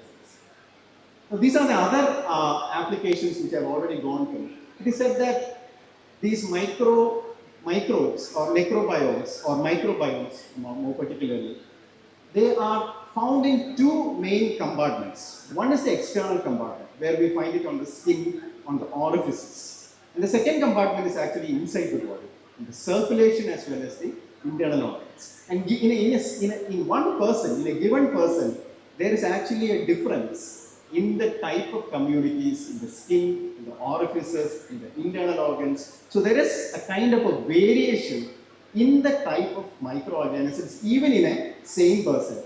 And it is said that this is quite unique, to the certain extent that they say that it is like a kind of a microbiological fingerprint. The classical example that they have worked upon is, they have discovered that the skin of the palms, the palmar microbiome is supposed to be quite resilient, and it's supposed to stay like that. It's supposed to stay intact even 60 hours after death. So much so that if a person has handled a particular area, touched a particular surface, we all know what Govt's principle is, right? Govt's principle is actually where we study the exchange of material when two objects or surfaces come into contact with one another. But there we study biological evidences, we look for trace evidences or physical evidences. But the same principle is actually used here, where you look for a transference of microbiological organisms, microorganisms or microbiomes to as trace evidence. So it can be used to exonerate persons, it can be used to incriminate persons, whether they were in a particular position, they have touched a particular organism, especially in sexual assaults. In sexual assaults, analysis of the pubic hair, analysis of the vaginal samples can all throw light on whether there has been a kind of transference of microorganisms between two persons. And very surprisingly, they say that in the pubic hair samples, if you take the case of females, there is an abundance of lactobacillus. Whereas if you say in males, the pubic hair, there is an abundance of porine bacteria. So this kind of changes in the microbial patterns can be actually utilized to study whether there is this kind of a transference of material, and therefore whether sexual assault has occurred. And again, oral cavity. The oral cavity is supposed to be very specific.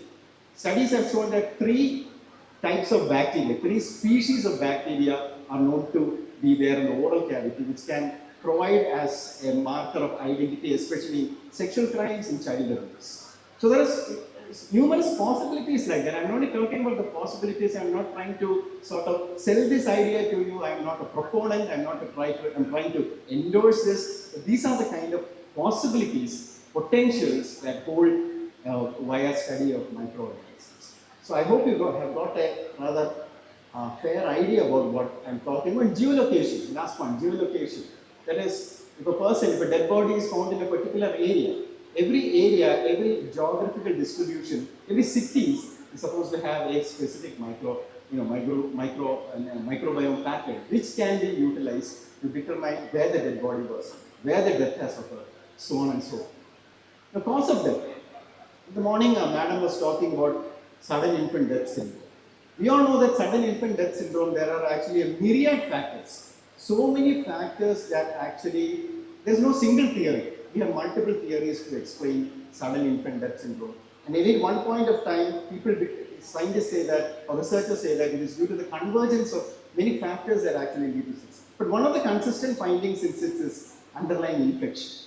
And now they say that certain microbes, certain necrobiomes and certain microbiomes, they are more abundant when it comes to cysts. So if you are able to determine a particular type of species of organisms, it's an indicator as to whether the death would have occurred in the cysts.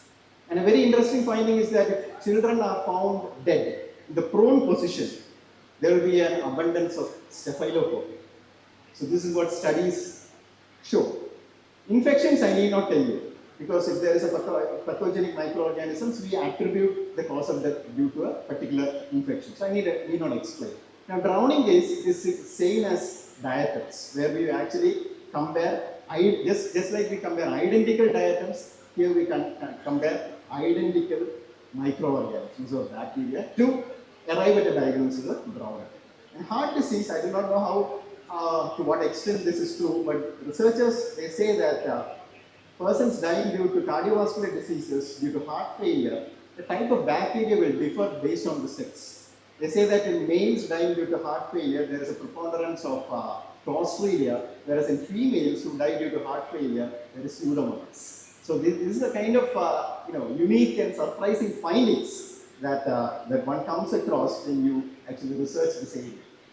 Now this slide I had prepared with extensive consultations in my own microbiology department. Not much is given in the literature, but what the samples that we usually collect are basically from the skin. It can be the pubic hair, it can be internal organs, it can be rectal swabs, oral swabs, so on and so forth.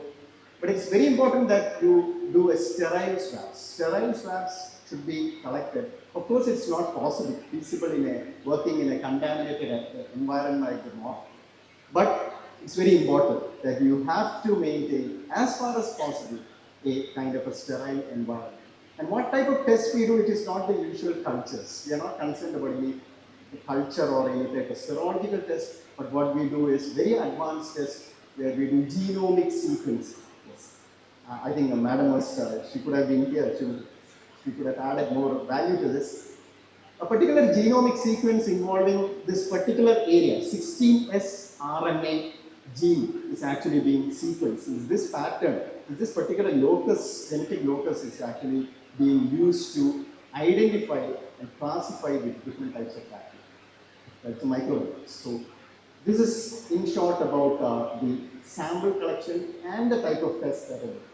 Now coming to the last slide, which are the limitations. You might be wondering that I'm speaking so profusely about microbiomes. I'm like a sort of, some a salesman for microbiome. It's not the case because there are so many limitations, and one of the most important limitations is that the literature that we have now is all based on non-human cadaver studies, and only there are very few studies dealing with dead bodies. Most of the studies are on actually on dead bodies involving animals, and therefore there is a question of universality, whether these findings can be applicable to the human community is very important. And number two, these are all small scale studies. I do not know whether there is any study going on in India at the moment, but most of these studies are in the Western hemispheres, and therefore whether those values, whether we can apply those data sets or that kind of information to our community, to our jurisdictions is again a big question. And very importantly, there is no standardization. Whatever methods are used for DNA extraction, DNA sample collection, genomic sequencing, there is no standardization, there is no sort of consolidation of data sets, etc., etc. So the whole question of whether it can be applicable in different jurisdictions, in different geographical areas, encompassing different communities is a big question. So these are some of the important limitations, and the fifth one is also very important, because we all know that decomposition, post-mortem changes, there are so many factors, both external as well as internal factors, that determine the rapidity and the progress of decomposition. So there are no studies as of now how these variables or these factors actually affect this. So again, this opens another window. It opens further space for further research, more research down the line to study whether any of these extraneous factors, external or internal factors, how they actually affect the microbial profiles. So I'm very thankful to my principal as well. I'm thankful to Dr. Zahira and Dr. Siddharth. Dr. Zahira is my own classmate. She now works as an associate professor in the Department of Microbiology. And thank you for your personal patient listening. And as Dr. Xavier sir had said in the morning, he actually gave a warning. The pre-lunch session is very dangerous. You can expect any type of assault or grievous hurt soon after this. Yes, sir, please.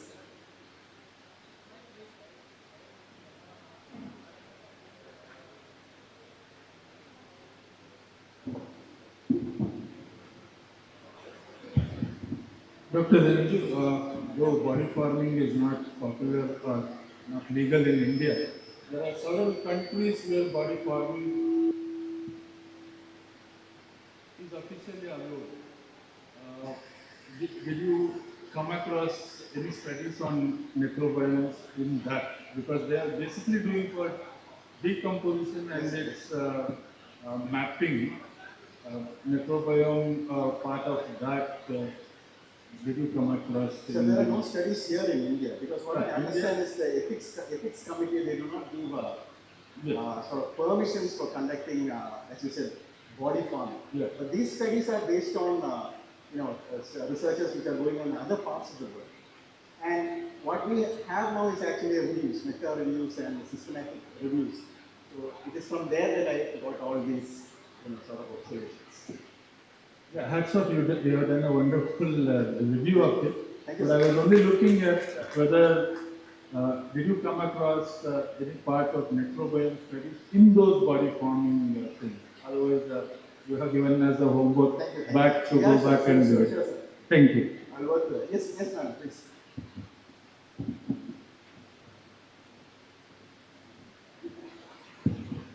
Thank you, sir. So this is about the decomposition and the forensic entomology. Is there any working pattern of forensic entomology in India, like that of another country? Because it plays a vital role in either time deduction or decomposition. As you said in your presentation, the various types of decomposition in that. So is there any study or is there any particular research has been happened on this forensic entomology with respect to decomposition or with this Madam, are you referring to forensic entomology? Yes. Yes, forensic entomology, of course, studies are there. I think the FSL director will be able to share his experience on it. There are studies in forensic entomology, but not in microbiomes. There are studies on forensic entomology. So now my question is that how come it is being part and parcel of this death analysis or this pathology at the time of conducting autopsy? So are we correlating these two? Yes, madam. This is supposed to be done at the time of an autopsy. Okay. So we have to collect samples from the dead body. That is, necrobiomes are from a dead body. Microbiomes can be from living bodies also. That is why I talked about sexual assaults. Sexual assaults, transference of material, identification. These are all actually applicable to living bodies also. So my talk is not just confined to necrobiomes. It's also applicable in living bodies as well. I hope it addresses your doubts. Or maybe we can discuss it. Yes, we can discuss later. Thank you. You're welcome. Sir, thank you, sir. Sir, myself. Sir, really excellent presentation, sir. It was very much more informative.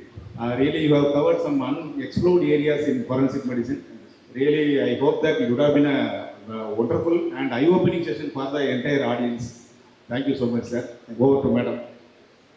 Thank you so much, sir, for your wonderful presentation, sir. Thank you, ma'am. It will be useful for PGs and users. Thank you, sir.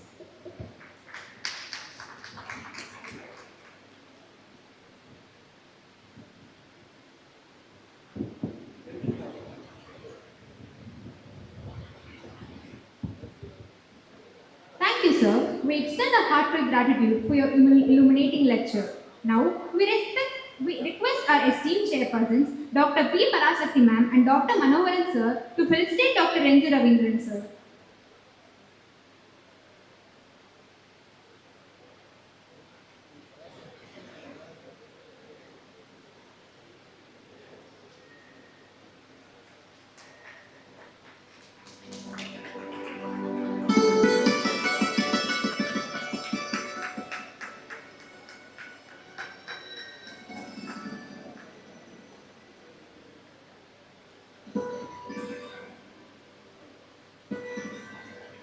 Thank you, sir and ma'am. We now take immense pleasure in felicitating the chairpersons. We request Professor Dr. Edwin Joseph, former Director of Medical Education and Research, Tamil Nadu, Professor Dr. Joshua Ashok sir, Head of Department, Forensic Medicine and Toxicology, Panimalan Medical College, Chennai, to do the honors.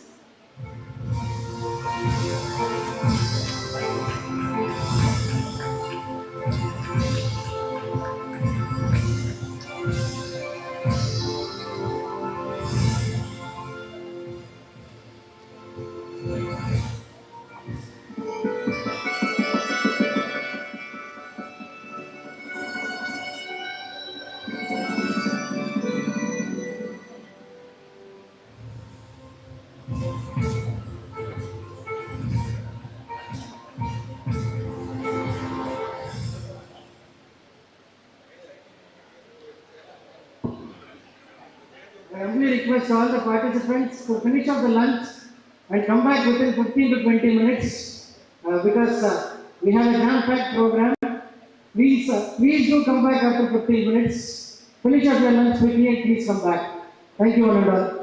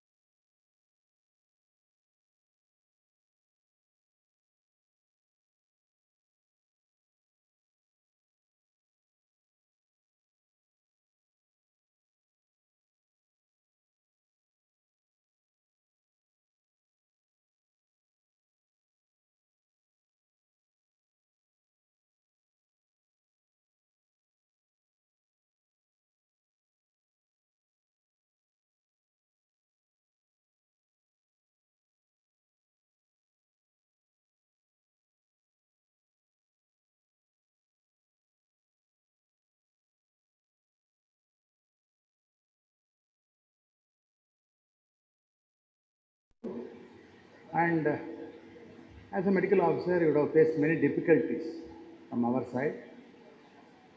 And we will discuss on that. Why? Because instead of my monologue in explaining double helix, their structure, their reproduction and replications, and PCR, polymerase chain reaction, etc. Everything is very standard procedures. After doing the procedures, we give the result to you. You face many problems in that, in either interpreting the results or the result itself sometimes will be confusing, and you will be desperate in seeing the results sometimes. I would like to give one example.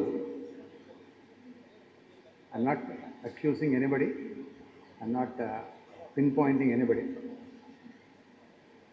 When we started DNA fingerprinting typing laboratory, we were shown a space like this. They said, you start your DNA typing here. It's a huge project requiring much money, manpower, especially training, very, very important. After that, you have to standardize the technology. You have to do the population data. That's very important. So that you will know the frequency of that particular allele repeating in the particular population. So since I am unqualified to hold the post, being a non-biologist, I was forcibly posted there in DNA fingerprint. I was really a little bit not interested in that because my subject is chemistry oriented, and now I am with the molecular biology. Now I have to start from the scratch. I have to study from the scratch. So in spite of that, they have appointed me there, and they thought that since it requires much more attention, time, dedication, I think probably Boston may do, the hierarchy thought like that, and I was posted in that. The government was urging DNA typing. Why? Because important cases have come. Our department has grown only with the blessings of Swamiyards. Without Swamiyards, our department would have not grown to this extent. Near Pudukoti, there was a Swamiyar called Premananda. He was very good Swami. Every Amavasya, he used to take a lingam from his mouth, and everybody used to surprise by seeing that. And he professed the prophecy also, and then he was telling many fortune things to be happening. And many political members were also interested with him. Some allegations were there on him, and then it came to us. Then they said a fetus which was there, the probable reason is only the Premananda. It is buried. The complainant says that I was raped, I was pregnant, then I was aborted, forcibly aborted, my fetus was buried here. So they took the buried fetus and sent to our laboratory. Our laboratory said, we have no facility in doing the DNA typing. So you go to Hyderabad, where beautiful infrastructure is there. CCMB, Center for Cellular Molecular Biology Research Center is there at Hyderabad with multiple crore projects. You go there and get analyzed, we said. Automatically, these police people have gone there and paid heavy fees for that. They have brought samples of fetus, the blood of Premananda, and everything there. But there was a considerable amount of delay of getting the report. This was taken to the notice of the CM, then CM. And she was annoyed. She said, "Enna pandringa neenga?" Immediately officer said, "Illamma, naanga vandu Hyderabad amchirukom. Avanga report kuduttaanganna நம்ம வந்து இது பண்ணிடலாம், அவர் தான் பிரேமானந்தான் fix பண்ணிடலாம் அப்படின்னு சொன்னாங்க. ஏன் நம்ம ஊரில் பண்ணலையான்னு கேட்டாங்க அந்த அம்மா. நம்ம ஊரில் பண்ணலையாவா? உடனே எங்கள் பாசஸ் எல்லாம் கூப்பிட்டாங்க. ஏன்பா நீங்கள் ஏன் பண்ணல அப்படின்னா, நாங்கள் சொல்லுவோம், சார் நீங்கள் ரயில் ஓட்ட சொல்கிறீங்க, எங்களுக்கு ரயில் ஓட்ட தெரியாத முதல்ல ட்ரைனிங் கொடுங்க, அதுக்கப்புறம் ஊரெல்லாம் ரயில் போட்டு கொடுங்க, தண்டவாளம் போட்டு கொடுத்தீங்கன்னா நாங்கள் வந்து ரயில் ஓட்டிடுறோம் சார். அவர் செக்ரட்டரி லாஜிக்காக தான் இருக்குது, கரெக்ட் தான், இவங்க முதல்ல ட்ரைனிங் கொடுக்கணும். யார்கிட்ட ட்ரைனிங் எடுக்கிறீங்கன்னு கேட்டார். சிசிஎம்பி தான் sir authority, so will go there and will get training. CCMB is a very biggest institution in our country. So we went there and we could not see the director for 3-4 weeks. So we were negotiating just to see the chief. Then Lalji Singh was the chief there and he said, what is that you want? Why you are wandering here for 3 weeks? Sir, எங்களுக்கு கொஞ்சம் DNA சொல்லி கொடுத்தீங்கன்னா நாங்கள் எங்கள் வீட்டில் போய் செஞ்சுருவோம். அவர் சிரிச்சார். உங்களுக்கு போய் டிஎன்ஏ நாங்கள் அது எவ்வளோ பெரிய இன்ஸ்டியூஷன், பெரிய சக்கரவர்த்தி கிட்ட போய் கொஞ்சோண்டு கருவேப்பிலை கொடுங்கன்னா அவர் எப்படி சிரிப்பாரோ அது மாதிரி சிரிச்சார். One of my clever bosses Panneerselvam அவர் என்ன பண்ணார், ரொம்ப பெக் பண்ணி பார்த்தாரு, முடியல. Then he went to Lalji Singh and said, sir தயவு பண்ணி ஒரே ஒரு ரிக்வஸ்ட் சார், நீங்கள் ட்ரைனிங் தயவு பண்ணி எங்களுக்கு கொடுக்காதீங்க sir. Lalji Singh was surprised. You wanted training and you came here for begging for 3 weeks. Now you are asking not to give training. He said, சத்தியமாக எங்களுக்கு கொடுக்காதீங்க சார், எங்களுக்கு கொடுத்தீங்கன்னா வம்பு சார். ஏன்? Why can't you be train?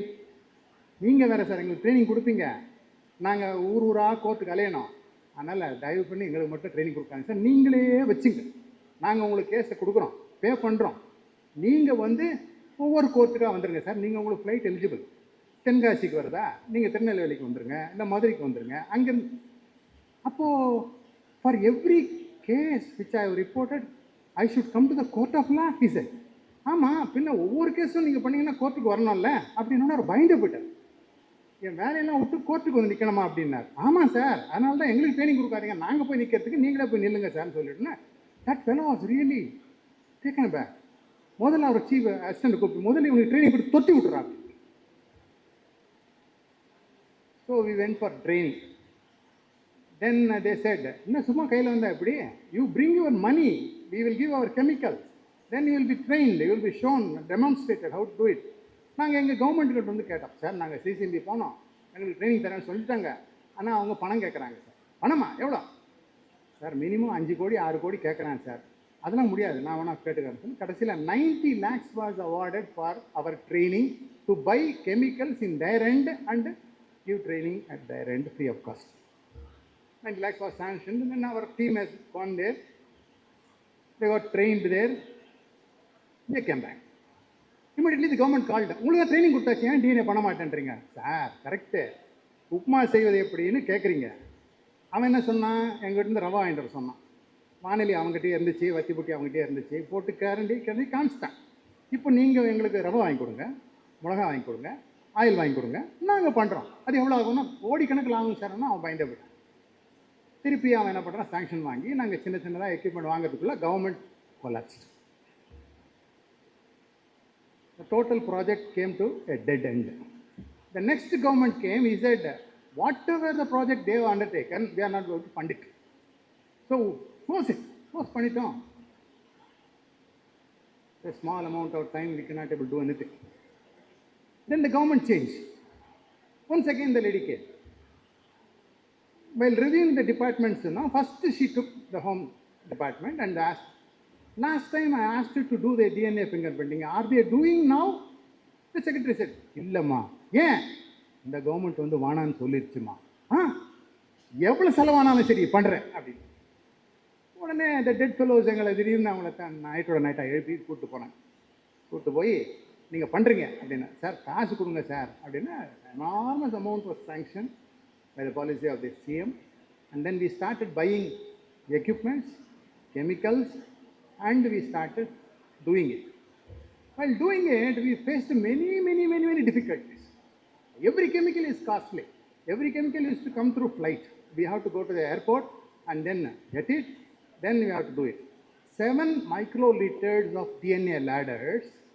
Ladder means when you put it in the electrophoregram, the DNA bits will stand in a ladder, just like 1 kb, 2 kb, 3 kb, 4 kb. It's a reference material for comparing the alleles in the DNA of the cases. This ladder was brought from the USA, came through Lufthansa Airlines, and it was waiting there, and that fellow made a call. Sir, உங்களுக்கு ஒரு consignment வந்திருக்கு, you get it, right? 7 days is your time. After 7 days, we'll throw it out. We cannot keep it in our refrigerator, right? And then cold storage. So immediately we went there and asked to give it. He said, என்ன சும்மா வந்து கேட்குறீங்க, where is the certificate? What certificate you want? It's a chemical imported, naturally we are the buyer, we have to be provided that. He said, no, no, no, no, no, no, no. You have to go to the Center of Biotechnology at Delhi office and then get a certificate that you are not going to use this chemical for cloning. Huh? Do you think that I am cloning? அதெல்லாம் தெரியாது. நீ சிபிடியில் ஒரு certificate வாங்கினா. Once you get the certificate, then we will release this. Only 7 days is available. How can I go to Delhi? I don't know where is Center of Biotechnology Department. So immediately my boss said, Bhaskar, you go to Delhi. Sir, என்னைய பார்த்து டெல்லி போக சொல்றீங்க. Unreserved ஒரு ticket போட்டு அனுப்பிச்சிட்டார். Unreserved, I suffered to Delhi, went there, and CBT I went there. I don't know anybody there except the chief, the Punjabi, and then fortunately there was one Tamil person who was PA to that chief. I went there, sir, தயவு பண்ணி எங்களுக்கு ஒரு certificate மட்டும் வாங்கி கொடுத்துருங்க sir, இனிமேல் நாங்கள் க்ளோனிங்லாம் பண்ண மாட்டோம், தயவு பண்ணி இதெல்லாம் சொல்லி அவர்கிட்ட சொல்லி அந்த சர்டிஃபிகேட்டை வாங்கிட்டு இங்கே வரேன். By the time my boss went to the consignment, Lufthansa Airlines, and got the consignment and is doing the work. என்ன சார் அநியாயமாக என்ன போய் அண்டர்ஸ்டோரில் போட்டு அனுப்பிச்சி விட்டு அப்புறம் நான் போய் அங்கே போயிட்டு வந்தால் சர்டிஃபிகேட்டோட வந்தால் நீங்கள் வேலை நடந்து இருக்குது. அது ஒன்றும் இல்லை Bhaskar, I solved the problem அப்படின்னா. என்ன sir, I gave 2 full bottles to that fellow. That alcohol dissolved the problem and that was a beautiful solution அப்படின்னா. அட பாவி மனுஷா, இது தெரிஞ்சுன்னா நான் டெல்லிக்கே போயிருக்க மாட்டேனே. And they started working. By the time the audit party came, audit party, he just asked us, what are the costliest chemical you bought this week? I said, DNA ladder. Show me அப்படின்னா. அந்த register எடுத்து காமிச்ச உடனே 7 lakhsக்கு நாங்கள் DNA ladder வாங்கி ஒரு red பேனை வச்சு சுவிச்சு விட்டோம். அது ரவுண்ட் ஆஃப் பண்ணிட்டு he said, you are not supposed to buy ladders. The public works department, under the government of Tamil Nadu, they can buy ladders made up of bamboo. One amendment is there. They can buy ladders made up of aluminium. And another amendment is there. They can buy ladders made up of iron. But 7 லட்சத்துக்கு ladder வாங்கி என்ன sir பண்ணீங்கன்னு இவங்க, டேய் அது ladder இல்லைடா, இந்த ladder வேறடான்னு சொன்னால் அவனுக்கு புரியல. Immediately my boss took the audit book, audit code. Audit code says 1 lakh, for 1 lakh this fellow is eligible for auditing. But this is 7 lakh. So we have to approach this officer. We went to that office, audit office, and then approached him and put all the slides, explained the DNA, explained the ladder, and that fellow stop. The ஏணி வாங்கினான்னு அந்த சின்ன பையன் சொன்னான், நீங்கள் தானா sir? ஐயோ ஏணி இல்லை சார், அது லேடர் சார். அது நான் ஏணி தான் பாது. I want to see the ladder. சரி வாங்க. Here when he came, fetus was there, we have shown it. What is there? சாத்துக்குடியா அப்படின்னு கேட்டார். இல்லை சார், fetus சார். அவர் பயந்து போயிட்டார் அவர். தென் ஒரு தலை வச்சுருந்தோம், ஹெட்டு, அதை காமிச்சோம். கடைசியில் கேனிஸ்டர் எடுத்து லிக்விட் நைட்ரஜனில் மெதுவாக இந்த 7 ml, இதுதானா ஏணி எங்கே வச்சுருக்கீங்க அண்ணார். ஏணி இல்லை சார், அது லேடர் சார். ஃபைனலி செட், என்னை கேட்காம இனிமேல் எந்த ஏணியை வாங்கக்கூடாதுன்னா. ஒரு டிஎன்ஏ லேடர் வாங்குறதுக்கே இவ்வளோ செத்து சொன்னாமானோம்னா, how much of chemical we have bought in that particular year? Crores and crores of equipment, lakhs and lakhs of chemicals we bought. Then we started collecting the blood samples from various people, especially from police source in that training academy. Then we have standardized the technology in extraction, isolation, purification, then paternizing them. After that, group population, then the frequency of alleles in that particular population was studied. 6 years it took for us. Now everything is automated. Everything is automated. No manual thing is there. Everything is automated now. We rely on machines and imported kits. But still I am worried and I am afraid. Why? Because if America says that we are not going to supply the kits for you, our DNA fingerprinting typing will come to grinding halt. நீங்கள் ஒன்று கேட்கலாம், நம்ம இவ்வளோ பெரிய scientist இருக்கோமா sir, why not you make your own kit? You may ask that, right? They have monopolized those alleles. That STRs have been monopolized by particular companies, and even the FDA card is monopolized by them. Without that, we cannot able to do any work. With this initial warm-up, I'd like to get more questions from your side. As a medical officer, what are some people have written some problems, I'll narrate that also. What are the problems you undergo when you get the report from us, DNA report? If you say that, I can able to explain the reasons for that. Right? One of your medical officer has told me Bhaskar sir, we have another 5 minutes left here. Sir, last 5 minutes left. Please. Yeah. Last 5 minutes left for your presentation. You have a question? 5 minutes.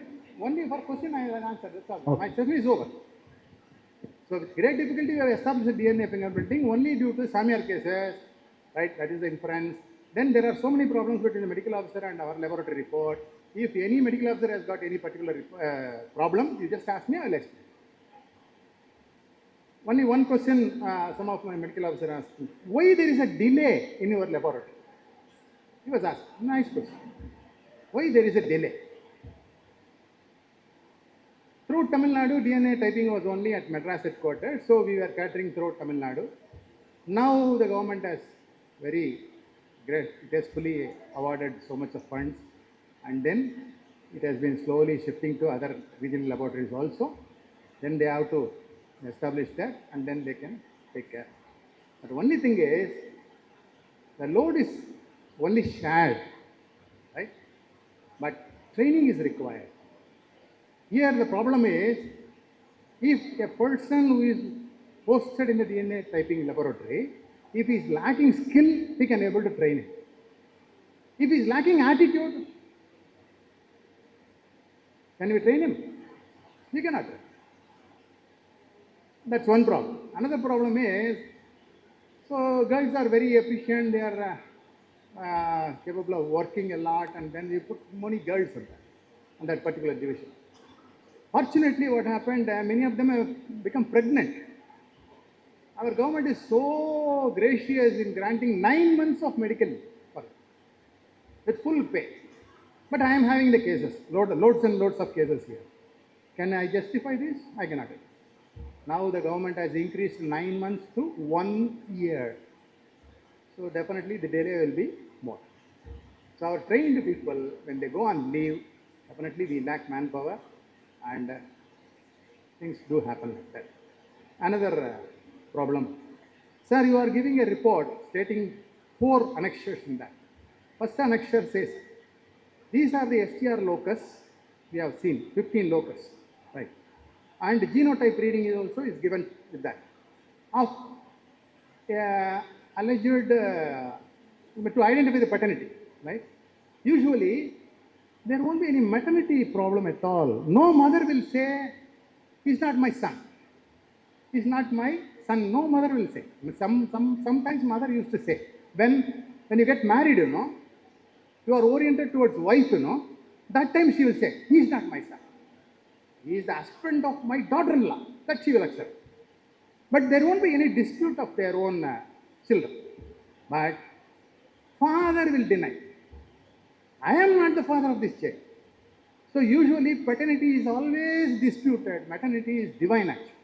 Maternity will never say that he is not my son. Paternity always denies his own paternity. So when you do the paternity case, you have a mother's blood, extracted DNA, etc., genotyped, and then locus test, everything is done with that. And then the child's blood test. Along with that, the alleged father's type is also given. First, initially they give one report of mother, second annexure for the child, third annexure for the alleged father. And fourth is comparatively whether the match or not. If it is 99.9999% of match, then he should be the biological father. This is the report regarding the pattern. But we have multiple cases after POCSO. We have so many cases. One case is buccal swab was sent to the laboratory. Allegation is he has used oral sex. They have taken swab from the girl and they are asking whether any foreign epithelium cells is available in that. But we don't know from which part he has taken the swab. Only the epithelial cells of the buccal cells of that lady is available there, and there is no proof that the oral sex was done by this person. Because the orientation, the space from which it's collected, so many things are there. Then the medical officer says, "Enna sir, ungalku buccal swab amcha, epithelial cell of that girl வேற சொல்றீங்க. அந்த பையன் சொல்ல மாட்டேன்றீங்களா sir அப்படின்னா, Science will never lie. Maybe it may have some limitations. So there are a number of questions like that, buccal swab, why there is a delay, why you are giving annexure separately and finally giving the result. If you have any specific doubt, please ask.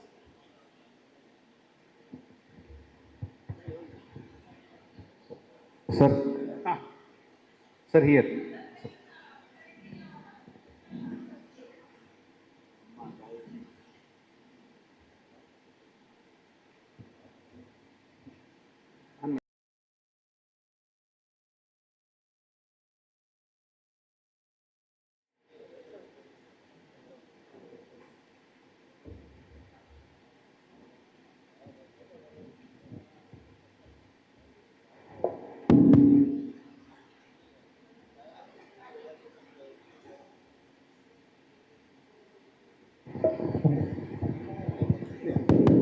So two doubts. One is, other than this paternity or sexual offences, what are the challenges involved in DNA analysis? Second thing, with respect to mass disasters like cyclonic or during the tsunami and other thing, mass burial and all. Suppose if some family is coming and asking for the corpus or the remainings to do the rituals. So what are the challenges involved in these two categories? So one is other than paternity and sexual offences, and second one is mass disaster cases. It's a good question, because as we have faced a real problem in that. When there was a tsunami here, hundreds of people have died, right? The police officer, the chief, Mr. Ramanujam was there. He asked our boss, how to identify these people, right? I mean, bodies and bodies, they are, Rayapatala edame illa. I know you have such a great problem in keeping the bodies itself. இதில் ரிலேஷன்ஸ்லாம் வந்து எங்கள் பையன் எங்கள் புருஷன் வந்து சொல்லி யார் identify பண்ணுறது? நீங்கள் என்ன சார் ரோல் பண்ணீங்கன்னு எங்களை கேட்டேன்.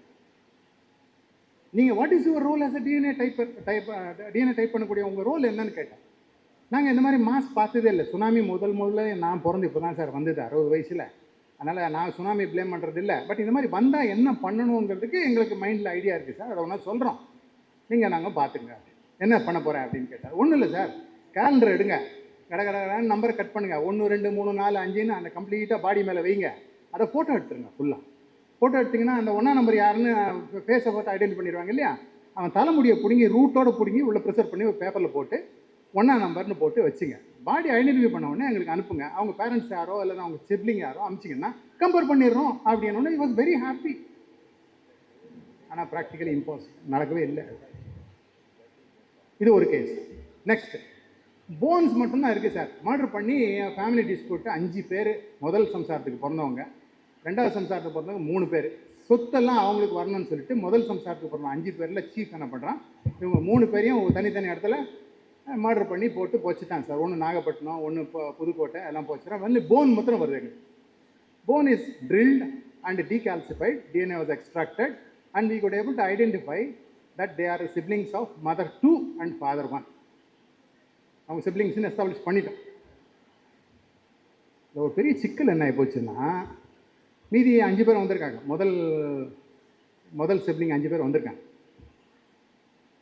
இவங்களை ஸ்பியர் ஹெட் பண்ணி கூப்பிட்டு வந்தது இவங்க தாய் மாமான்னு ஒருத்தர் கூப்பிட்டு வந்தார். அவர் தான் வந்து இங்கே டெஸ்ட்டுக்கு போகணும், அப்போ தான் நமக்கு ப்ராப்பர்ட்டிலாம் இன்ஹெரிட் ஆகும்னு சொல்லி அவர் தான் ஸ்பியர் ஹெட் பண்ணி இங்கே டெஸ்ட்டுக்கு வரார்.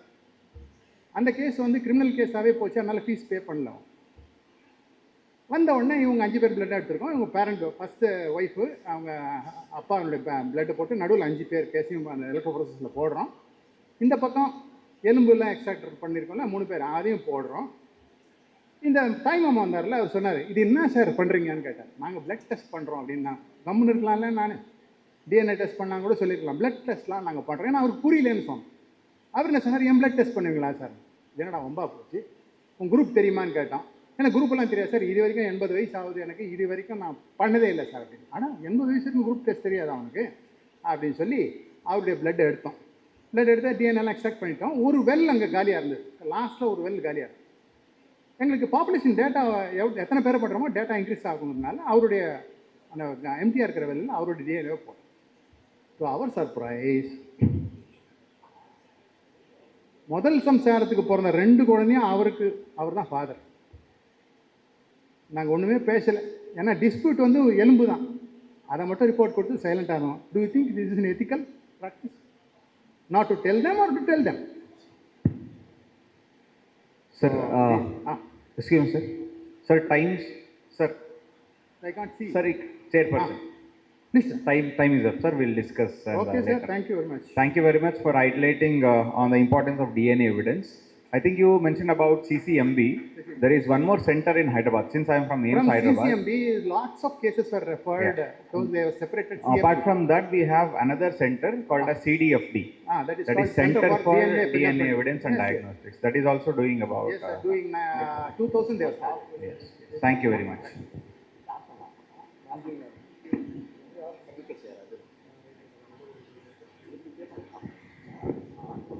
Thank you very much, Mr. Bhaskar sir, for the illuminating and thought-provoking presentation on the ethical dimension of DNA evidence. And I also thank Dr. Hemant Kumar sir and Dr. S. Yadakul sir for sharing their reflections on this powerful subject. I now request Professor Dr. Xavier Selva Suresh sir, Professor and HOD of Wales Medical College, Chennai, and Professor Dr. R. Selvakumar sir, Professor and HOD, Balaji Medical College, Chennai, to felicitate our distinguished chairpersons.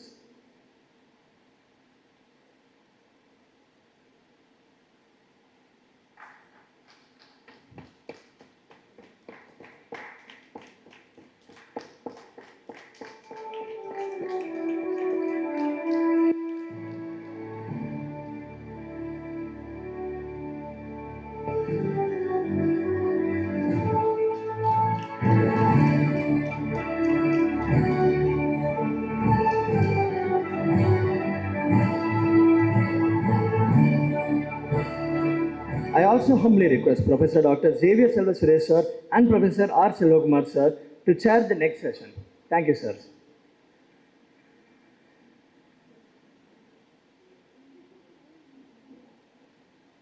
It is my privilege to introduce the next session, which is a virtual session titled From Cadaver to Console, Virtual Autopsy in the Digital Age. This topic represents a remarkable convergence of medical science, technology and innovation in the field of forensic investigation. We welcome the speaker, Dr. Hemant Kumar Samyanayak sir, Chief Medical Officer, Virtual Autopsy, UK. We are honored to have with us a distinguished expert whose work exemplifies the seamless integration of digital tools in forensic practice. With over 18 years of global experience in forensic medicine, postmortem imaging and disaster victim identification. We welcome you, sir, for taking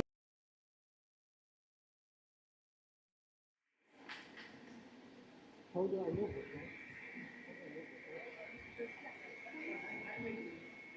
Oh no, just like.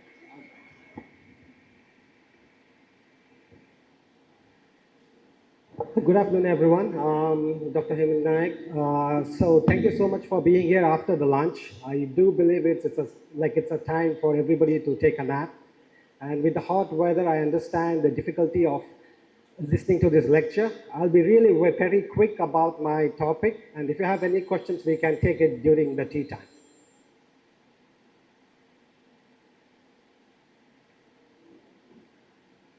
So what is forensic radiology? It's basically the application of the radiology for medical legal purpose.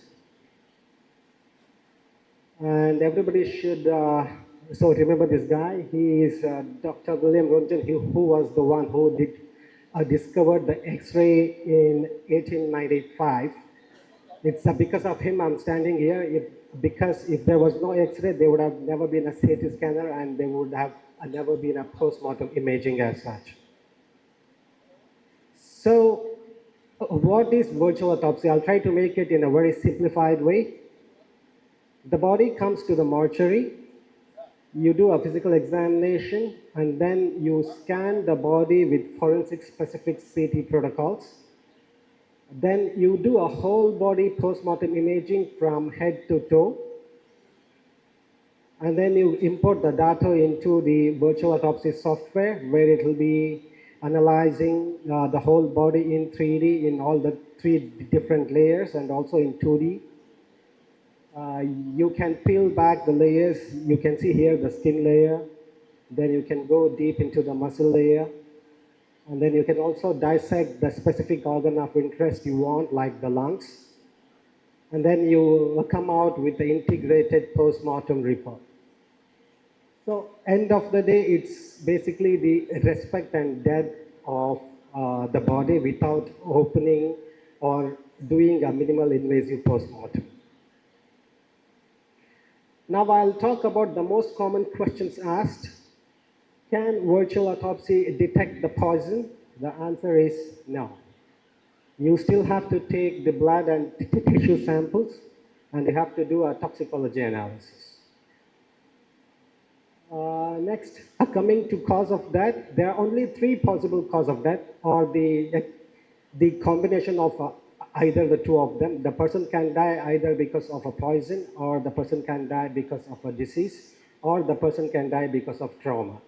In virtual autopsy, we try to rule out all these possibilities, and then we infer the cause of death. The standard post-mortem examination all around the world, including India, the workflow remains the same. You have the physical examination of the body, then you do the external examination of the body, then you do the internal examination of the body, where you basically dissect it and take out the organs, you weigh the organs, you cut the organs, and then if required, you send the tissue for histopathological examination, and then you send the blood toxicology if required, and then you infer the cause of that. With a virtual autopsy, everything remains the same. You still have to do a physical examination, you still have to do external injury examination, internal examination, dissection, biopsy, toxicology. All of this remains the same with virtual autopsy, except the post-mortem CT analysis. Instead of opening the body, you are scanning the body in the CT scanner. So you don't have to get confused that can virtual autopsy solve all of it. No, the whole procedure remains the same. The only procedure which we are not doing with virtual autopsies, we are not dissecting the body, or we are doing minimal invasive post-mortem. So the reason why you do physical examination is you have to know the rigor mortis, the liver mortis, the post-mortem changes, the clots, and the tattoo marks, and so on. And then external injuries, contusions, abrasions, laceration, entry wound, exit wound. You can't appreciate all of this you can't appreciate the surface injuries on a post-mortem imaging. You still have to go with your naked eye examination. And then you do a whole body PMCT, then you do a PMCT analysis, and then if you feel that you find a pathology in lung, let's say you find a pathology in lung, you are already sure that it's a case of a pneumonia, and it's so very evident on post-mortem imaging. So you take the biopsy of the specific part of the lung to do the histopathological examination. And then the blood toxicology, and then the cause of death. Can virtual autopsy determine time since death? No, you still have to do external examination to establish the time since death. Can virtual autopsy detect pathology? Yes, but you have to take the tissue biopsies to corroborate your findings. Is virtual autopsy legally accepted in India? My answer is yes. You may have so we can have a debate on this, but I have this slide to explain on why is it legally accepted in India. The police inquest is 174 CRPC, and then it's the responsibility or the burden of the police investigating officer to come up with the cause of death report, which he comes to the forensic pathologist. And if you can see the step 3 in blue. So no cut post-mortem, you do a PMCT analysis, and then you do a needle-guided biopsy. And the law which protects or which helps us to prove this and evidence in the court will be the Indian Evidence Act of 65B, where a digital evidence is accepted in the court. And then when you come to the point number 4, it's an expert evidence. So normally a post-mortem report or a toxicology report or a histopathology report is expert evidence. So if I, being a forensic pathologist, if I'm very confident about my report, I can be there to give the evidence of the post-mortem imaging report under section Indian Evidence Act of 45. The reason why it has not been explored well in India is because everyone is waiting for someone else to do it. So the problem here is who will bell the cat. You have a solution, but you don't know how to approach that, or you don't want to do it, you're waiting for someone else to do it. But as I see now, so AIMS, New Delhi has come up with post-mortem imaging. Then you have the Nigrims, they have come up with post-mortem imaging. They are doing an excellent and wonderful work, and they're also coming out with the SOPs. So hopefully in the next few years, post-mortem imaging would have been a standard practice across India. Now, I'll quickly go into the technical aspects. You need all the 4 systems. You need the forensic information system, you need the CT scanner, you need the DICOM software, and then you need the PACS. We have built our own 3D specific software for post-mortem imaging, where you can see all the icons at the corner there, so marked in yellow, which will help the forensic pathologist to analyze the body in one single click. You can change that into skin layer, you can change it into a bone layer, you can go deeper into the multiple organs, you can also observe all the changes, and you also have multi-level windows. Say the doctor or the forensic expert wants to analyze one particular injury with all multiple views, so he can do that with our software. He can also analyze the 3D and the 2D of the body. This will help in doing the specific biopsies. And we have something called as automated tracking. So most of the times when we have gunshot injury cases, one of the challenges is to identify the bullet and to extract the bullet. With this particular functionality, with one click, the software will analyze all the metals available in the body. It will also show the slices in the body. So this forensic software is basically designed for the forensic pathologist to determine the cause of death. And next you have the PACS storage. So the other important part of having a post-mortem imaging center is you need to have a good storage. Normally a whole body scan will take around 2 to 5 GB of data. So based on your requirements, you need to plan your storage. And then security is one of the most important factors which we have to count in. So we have encryptions, and then we have these sessions and data transfer. Then we have the password protection and anonymization of the data.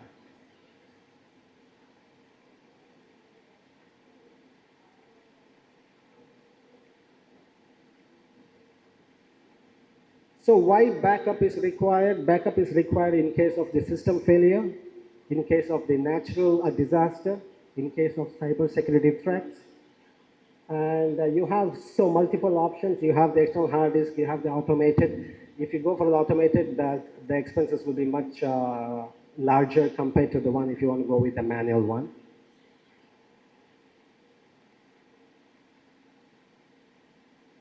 Right, I have one of the case of a gunshot injury. I'll show you.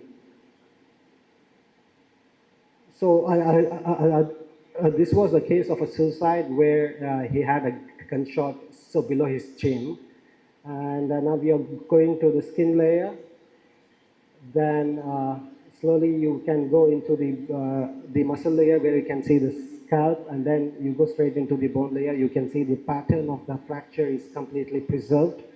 Which is not possible during a normal post-mortem. As soon as you open up the scalp, the fragments come out with your hands. But with virtual autopsy, the fracture pattern remains intact, and it will help you to determine the manner of injury and other details. You can also go deep into the skull, where you can flip and see within the skull to see the injuries and the pattern. And I want to know whether there are metal fragments in this, so I go to a preset. So whatever you're seeing in green is the metal fragments. So with one click, you will be able to see all the metal fragments which are lost inside the brain cavity. Next, so coming to advantages of virtual autopsy, it's less time consuming. The whole body scan will take you not more than, the actual scan time of the whole body will be 2 minutes. So let's assume the body has come to the morgue to wheel the body into the CT scan room and then to wheel out with external examination. It will not take you more than 15 minutes. So you can release the body in less than 15 to 20 minutes. Next is a clear recording, infection and biohazard control. Most of the times our pathologists are exposed to the risk of hepatitis B, HIV, and during the COVID-19, we knew how was it. Nobody even dared to open up the body. So this will minimize the risk of infection to the mortuary attendant and also to the forensic specialist. And the second opinion is very much easier. Say, for example, I have a case where I'm not really an expert in that. I want a second opinion. I don't have to wait, or I don't have to call the person to this particular mortuary. I can just give the access to my data. The person sitting anywhere around the globe can access it and give his second opinion. Then the storage of the body is definitely reduced, and all the body parts are well recorded. So you don't have to exhume the body anymore. So once the body is scanned, the body remains with you virtually forever. So if at all after 6 months or after 1 year, if somebody comes and says that I'm not really happy with the postmortem done, I want a second opinion done, you don't have to go to the grave and so dig the grave. You can just pull out the data from your database and give an opinion on that. And also in case of the mass disaster, it will be really very helpful because you can release the body really very quickly.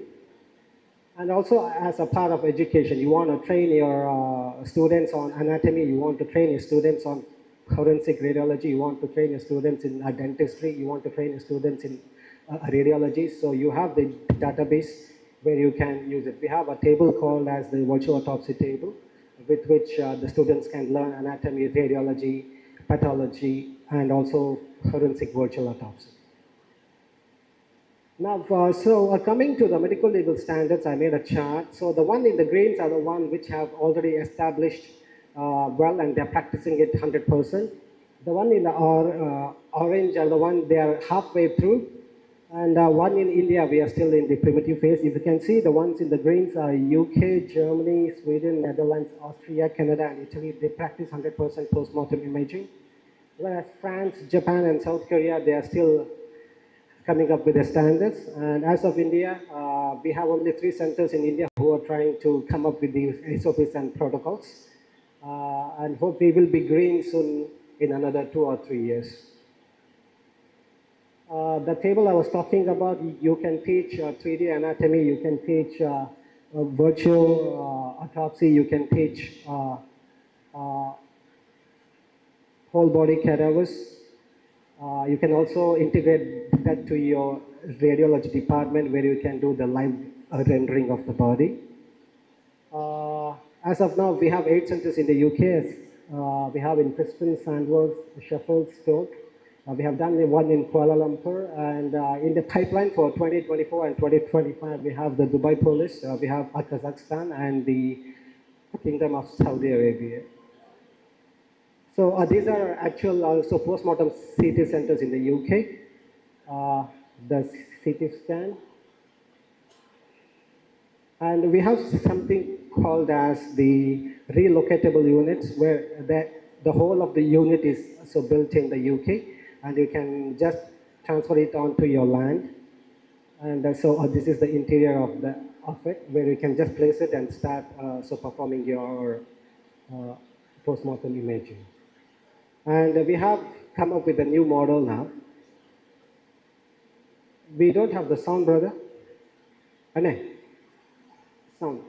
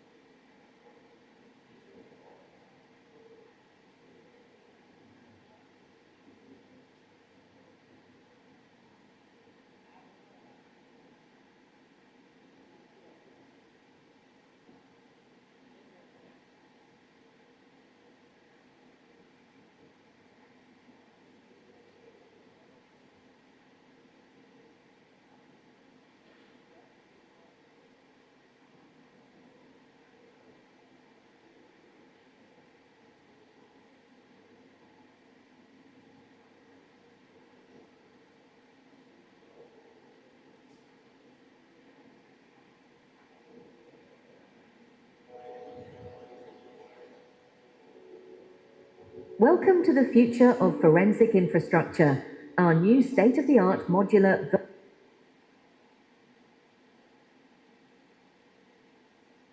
Can you play it at the beginning? So from the beginning.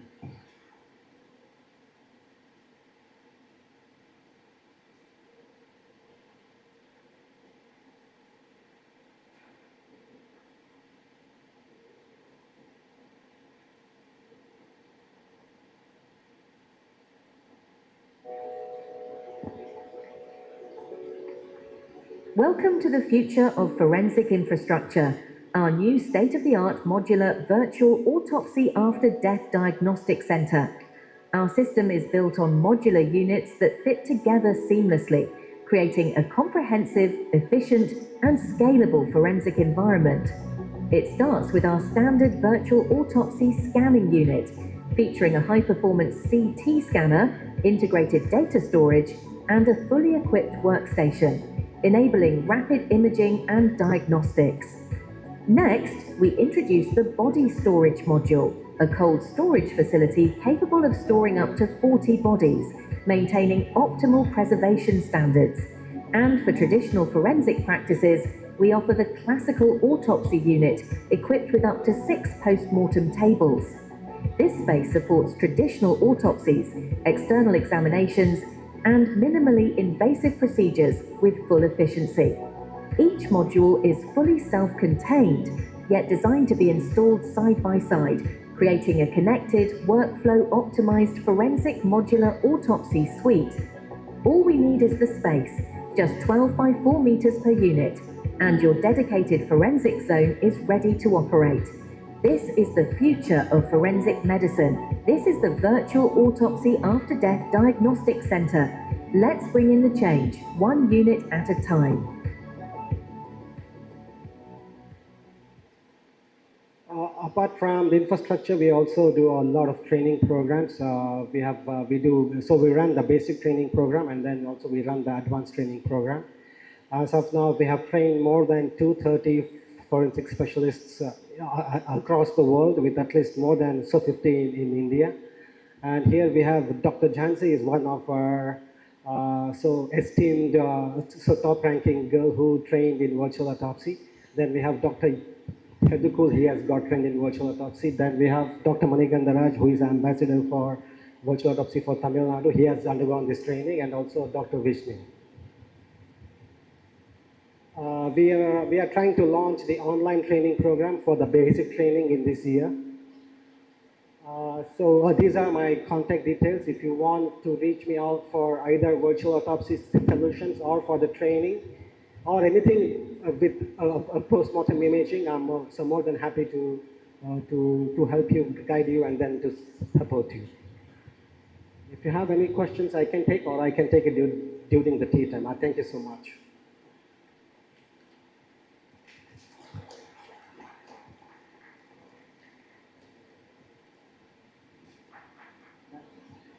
Any question from audience?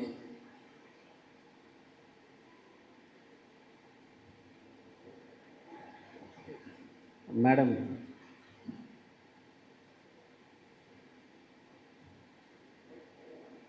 Mic, please.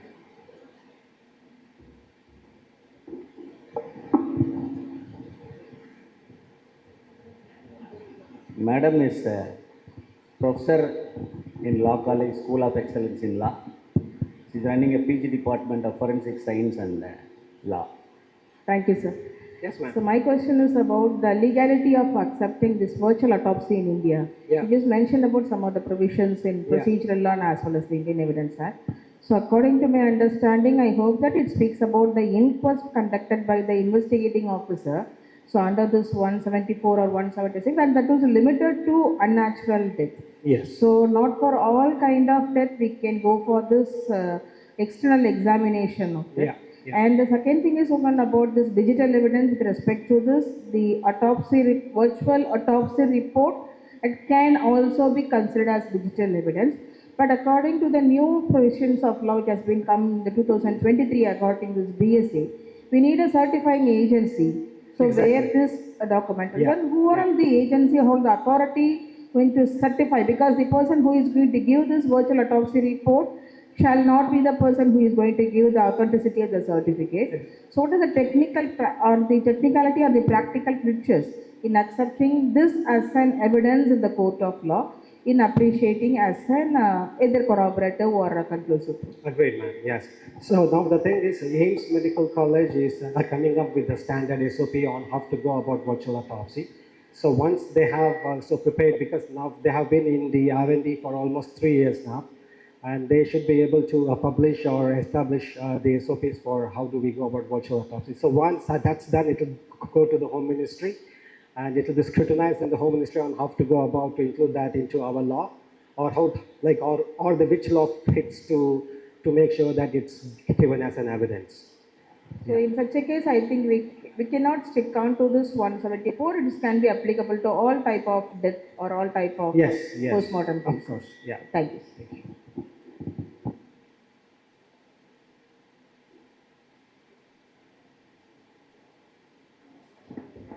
Thank you very much, sir. That was a very insightful and pioneering presentation.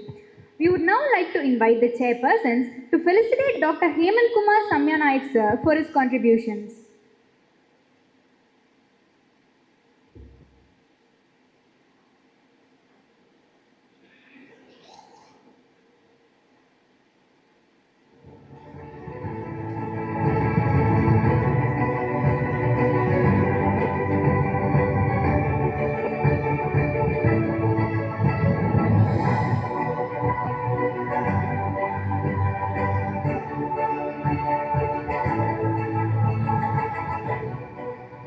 To felicitate our distinguished chairpersons, we invite Professor Dr. Vinay Shetty, sir, HOD of ESIC Medical College, Bangalore.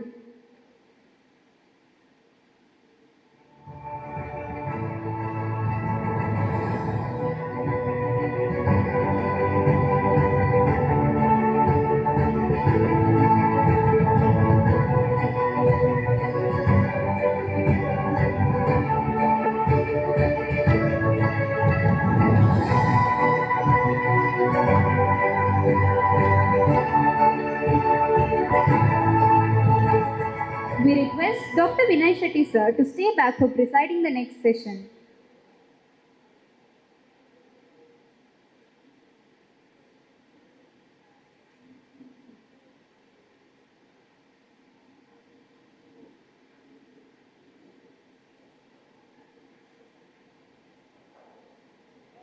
It is my privilege to introduce the next session titled From Mystery to Clarity, Causes in Maternal Fatalities and Surrogacy. This topic is not only medically significant, but also emotionally profound as it delves into the delicate intricacies of maternal health.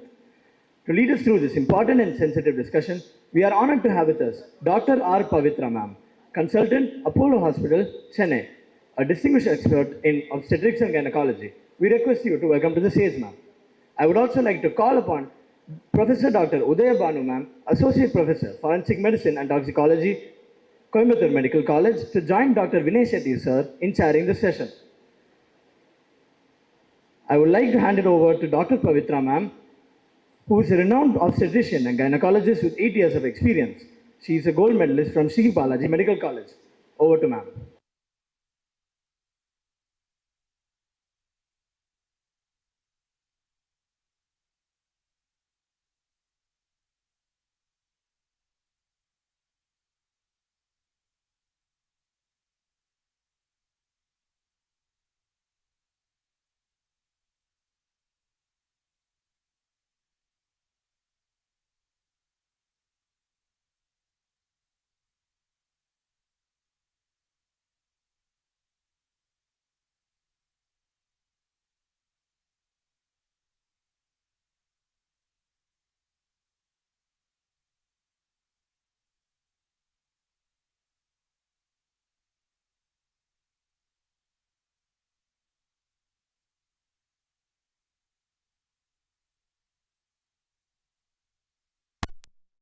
Reducing the maternal mortality past 2 decades, as I mentioned above, before, 70% there is definite changes in our India. It says that the statistics says that 398 per lakhs of live births in 1997 to 98 but now it is only 97 deaths of maternal deaths which has happened after a live birth in 2020. And there are so far 24,000 maternal deaths which has happened in Tamil Nadu, where in a very reduced, illiterate or reduced education states like Madhya Pradesh, Uttar Pradesh, Bihar, Tanjavur, Dindigul, Madurai, everywhere in Tamil Nadu, where the literacy rate is very less. So this is the ratio, what we call, how we calculate the maternal mortality ratio.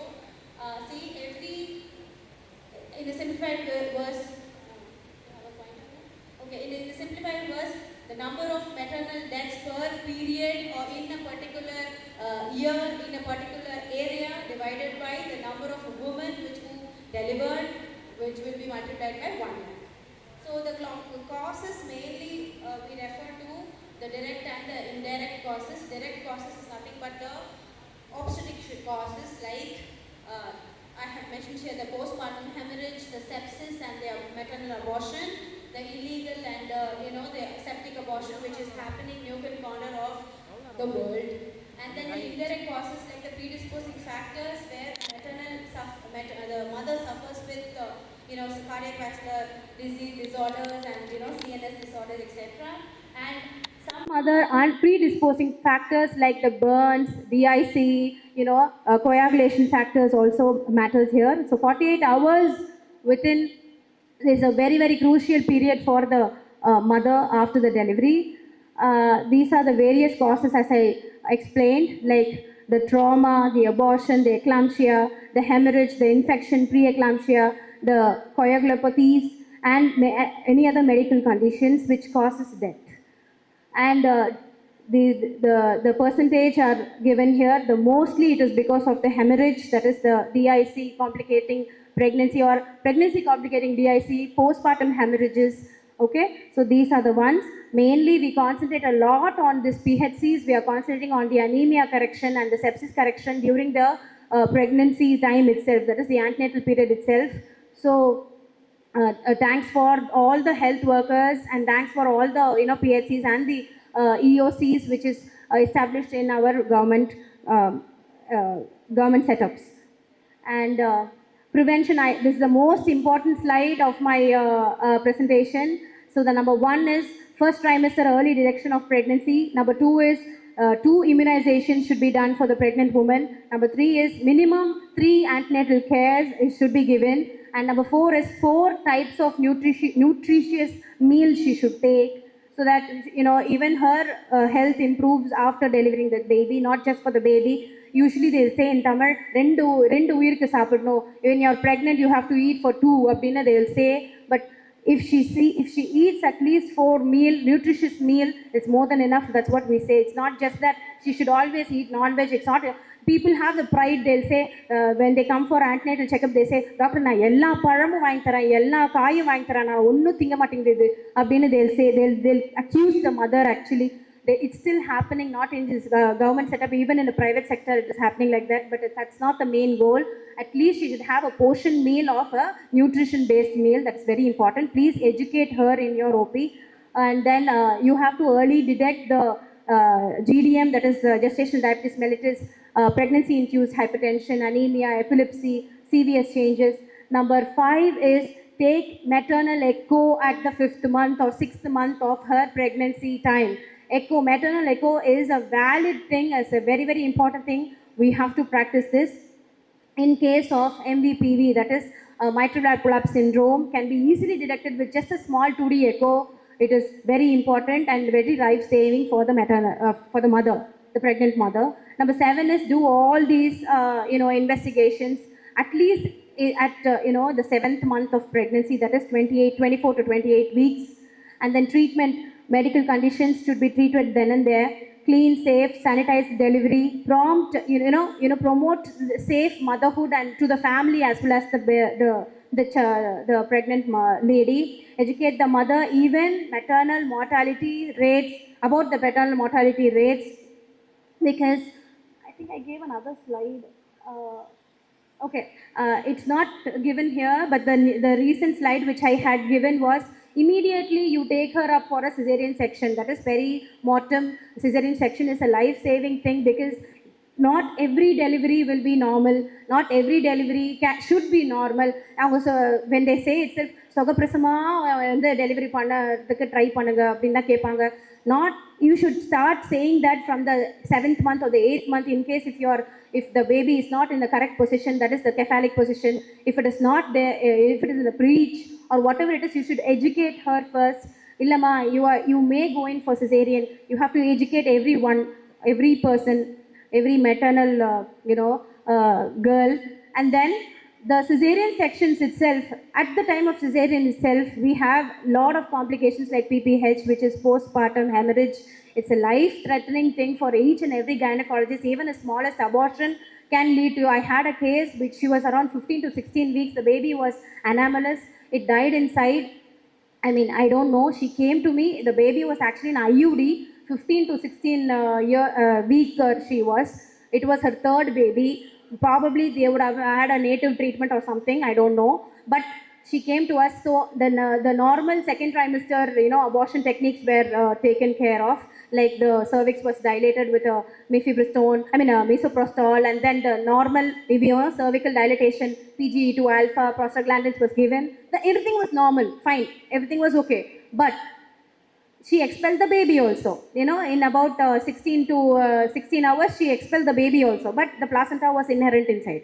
Adherent placenta was inside. We don't know each and every case. Even the placenta will cause a big headache, not just the baby and the mother, and not her condition also. Even the placenta, adherent placenta or retained placental products, even the smallest bit also will give you a nightmare until she goes home. 1 year, you don't need to follow up at least 1 year, at least 6 months you can follow her up, saying that yes, it can happen, this kind of PPH can happen even after delivering. Just a small abortion, even 5 weeks abortion, 6 weeks abortion, 7 weeks abortion can also cause PPH. This lady, the second trimester abortion lady, she had parabolic kind of bleeding after she expelled, or after manual removal of the placenta was done under anesthesia. I'm happy that I have an excellent team. My husband is heading my anesthesia team, so I actually have கண்ணை மூடிட்டு நான் அவரை வந்து believe பண்ணுவேன். வீட்டில் வந்து சண்டை போட்டுப்பேன், ஆனால் அங்கே கண்டிப்பாக வந்து பிலீவ் பண்ணணும், வேறு வழி இல்லை. So he actually was there. He was completely taking care of the head side.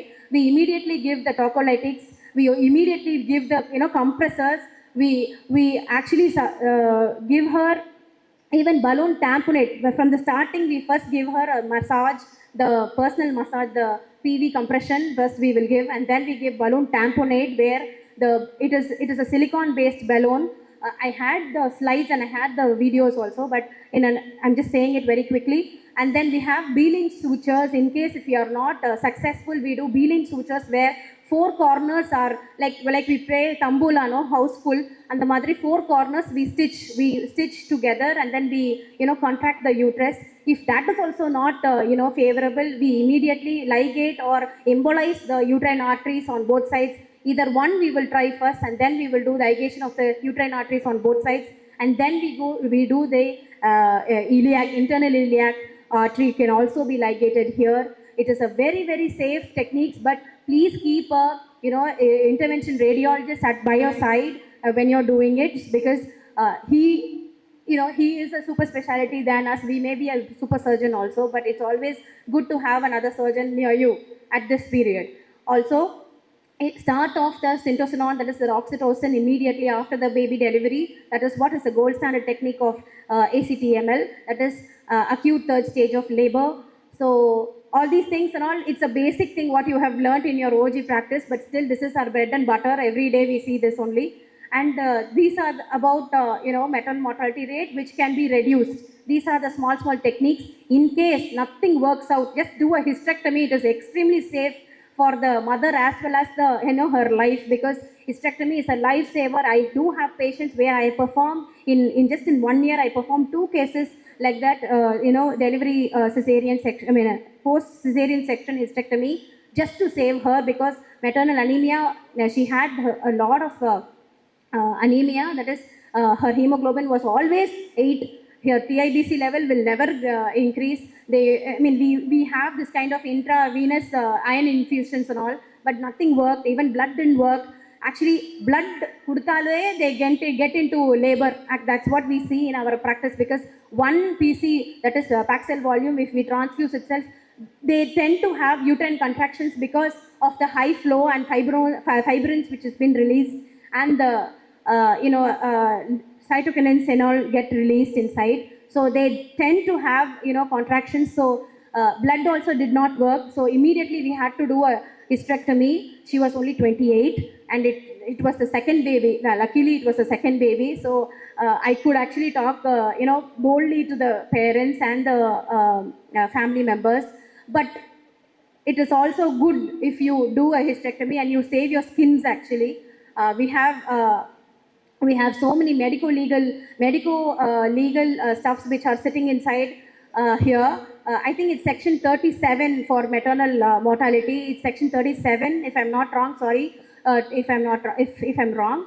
Section 37 says that as usual imprisonment, as usual 1 lakh of fine, but 10 years of imprisonment, and they capture your this degree also. We cannot practice, but we can be a shadow surgeon. That's what people are doing now. I'm sorry to say that in front of you all, but shadow surgeons do exist. They do have punishments. I have seen so many people paying a lot of compensations. I have a senior most gynecologist in my team. She has paid around 30 lakhs for just the maternal death for that family. So definitely it is a spine chilling case only. So I would move on to the most trending topic, where after Nayanthara, everybody has started becoming surrogate, has started seeing for surrogacy. Surrogacy is nothing but, see, the intended family, intended couple, they actually want a baby. Maybe the girl or the gent can be, the couple, maybe the boy or the girl can be demanding on medical conditions, or they cannot reproduce, and the mari conditions we do it. And surrogacy, these were the small scenarios what I underwent, I faced. I just wanted to roughly go through about it. See, my first scenario was beautiful. My first case itself was a super duper case. This was around 3 to 4 years back.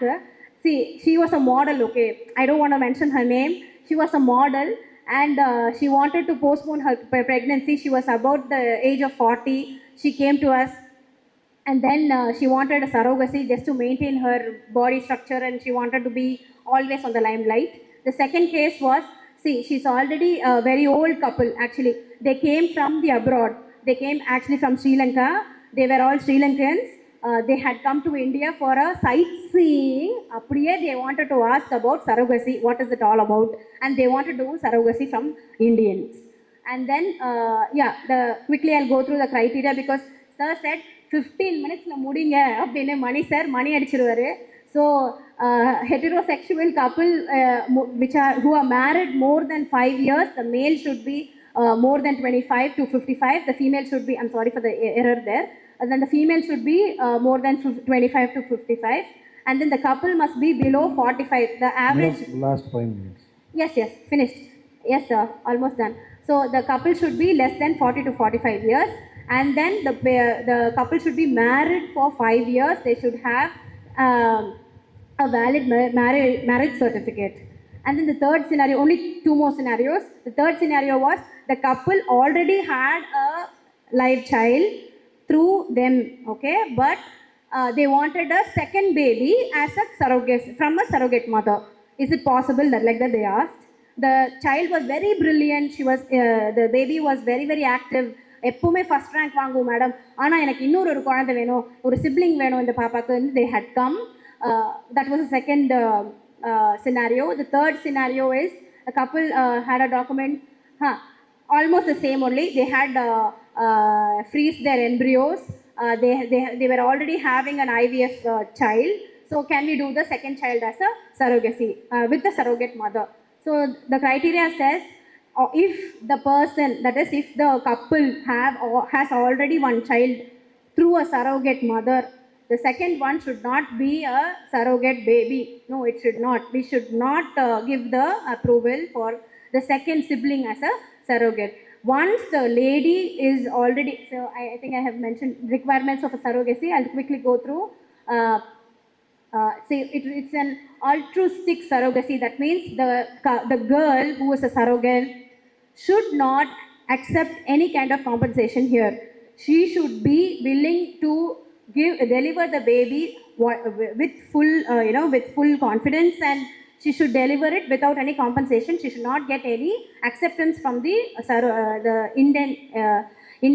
dependent family.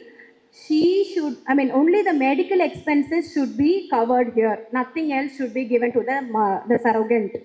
Okay, that is what is the altruistic surrogacy. Except the medical expenses, no financial compensation should be given. And she should be above the age of 25, below the age of 40 for fertility purposes. She must agree for all the, she must agree she should not be forcefully pushed towards for surrogacy. And then the parent should, if the parent cannot, that is DOB, fibroids, medical complications for the mother, different kinds of wherever uterus is there, that so many fibroids are there for the mother means definitely she can apply for a surrogate. And then in case the embryos are created through IVF, we can transfer only one or maximum two, that's all, embryos inside the surrogate, because they will come for quadruples, they'll come for triplets and all. They'll say ஒரே கல்ல 3 மாங்கா 4 மாங்கான்னு கேட்டுட்டு இருப்பாங்க. அதெல்லாம் முடியாது. Only one is actually allowed in India, but in case if that itself get multiplied inside, that is the embryo itself becomes multiplies, means okay, yes, it is valid reason to transfer that multiplied embryo inside, because that you have given only one, but other way it has multiplied. Fine, you can do that. So legal documents should be covered. I think if I'm not wrong, section 7, section 17 and section 31 are for surrogates, where the section 7 says the child should be monitored, the child should not be abandoned, or the child should not be used for any other labor purpose, or it should not be a whatever. It should not be treated like a servant or something like that. It should not be an abandoned child. It should not. These surrogates, what they'll do, they will get the money, medical expenses from the one side.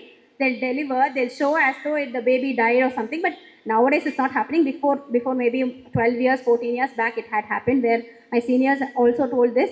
That baby she abandoned. She actually sold the baby and she got the money from this side also. So these type of acts are happening. So section 7 says the child should not be abandoned.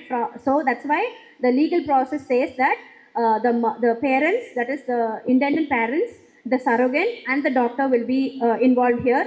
The doctor's guidance will be more than the couple. Sir, money anikiraru, baby kamikiraru. And then the surrogate should be the family's close friend, or it can be the relative from the same family itself. They can bring. Yes, thank you one and all for your patient listening. I hope I covered the whole topic. Thank you very much for the opportunity, Dr. Mani sir, Dr. Vishnu. Dr. Vishnu sir is my senior, so I call him Anna. Thank you, Anna. Thank you all. Any questions, you can just ask me here now or later. Hello, ma'am. Yes, here. Yes, ma'am. Good evening, ma'am. Good evening, ma'am. Yes, ma'am. Ma'am, we were talking about 2021 bill, right? After the 2024 bill. 24 bill, they have so released. what are the requirements you showed? It is related to 2024, but you have not mentioned anywhere. Yes, madam. That's why, madam. I actually had another slide. I have put it in the thing. They have put my old slide actually. I have everything in that. 23 to 24, the bill has released. That's what I was saying. It is implemented from February 2024. Correct, madam. That is what section 7, 17 and 31, madam. I had actually mentioned it orally. It was not there. The new slides I have given already, ma'am. This was the old. Yesterday it was there. This morning when Anna said, இங்க பாரு எல்லா Ibaco section கேட்பாங்க கம்னு படிச்சிட்டு வா அப்படின்னு சொன்னாங்க. கரெக்டா நீங்க கேட்டீங்க. Thank you so much. Thank you, ma'am. Thank you, ma'am. Thank you, chairpersons. Thank you, audience. Any questions from the August audience? Yes, ma'am. I'm waiting for your question eagerly.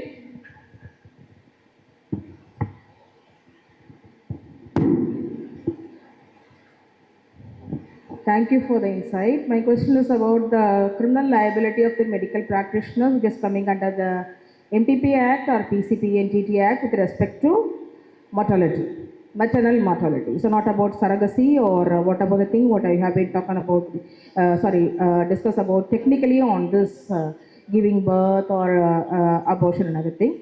So my question is about maternal mortality on the other side, Medical Termination of Pregnancy Act, and as well as Preconception, Prenatal Diagnosis Techniques, Prevention of or Regulation of Usages Act. So what are the insight of these two legal regulation with respect to maternal mortality? Because we have female infanticide and whether not all the cases are being reported, which has been coming to the forum to show that these are all the number data on this maternal mortality. There are cases in the suburban locations or the other places. No, the cases on the suburban locations or the outskirts. So not all the cases are being reported. So what is the application of Medical Termination of Pregnancy Act and PCPNDT Regulation of Usage Act with respect to maternal mortality? The PCPI clearly says that it does not come, it will not apply until 20 to 28 weeks, madam, because 28 weeks is the viable fetus. So unborn child, they say no, ma'am. So the unborn child, they will not report at all. For us itself, in obstetrics 4, we will not mention it as A, P, we know G, P, L, A and all. In that, we will never mention it as P and A, madam. It is only A. So if it is less than 7 months, it will never come as MMR. That is maternal mortality varadu.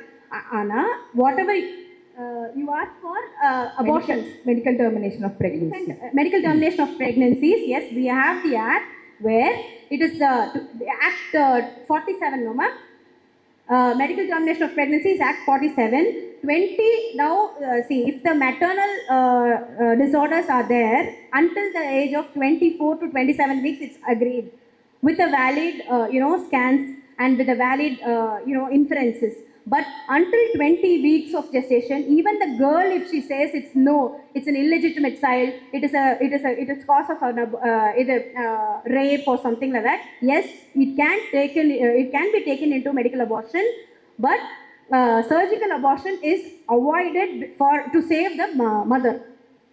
That's what is given in the act. Yes, that's what section 8 of the MTP Act also says, that the good faith will be given on the medical practitioner, those who are conducting this medical termination of pregnancy. So my specific question is about, is there any case study or any report or any data to show regarding this maternal mortality and the legal implications over it for any medical negligence or other thing? Because in recent amendment in BNS also criminalizing medical negligence as 2 years of imprisonment. Whether this also, whatever you have just mentioned, will follow under this is my only clarification into it. So, ma'am, so far we haven't come across them because complete in private sector we don't do it, ma'am. We just send it to the PNDT and PCND, which is in the DMS. So we will file everything and we will send. What we were told is 20 to 24 for normal individual. Even if she is sick, 24 to 27, ma'am. That's what. It doesn't come under MMR, ma'am. It doesn't come. Thank As of now, I know. Maybe I may be wrong. Thank you. Thank you. Thank you. Thank you very much.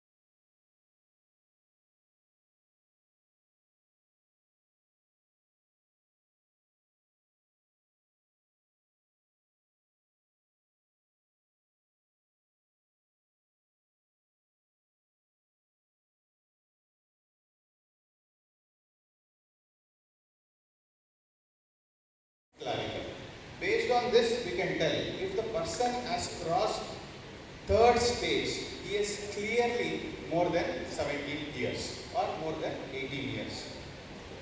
So this is chest X-ray, CT as well as diagrammatic representation. There are 5 stages. If you know this, you can clearly tell the age of a person. But stage 2 and 3 differs or location-wise. Most of the studies are done in European and other countries. Very less has been done in India.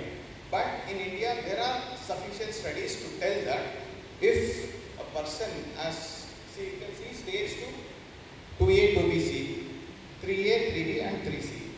In India, they have done so many studies, and in one study, they have clearly proved that Hegde et al., where Tanuj Kanchan sir is also part of this, refers that if a person has stage 3A, that means the person has crossed 18 years. This is very important in telling, in giving the opinion with respect to adolescence. So if you do a CT or X-ray, you can clearly tell 1, 2, 3, 4, 5. If it has crossed 3A, then the person is more than 18 years. I said X-ray is unnecessary, but I am telling about CT, which has more radiation. So what they did is, they tried other modalities which doesn't have radiation. For example, ultrasound as well as MRI. But in most of the studies, they found that this is not that helpful when compared to X-ray and CT.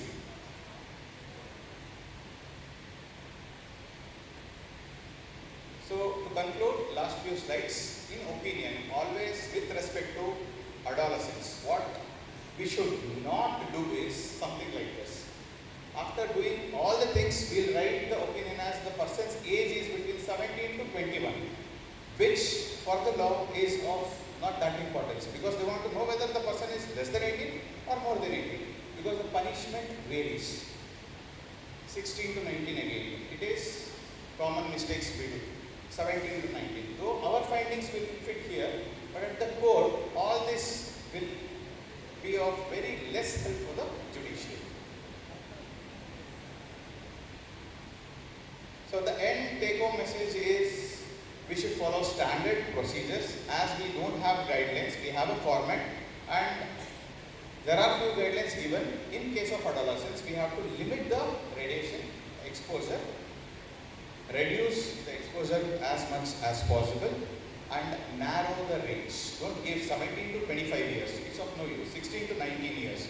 No use. And also, don't mention this person is 16 years. We cannot tell that. This person is 14 years. Exactly, we can always, it should be a range, but the range should be less. To sum up, I'll wind up with one more video. The first video which we saw is the video emotion of a girl when she turned 18 years. But this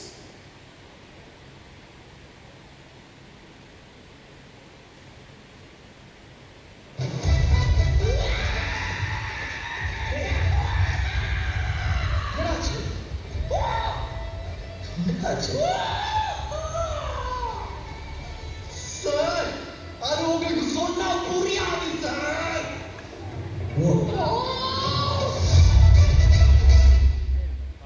He says, "Adu unakku sonna puriyadu sir." The happiness which the person has in the code when you give the exact age is beyond our imagination. So all I can tell with one slide is, we always tell about death. Death.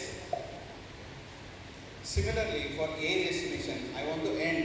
Ossification is not an event. It is a process. I cannot tell exactly 17 years. It is a process, and as per our scientific knowledge, we have to give the opinion. Don't give exactly, you have to give a range. So with this, I finish my talk. Thank you everyone. Thank you, Dr. Yakub, for a very lucid presentation and an essential topic. Now it's throwing open to the audience. Yes, sir. Dr. Jagdish, sir, Mike.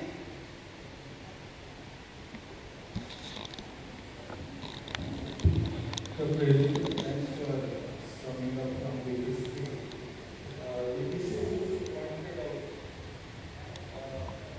that we don't have dismissals in here. That's again for bodies like us to do. Because the legal mandate has already come almost 10 years back. Section 94 of the Juvenile Justice Act very clearly gives out wherever medical investigation is required.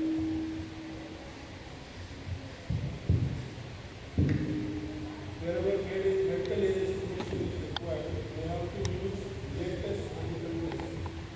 It is unfortunate that other bodies like us, we have not initiated the research.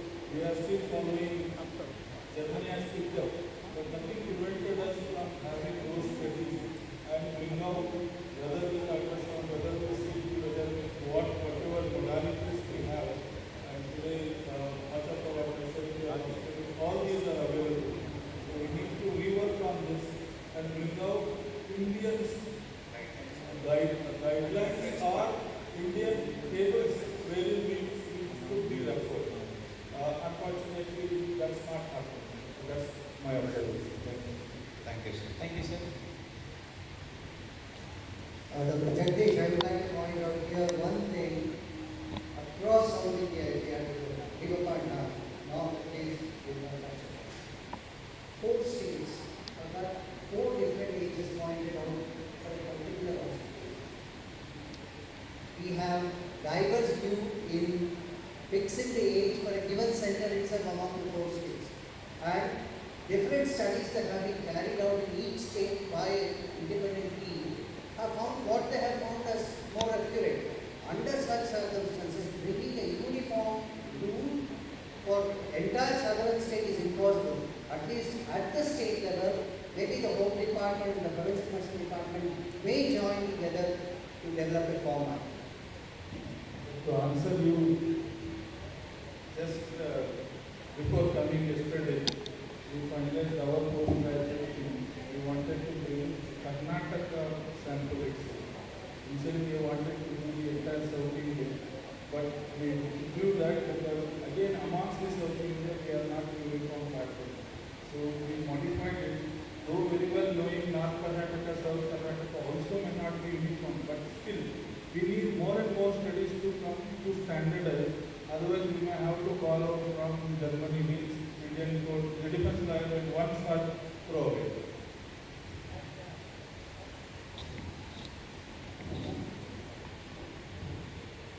Sir, good evening, sir. If I am not wrong, the Juvenile Justice Act says that if any of the members of the Juvenile Justice Board is having a suspect or is having a poor reliability on the documents, 3 of the documents you mentioned, either a birth certificate or a matriculation school certificate or a passport, they can very well order for a medical examination for confirming the age. Because we have this problem, even in the presence of birth certificate and matriculation school certificate, we are forced to do even we get, because I work in AIMS, we get so many civil cases. A person is getting about to retire, for pension they will just send 60, 70 members just like that. So if they have the documents, you can clearly give it in writing. This can be considered and giving on.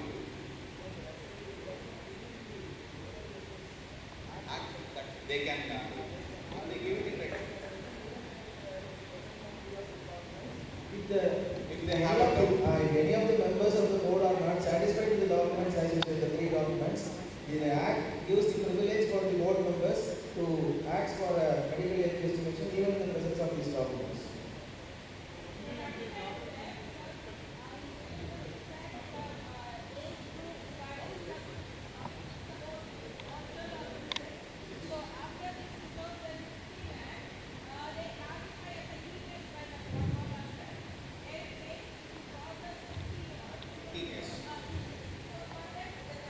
Procedure is that he has to send for assessment, and assessment should be done before the Juvenile Justice Court, which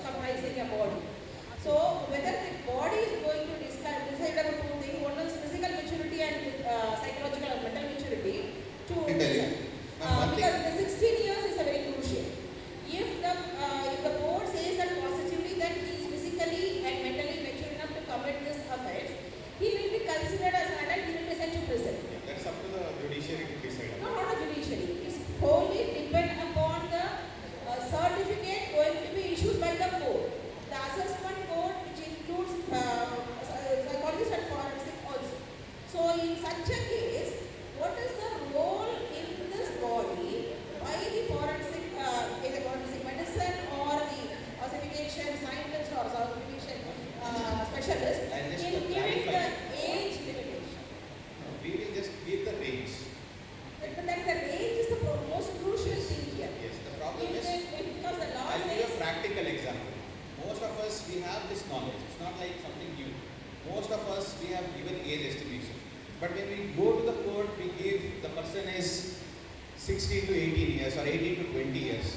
One question the lawyer asks is, in most of the textbook they say because of the metabolic disorder or something, it can be overestimated or ultimately we have to tell yes. So they will just tell thank you doctor, and what next we don't follow as doctors. That is also a drawback from our end. Excuse me, sir. Good afternoon, sir. So, there is a transition from 90s kids and the new Gen Z kids. So, and the level of maturity also changes between these two generations. So, do you think the law has to be amended? Because, if I'm not wrong, according to the last amendment of 2021, for boys it is 16 years and girls it is 18 years. But the level of maturity, the people that attain at this age, this generation is earlier than that. So, do you think the law has to be amended again? I think it's a law person, they will decide. No amendment has been made as of now.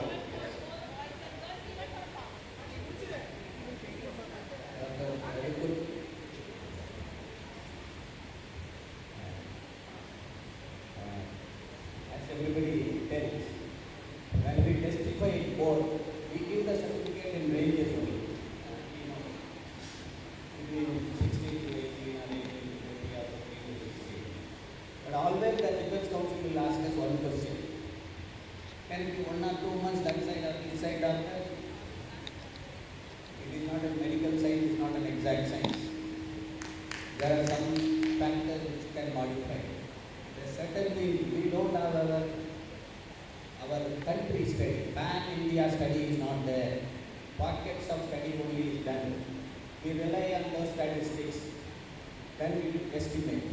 I am the victim of age estimation in this state. I estimate the age for sports people of Tamil Nadu. Tanjavur KMC is the center. I was in center. At that time, Tanjavur no professor is available. So all the sports persons we assess age here. One case I remember, that girl is less than 14 years, above 14 years. As per the age certificate, she is less than 14 years. As per my estimate, range, she is above 40, below 60. The parents came and spoke to me. I said, no, assess this, assess. I issued the certificate. So challenge in the High Court, writ petition. They checked, they asked me to find affidavit. Then I said all the textbooks at that time. And only one thing saved me. Highly accuracy. Appearance of highly accuracy. So I took that paper cuttings to my advocate and wrote a detailed affidavit by the. They accepted my affidavit, but they permitted the girl to compete in the competition because they have a birth certificate. So our assessment from secondary when birth certificate. Sports body permits 6 months inside at that side. So in doing that assessment of 10 years, what I have seen, it varies from urban athlete to a rural athlete. Classification varies from one elbow to another elbow. I have shown to Dr. Reddy also on X-ray. Beautiful X-ray. We have taken both elbows. One is used, one is not used. So there are a lot of changes here. We can never satisfy the court and give an exact opinion as per age estimation is concerned. Thank you, Dr. Selvakumar sir. Just the last question, doctor. Right, last question. We are running time. So for trans people in India below 18, I didn't get you. for trans people in India, if they want to do gender hormone therapy for below 18, they can only take puberty blockers. If they are above 18, they can take the full gender hormone therapy. They can take either it is steroidal or non-steroidal, whatever it is. But below 18, if they are taking puberty blockers, their secondary sexual characteristics and other things will be like slow down. So will estimation? Definitely it will affect. Among the three things which I told, general physical examination, that is secondary section characters, teeth and skeletal examination, the least is secondary section characters. Next is dental, the best is skeletal. So based on secondary section alone, determining the age we cannot write, because it will be modified because of various metabolic disorders. So that will not be considered as the yes. Yeah, to extend to what Dr. Yadkul had said, not only the physical, the skeletal maturation also varies with the nutritional and the endocrinal issues that the individual is going through. Only thing that might not change is the dental eruption pattern, which they say even with hunger also or starvation also, it does not stop the eruption process. I think it was a very beautiful interaction, Dr. Yadkar, and more important for the postgraduates to learn about what to do and what not to do. Thank you very much. Thank you very much, Dr. S. Yadkar, sir, for the insightful and eye-opening presentation that has shed light on the intricacies of age estimation in adolescents. We now request our esteemed chairperson, Dr. Chakroli Srinivas, sir, and Professor Dr. Edwin Joseph to present the felicitation to Dr. S. Yadkar, sir.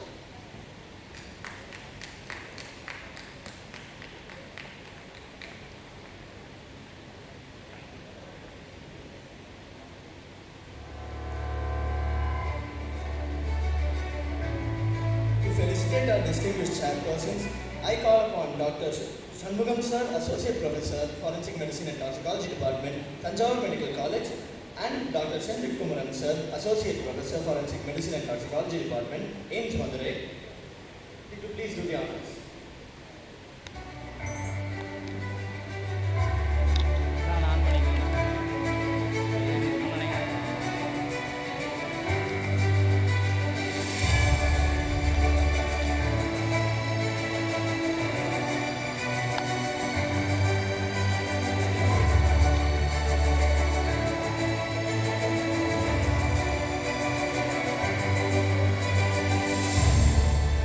I humbly request Dr. Shanmugam sir and Dr. Chandrik Kumaran sir to chair the next session.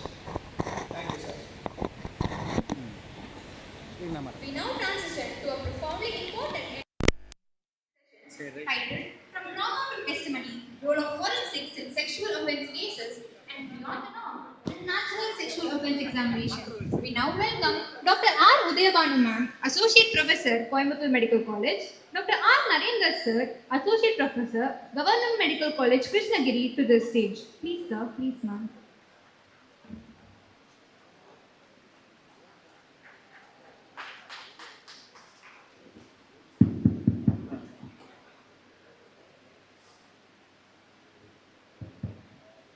Good evening, everyone. Thank you for being here. Myself, Dr. Udayabanu Ranganathan. I'm honored to be speaking on the topic role of focus on victim-related examination. The allotted time for my talk is 15 minutes.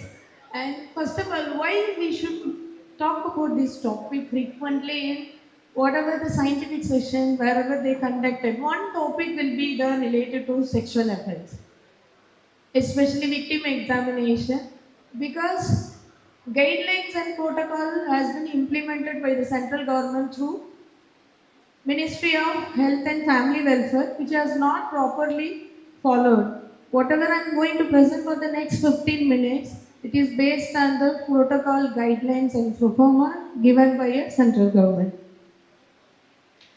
How do we receive these kind of cases? Either they come on their own and mainly for treatment purpose, and either through police or court directive. Who can examine? Any registered medical practitioner, either in a government setup or private sector, can examine. It's not only the gynecologist or the forensic person. And the female doctor is prepared for female victim, but in case of, this is in case of adult. If the absence of female doctor, the male doctor can examine with the presence of female staff. In case of children, and it has to be examined. It should be examined only by a female doctor. And in case of mentally disabled person, and whoever the survivor is comfortable, may be allowed during examination, and police person does not be allowed during examination room or consultation and whatever. Where will you examine? This is very important. And separate room for examination must be there. It's called one-stop center.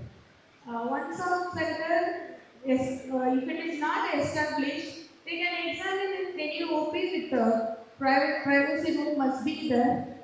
All of you know that one-stop center was providing a comprehensive medical, psychological and legal assistance under one roof to all victims of sexual violence, domestic violence and acid attack.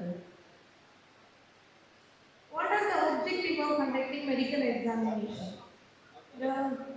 To search for physical signs, medical treatment and psychological support. Even though we examine, give certificates and other things, the priority must be given for the first aid and treatment to the victim. And to collect and preserve and send the evidence for the laboratory examination.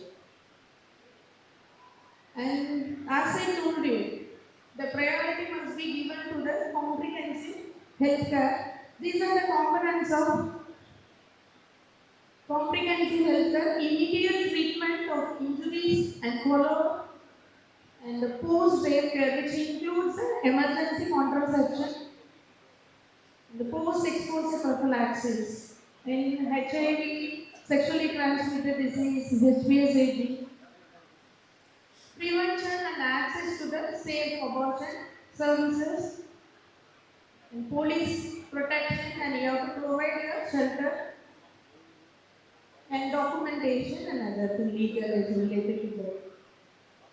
What is the purpose of the examination? Why we need to examine?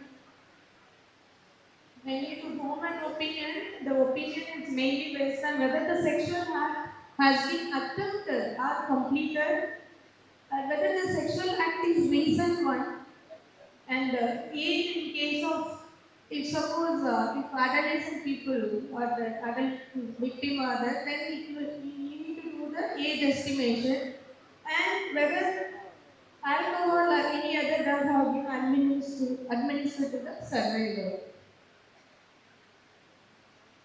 Yes, as I told you, the guidelines and protocols has been already implemented by the Ministry of Health and Family Welfare, and they have clearly stated, even from one-page instruction, history taking, and what are the things you have to examine in detail, what are the sample has to be collected, and all the guidelines, the protocol and protocols given by the. This is called Pink Book, as everyone ever have it. It's contained 1 to 24 pages. In that one page instruction has already given. I'm going to just highlight. I already mentioned whatever I'm going to tell. It's already given in the guidelines and the protocols. And the most, even though like it is given clearly in the instruction page, still they are not following the instruction properly. I just highlighted the important points. The two fingers test must not be conducted for an establishing an incident of sexual violence. We should not comment about the vaginal enclosures, about its size, elasticity, and other things. If any pressure is there, then you can document. Otherwise, an old man or anything else is there, you just write intact. Don't comment about these are the no comment about the shape and size and elasticity of the penny and previous sexual experience or the habituation to anal intercourse. And this is very important. Whatever the history they given that suggests the site only, we have to examine and sample. For example, if they tell people were there, then we do examination and collect the sample and and examine those right which is suggested in the history. Okay. And another thing, this plays a crucial role, and the nature of forensic evidence collected will be determined mainly by three factors. And one is nature of sexual violence. The second one, the time lapse between incident of sexual violence and examination. Whether the subject has bathed or washed. The second one is three main factors. Whether the nature of forensic evidence to be collected. Yes, this is already everyone aware that rape is a legal term, and the issue of the instance of rape or sexual assault occurred is a legal issue, not a medical diagnosis. Yes, this is very important. See, when once they examine what I write generally, they won't follow the instructions, they just write, waited for laboratory reports and other things.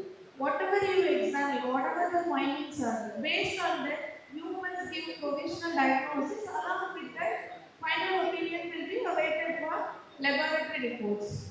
So you must give the provisional diagnosis must be there. Okay, and when you give the opinion, it should be a reasoned opinion. Okay, if absence of injuries are there, it doesn't mean that like it was nothing has happened. It may be due to inability of the survivor to offer your resistance, and maybe under maybe intoxicated or on threat or delay in reporting for examination. Yes. Once you prepare the copy, it should be issued in triplicate. One will go to the investigating officer of the case, another one you must give to the victim, and the third copy will be used for record purpose. Whenever the age estimation is requested by an investigating officer of the case, we have to do the age estimation related examination. These are the components of comprehensive healthcare response to the sexual violence, and it must be carried out in all cases. The first thing is related to consent will discuss further, and after that, the most important one is you have to give priority for the first time. Then collect history, then do the examination, do the physical examination as well as the BA estimation requested related to that you do. After that, evidence collection, patterns and hand it over to the police. Then to treatment, discharge and follow up. Okay. Informed consent. See, in informed consent, informed written consent has to be taken in each case, and generally what I think, they get consent for it. You need to explain in detail. There are three parts, one for treatment, another one for examination, and the third one for evidence collection. Each one you have to get whether willing for it. Like for example, I will show this is the one which is given in a pink book. Informed consent, yeah. Medical examination for treatment, yes. If they give consent, yes. And medical examination, if they give no whatever it is. So individually you have to get consent for all the three things. Suppose if they are not willing for it and get their informed refusal, that also will be by writing, and you have to get it and signed by a witness and the victim as well as medical officer.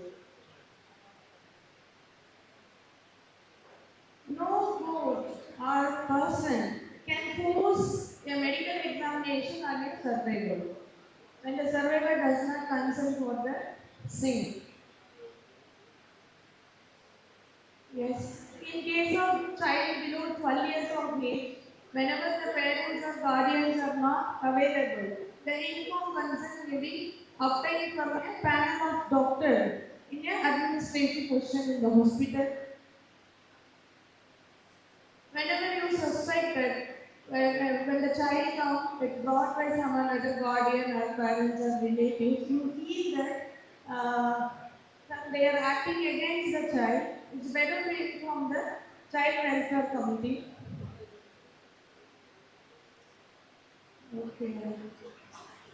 If an emergency life-saving procedure you want to do it and without any personal consent, then based on the section 30 of IPC, then you can proceed on it. Okay. Now already mentioned, whatever I highlighted here, it is based on already prescribed or implemented by the central government itself. In that, related to history, because of time consuming, I want to assure that related to history taking another thing, it is given in stepwise manner, the same thing has to be followed. I just highlight the important point related in the physical examination. The examination from head to toe examination must be conducted and it include the genital anal area. I'll show the picture. And if you find any injuries are there, and you have to use a body map, that is called a pictogram and body map. We have to mark into the location and size of injury and other thing. If possible, and we can take photographs of any injuries. Further, you have to get separate consent. This is a top-to-toe physical examination. Either you choose clockwise or anti-clockwise from head to foot, finish front portion and go back. This is the one, local examination of dental gum. See, it clearly says each and everything and body parts and detail is given in that 1 to 24 pages. What are the things you have to be examined and findings you have to know that. Whether it's a negative finding and positive finding, both has to be documented. Suppose if it is intact, yeah, you must write intact and you must fill all the columns. Yes, why urgent examination is needed. And as everyone knows that the guidelines and protocol says that beyond 90 to 96 hours, if any history is there, you need not to collect a swab or smear because this is the reason because sperms are motile for only 24 hours in 2 to 4 hours in weather and non-motile thing in 24 hours in vagina. Sperms are not found beyond 72 hours. But still, why we get 96 hours? Because sometimes they calculated the raw material say instead of 3 days, they will say maybe 4 days. Some mistake will be given by a victim to he extend the time up to 96 hours, but it will be detected only within 72 hours. This is the same kit. This is the sexual assault medical forensic examination kit. This topic will be detailedly taken by Dr. Narendra sir. Okay. And now, what are the sample has to be collected for laboratory examination? I divided into what are the sample has to be sent for the hospital and what are the sample has to be sent for forensic science laboratory. For hospital laboratory, if they requested for age estimation, you have to send the person for radiograph. Or if you are suspecting any fractures, then send for doing X-rays and urine pregnancy test, level indicator, and blood swab,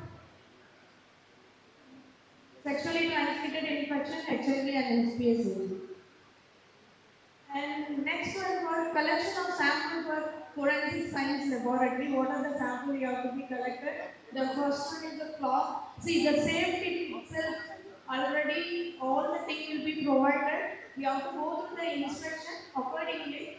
You can collect the sample. I'll just highlight what are the things you have to be collected. Cloths for looking for stain or found any foreign body, and swab has to be taken for any suspicion or like suspected area of blood stain or semen and stain or another thing nail scraping. Then you have to collect a scalp and pubic hair. This is one. Where you have to take the sample and how many samples you have to take. The like swab, and swab has to be there. You have to take one swab, one on right side, another one on left side, and vaginal swab, two lower vagina and high vagina, and vaginal smear two slides and taken the presence of spermatozoa and semen, and anal and perianal swab. If history suggested, if the history of oral penetration is present, and take the oral swab of the outer collect, give 10 ml of saline and rinse the mouth and collect it into a saline container and send it for examination. Any blood stain or seminal stain present on the body swab and have to spread 0.5 ml of normal saline, then you have to take the swab. Blood stain. And you have to collect 3 samples and 1 sample for grouping and drug estimation, another one for alcohol estimation, and another 2 ml for DNA testing in EDTA level. Urine sample to see the to test the levels of drugs and alcohol.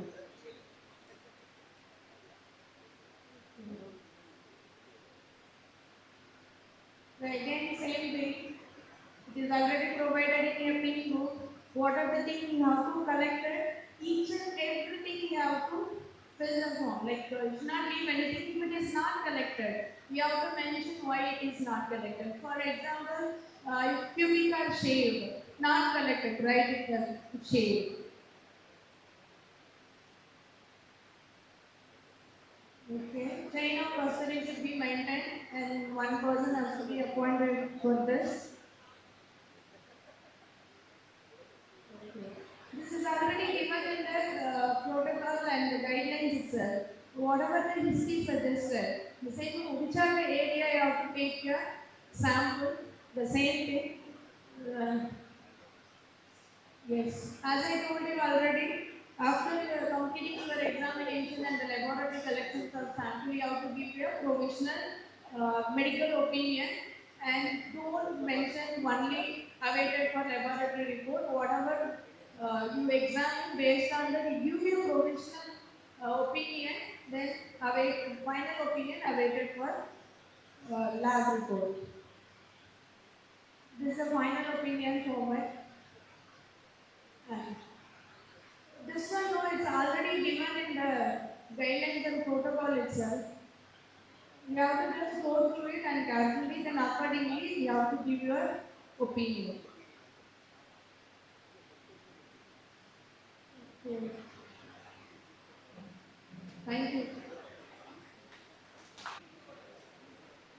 Thank you. LGBTQ plus total flag, LGBTQ plus ஒரு flag. என்னன்னே தெரியாம நிறைய பேர் ஃபேஸ்புக்லயும் இன்ஸ்டாகிராம்ல வச்சிருக்காங்க. இன்னைக்கு September 6, 2018, there was a flag of judgment. There were so many happy people. அந்த கம்யூனிட்டியோட happy people இருந்தாங்க. அந்த அம்மாக்கு என்ன தெரியும், இந்த குழந்தைங்க என்ன தெரியும். But many people were happy because of this land of judgment. Because consensual intercourse, anal or oral intercourse is decriminalized. Supreme Court has decriminalized Section 376, party decriminalized. That is, only consensual thing is decriminalized. And நிறைய படம் வந்துச்சு. யாரோ ஒரு gen Z சிங்கிளாக பேசுகிறாங்க. 90s கிட்க்கு தெரிஞ்ச ஒரே ஒரு படம் வந்து Fire. Okay, but every movie speaks of the LGBTQ community. Madhyavan, Super Deluxe, Goa, Kadal, even a superstar has that guts to do one character from the LGBTQ community. July 1, 2024, there was a major change in our criminal law system. What was that? IPC 2 PMS and CRPC 2 PMS. Section 377 IPC, what happened to it? Is there any section relevant to 377 IPC in BNS? Search the law, there is no section. There is no section in BNS which is equivalent to section 377 IPC. There are so many things. In the money, decide on plea against exclusion of penal provisions for unnatural sexual offences in BLS. FC, Delhi High Court public interest litigation for that. But however, Delhi High Court has suggested to the government that it should be taken. The panel of experts has to be taken. அவங்க தான் decide பண்ணணும்னு சொன்னாங்க. But அதுக்கப்புறமா Supreme Court in October 15, 2024, we can't ask the Parliament to create BNS equal to Section 377. This up to the government to do that. We can't ask the Parliament.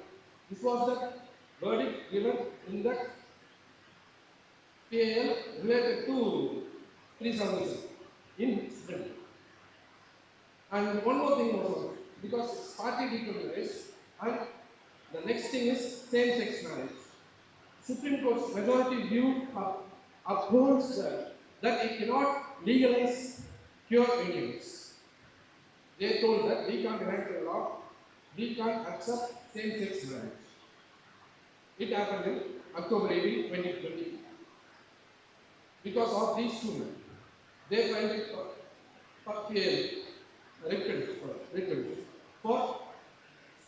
accepting same-sex marriage. We are lost, but yet we remain hopeful. Says the petitioner on the same-sex marriage bill. But instead, they got married. Instead, the day before, the day after, on the day of their marriage. Dejected and disappointed, but quite will go on, says LGBTQ+, petitioners, activists. And there are so many same-sex marriages happening. They are uploading it in Instagram and Facebook.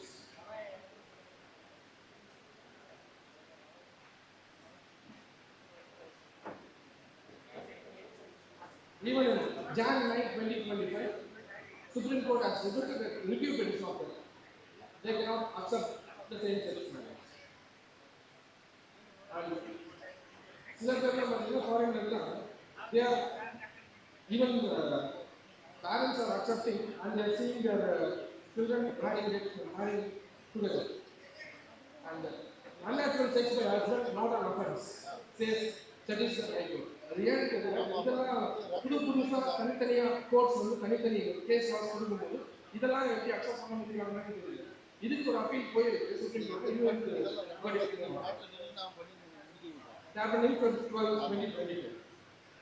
ஒரே ஒரு இடத்துல மட்டும்தான் unnatural sexual act பத்தி BNS in section 38 BNS.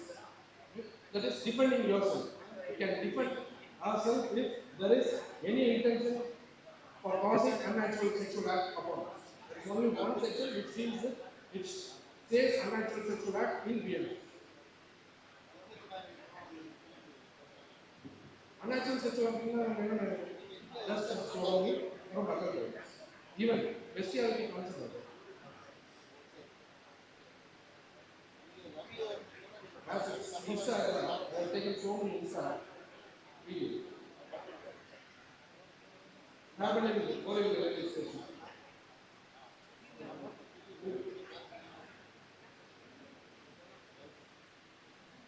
And here's one YouTube influencer. Element writes 13 straight hours on the street until fills it for use. He gets money from it. What kind of world we live in the state animals are also.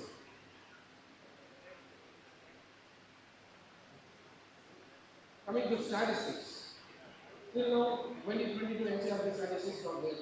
Only up to the in unnatural sexual offences, all over India, only 993 cases has been recorded. Maharashtra stands first, Madhya Pradesh stands second, Uttar Pradesh, Rajasthan, and Haryana. Tamil Nadu, we have only 3 cases recorded in 2022.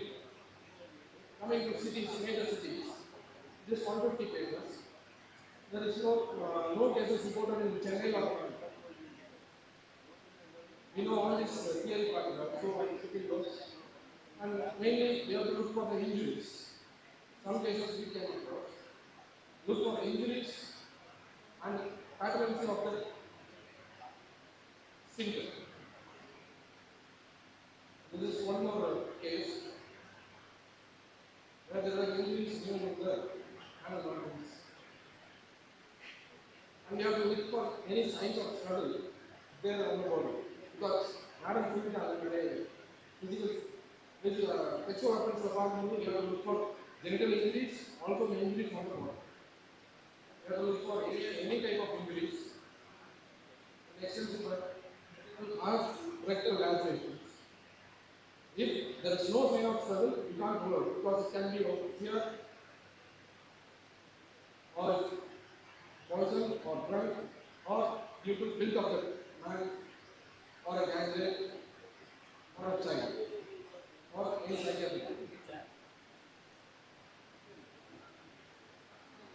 Skipping all those because time is short, I am just told about the guidelines and when you sticking on to the safety.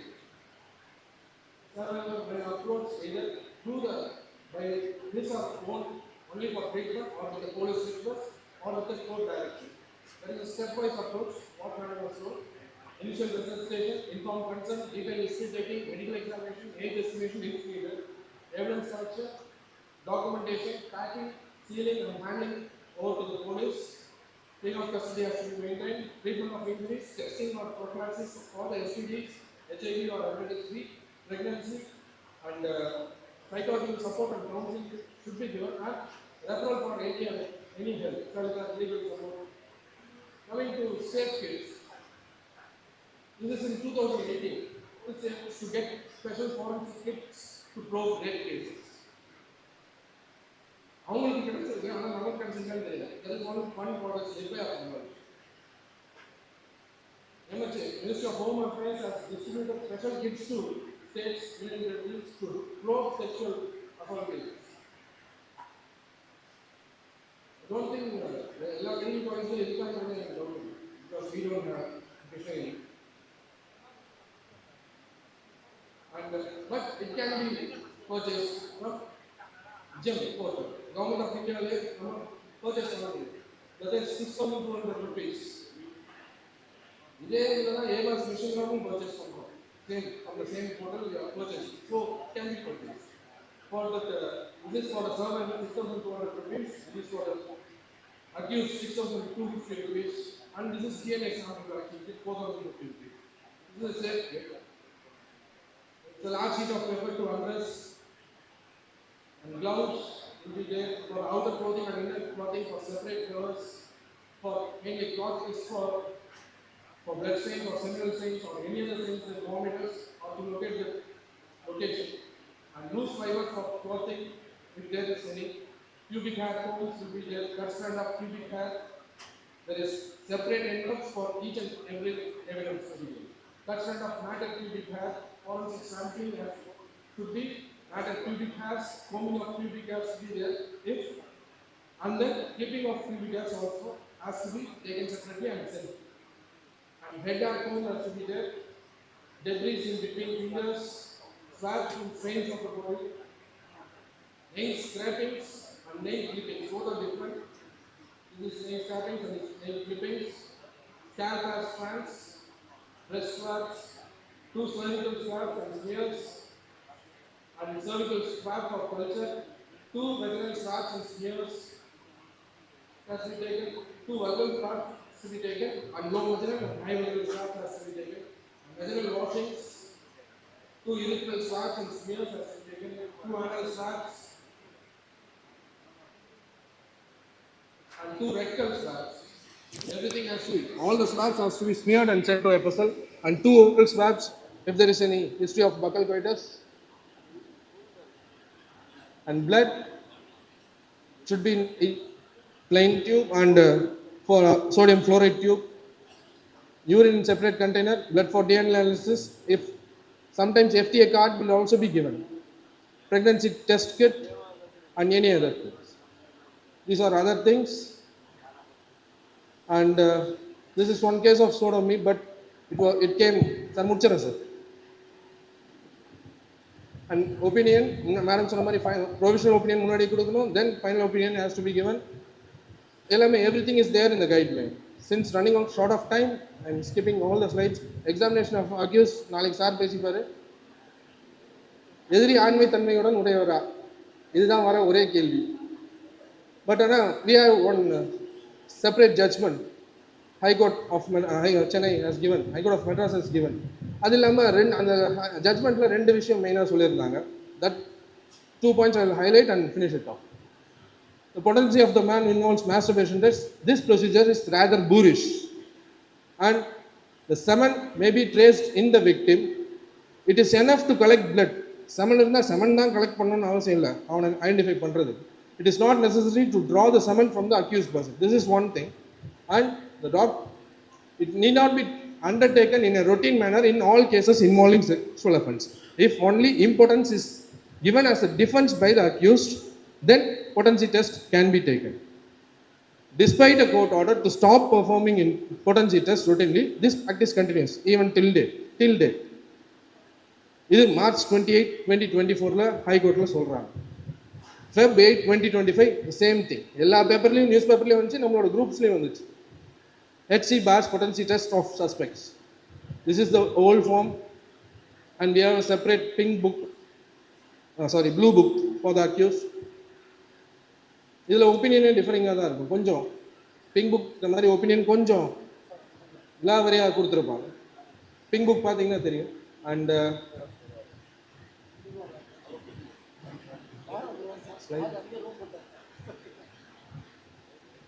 தம்பி swabs has to be taken, okay, from the tip of the penis, corona, and the glans penis, shaft of penis, smears, and 2 penile swabs and smears, penile washings can be taken, 2 scrotal swabs can be taken.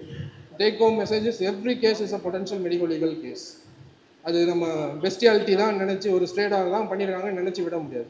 Okay, therefore every case is a potential medical legal case. Written informed consent for each step and never hesitate to collect the evidences. Proper collection, preservation and forwarding of the samples has to be there, and documentation and chain of custody is most important, and never hesitate to discuss with any qualified personnel, even the senior persons, உங்களோட colleagues, யார்கிட்ட வேணாலும் discuss பண்ணுங்க. And these are my references. Thanks to Dr. Vinod sir, Manikandrad sir, and all the assistant professors and the postgraduates and the organizing team of FORENTIX MEDILEXA, and my respected senior professors and my colleagues. Thank you.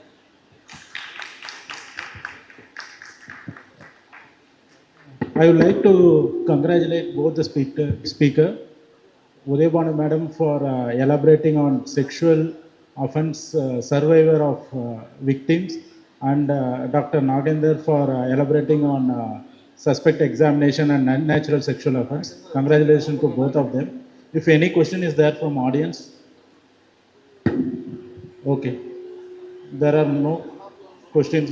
One question is there.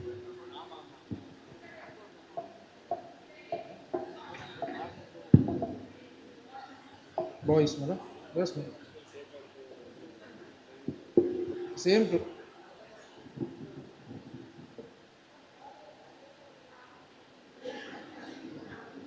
Yes, ma'am.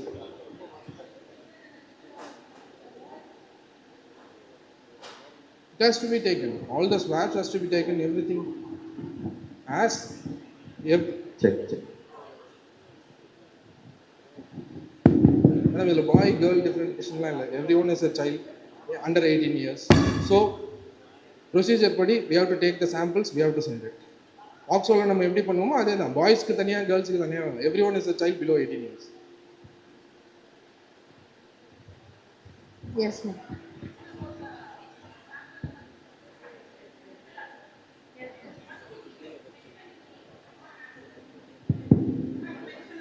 Mental status of the victim also, or the survivor of the sexual offences. So, what is the intensity of the mental status of the survivors in conducting examinations of these sexual offences? That is mainly for the treatment purpose. Once the after exposure, we have to send them for psychological counseling to make them but even and other things. Even in the medical examination itself, one of the question speaks about what is the mental status of the survivor. So under section 184. So will you talk about that also, psychological status of the survivors while conducting this medical examination? Yes, ma'am. We generally document how the mental status of the person. Anyway, in the guidelines and protocol itself says after that, like it's one of the parts of the treatment, you need to send the person for the psychological counseling. Other than that, So because why I'm asking is that regarding to that, already she's been a victim of this. So again, in the name of the medical examination, he has to go through all these procedure. So is there anything you will prepare the survivor before conducting this medical examination? I'm not getting the question, ma'am. Before conducting this Ma'am, medical it's examination. running out of time. Can we have a discussion after Yes, the we session? can have it. Thank you. Sorry, madam, we are running out of time. Thank you, ma'am and sir. That was a very deeply informative presentation. We now request the chairpersons, Dr. Senthil Kumaran sir and Dr. Shanmugam sir, to felicitate the speakers.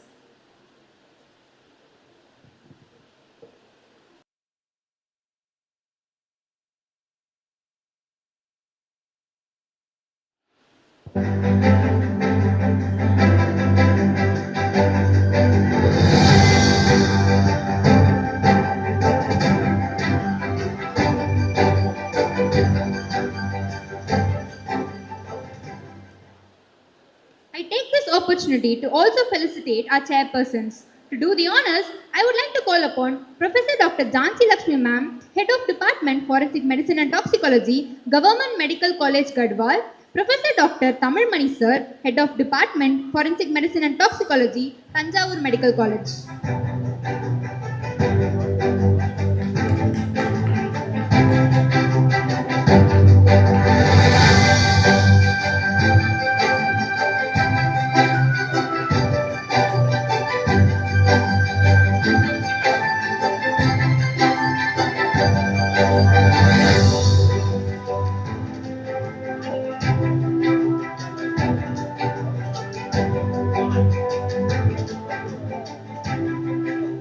I request Dr. Jansi Lakshmi Ma'am and Dr. Tamil Mani Sir to remain on stage to chair the next session.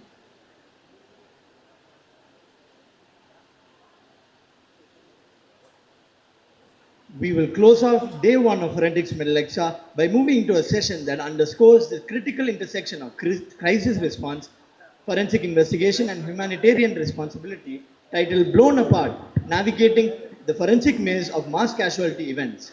We welcome the speaker of the lecture, Dr. Rajesh D.R. Sir, Associate Professor, Indira Gandhi Medical College and Research Institute, Pondicherry.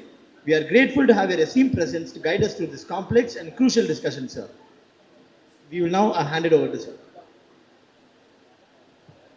Thank you for the introduction. Good evening, respected teachers, my seniors, my colleagues. This is the last presentation, and I was warned here, if I don't finish in time, the disaster will happen in the stage itself. So I'll try to finish up as early as possible. So just looking at the background of the disaster, we have few disasters in the past: Bhopal tragedy, Bhuj earthquake, Kumbakonam school fire accidents, tsunami, Orissa train accidents. Okay, so having this as a background, what we are facing. So before 2005, the Disaster Management Act was not enacted. So before 2005, I'm telling. So after the Disaster Management Act was enacted, the main idea is to lay down the policies, plan and guidelines for disaster management and to ensure the timely and effectively responses to the disasters. So today I'll be discussing about the Disaster Management Act and its components, and we'll be discussing something about mass casualty events or mass casualty incidents, and we'll be discussing about the role of forensic medicine experts in the disaster events. So first I'll be discussing about the cases, how to handle the cases, how we are prepared. How many of you here have been in the committees? Every institution has their own committees, disaster management committees are there. I'm also one of the committee member in the institution. Until date, we have not had any such meeting or any plan or any preparations. You have even recently had an encounter during the Operation Sindhu. Government of India had given the guidelines for the preparedness to entire country, across the country. But do you have any plan? Do you have any proposal? Do you have any rules and regulations? Yes, we have all set of rules are available in India. all set of guidelines are available in India, how to encounter the disasters, what are the measures to encounter the disasters, either in the hospital or outside the hospital or to the any kind of disasters. So, but are we trained in those disaster preparations? That is a query. Because if anything goes wrong, then the blame will ultimately goes on the receiver end. That is on the, if it is hospital, or in the collector level. So what does the mass casualty defines actually? There are some numbers where when the cases are more than 10, then it defines casualty, mass casualty. But in a PHC where a single doctor is there working, in those conditions, a number of cases comes of more than 5 is also a mass casualty, because as per the definition what they says is that any disaster or major incident which generates more patient at one time than locally available resources can manage. That is, when the local available resources is not enough to manage a cope of the number of cases, then it amounts to mass casualty. So the mass casualty can be a small bus accidents to the tsunami or the earthquake. So in both the situations, it can go together. What is the difference between the disaster and the mass casualty? See, the disaster can be even where mass casualty will be there, but in the mass casualty, the number of deaths will not be, in the sense, in the mass casualty, it doesn't amount to disaster. Both are synonymous terms, but it is having minor differences there. So there are different types of disaster. One is natural and man-made disasters. For the few which you can highlight here, natural disaster and in the man-made disasters. Government of India had a clear set of rules and regulations. They had enacted the rules in 2005 under the National Disaster Management, Disaster Management Act 2005 clearly defines National Disaster Management Act. Under that, the Planning Commission, Ministry of Home Affairs, other all ministries and the police officials and the cabinet committee will be there. Then comes the State Disaster Management Committee and the District Disaster Management Committee. So when we go in the district level, who will be the head of the committee? It will be the district collector or district magistrate, who will be the one who heads the any kind of disaster role. He will be the incident commander. That is, he is the captain of the ship, actually speaking. So managing the disaster is needs to have the coordination between multiple disciplinaries and committees. When you come to the hospital level, who will be the incident command officer? It is the head of the institution, either the director or principal or dean, depends on different institution levels. Every institution will have the plan how to cope up the disaster, how to cope up the in the hospital or outside the hospital. The disaster can be in the hospital or the disaster can be outside the hospital. So it is up to the hospital incident commander, that is usually the director level, will be the one who initiates or activate the protocol of the mass casualty protocol. So there are some aspects that we need to know when you need to prepare ourselves. So basically we are not prepared, but on paper everything has been prepared well. They are set guidelines what to be done, what not to be done. So the first thing is that the strategies and the process. Hospital need to have the effective strategies and process to assess, treat and manage the patient during emergencies. And they should have equipped with proper tools, since the instruments, ICU, ventilators or the drugs, all those things has to be properly available to encounter any kind of disasters. Safety of the patient is more important in the case of disaster, so no further harm should be given to the disaster patients. Healthcare workers has to be trained periodically, and the protective equipment and access to communication network has to be provided to them. Resource management, as I said, you need to allocate the resources prior to the startup of the year. For example, you need 100 tablets per year for a patient to be treated. You need to have 20 tablets for the disaster event. In case if the drugs getting expired, then you can use it for the regular patients. but you need to have it extra. You should not use it the same drug for the disaster level, because you cannot cope up the resources during disaster time. So always hospital has to have a cope up method to have the excess in number for plan the number for the disaster events.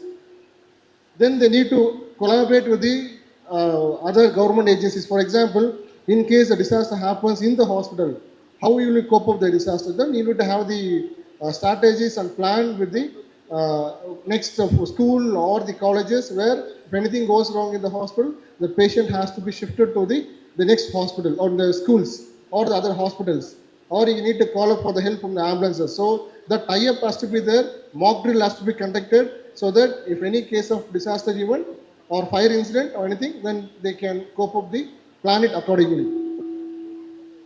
The strategies that are used during hospital disaster preparedness is that they need to plan what type of disaster they are encountering. So they need to assess the risks and identify the hazards, whether it is a drowning tsunami or it is a fire or it is a chemical or so and so. You need to first assess what type of disaster it is. Then you need to plan and you need to mitigate those disasters. Then here comes the role as a doctor. First thing will be the triage.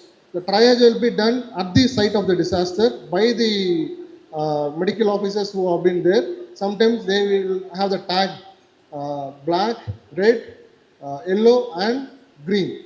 In case if the triaging is not done at the site, then the patient will be shifted to the hospital. In the hospital, the triaging has to be done and the treatment has to be followed accordingly. Then comes after triaging, see some things like the training and education of starting from the doctors to the multipurpose workers and the not only the multipurpose workers, administrative officers, because they are the one who deals with the finance department part. Then comes the role of the administrator for ambulances. Then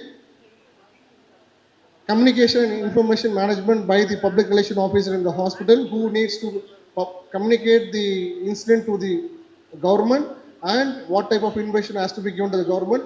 Or in case someone public is seeking the information from the hospital, someone has to be there to coordinate among the hospital and the public. So as I said, triaging, first the triaging point should be set up in the hospital. Then the patient will be according to triage. If it is red, immediate treatment has to be, life-saving treatment has to be given. Then the yellow, then the green actually.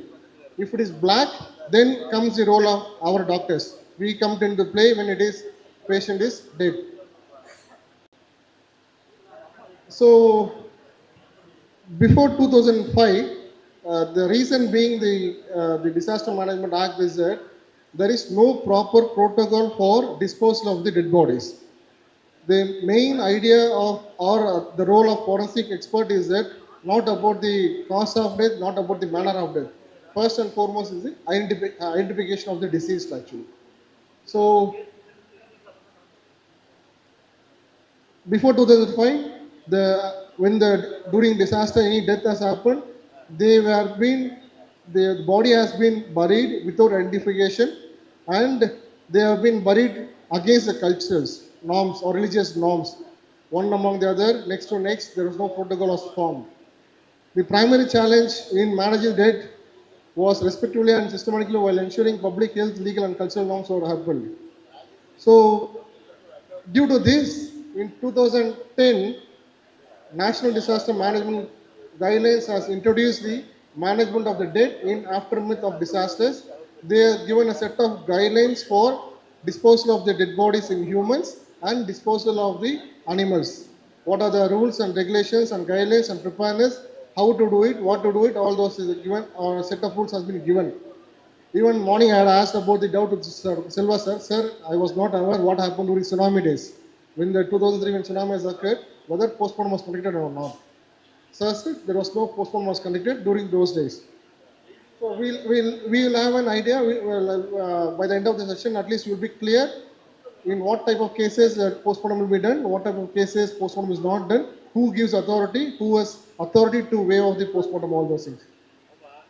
So what is the role of the forensic doctor in mass casualty event? One is triaging, tagging the bodies, postmortem examination, identification of the body, documentation for the legal purpose, establishing the cause and manner of death. What are the challenges that we face during mass casualty event? The body will be fragmented, dismembered. There will be crumbling of the remaining of the bodies, advanced stage of decomposition or buried or burns, identification under pressure, maintaining the chain of custody, cultural and religious sensitivities, and media involvement. So the main role of our role will be forensic doctors will be the first will be the recovery and the retrieval. Usually the recovery and retrieval will be done at the site of the disaster, and from there the body will be shifted to the hospital. So timely recovery of the body is essential to prevent the decomposition and to help in identification of the establishment identification. So at the site of the disaster, there will be some officer called group in charge of the management of the Rajesh, only 5 minutes more. It was 3 days topic. 15 minutes. We know, sir. We know that topic as okay, vast. Kindly conclusion. Okay. So what happens is that the body has to be identified, tag has to be maintained for the different bodies. When the body comes to the mortuary, body tag, label has to be mentioned, photograph, documented, and it has to be kept in the mortuary. So this is how the body image has to be taken from the whole face, whole body, upper half and lower half. And the ID number has to be generated depending on the place where the body was retrieved and which team has retrieved the body and count the number of the body. Then comes the transportation to the mortuary or a hospital.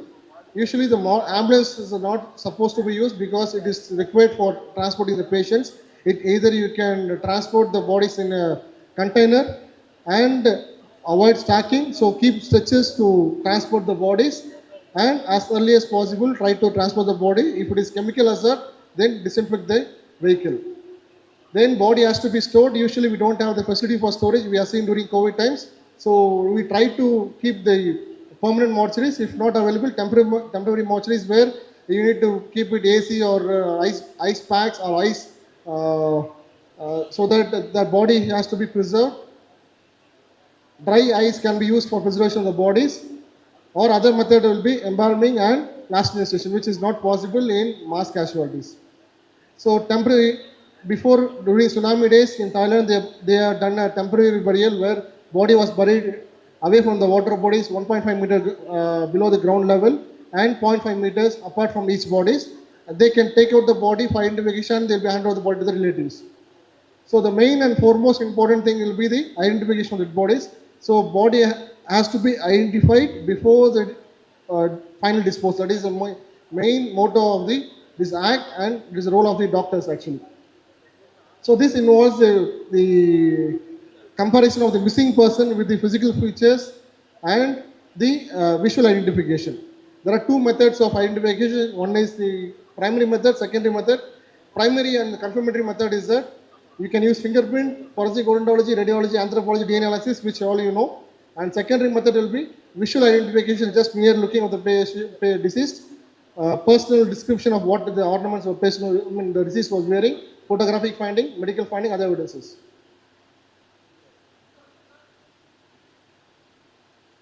So what is the procedure? You need to collect the data of the dead bodies, assign the ID tag, preserve the cloths of each body ID tag, label the ID tag with the waterproof ID tag, and you need to keep it separately. This becomes a dead body identification form. So one body, one identification form will be there. That will be used to compare with the antemortem data of the missing persons. You need to get the data of the antemortem data from, for example, if there are hundreds of bodies there, when the relatives are coming to the mortuary to check for the deceased, then get the information from the family members, the missing person, photos, blood group, other things, cross-match with the whatever the finding, the body label that you have kept it, then you can match it and you can hand over the things. So what is the role of the postmortem in case of mass casualty event is that it is not feasible to do the postmortem examination. It may be waived off or death may be generally attributed to the disaster itself. Who has the authority to waive the postmortem? It is the district magistrate or the police commissioner with the powers of first class magistrate, which is given in the Disaster Management Act rules actually. In case of the man-made disasters, then you may need to do the postmortem examination to find out what is the causative agent for the event that has caused the disaster. So in that case, you may need to do the postmortem examination in those man-made agents. Then comes the disposal of the body. So once identification is done, then the death certificate has to be issued. In ICT coding 11, they had clearly mentioned that the cause of death as the cause of death as disaster as immediate cause of death, which is there in ICT coding 11. So after that, you can hand over the body to the relatives for the final rituals. So special precautions should be taken in special circumstances like chemical, biological, radiological, and nuclear disasters. Audit the disaster event, and you can debrief the event after following the incident. Thank you, sir. Thank you, sir. I think there is no question because of short time. We will suppose any question, we will discuss in the banquet. As organizer, want to come to the conclusion. Thank you, sir. Thank you for elaborate discussion about this topic. Thank you, Raju.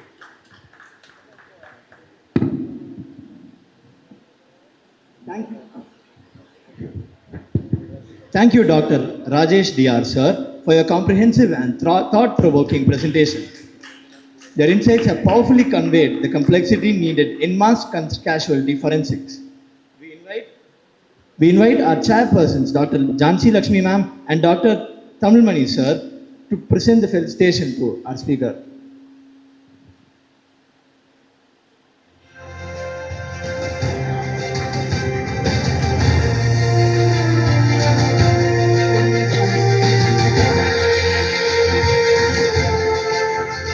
Finally, to felicitate our esteemed chairpersons, Dr. Jhansi Lakshmi ma'am and Dr. Tamilmani sir, I humbly request Dr. Jhansi Lakshmi Mailapalli ma'am, Assistant Professor, AIMS Delhi, and Dr. Ravi Hosahalalu, Associate Professor, ACS Medical College, Chennai, to felicitate them. Thank you, ma'am.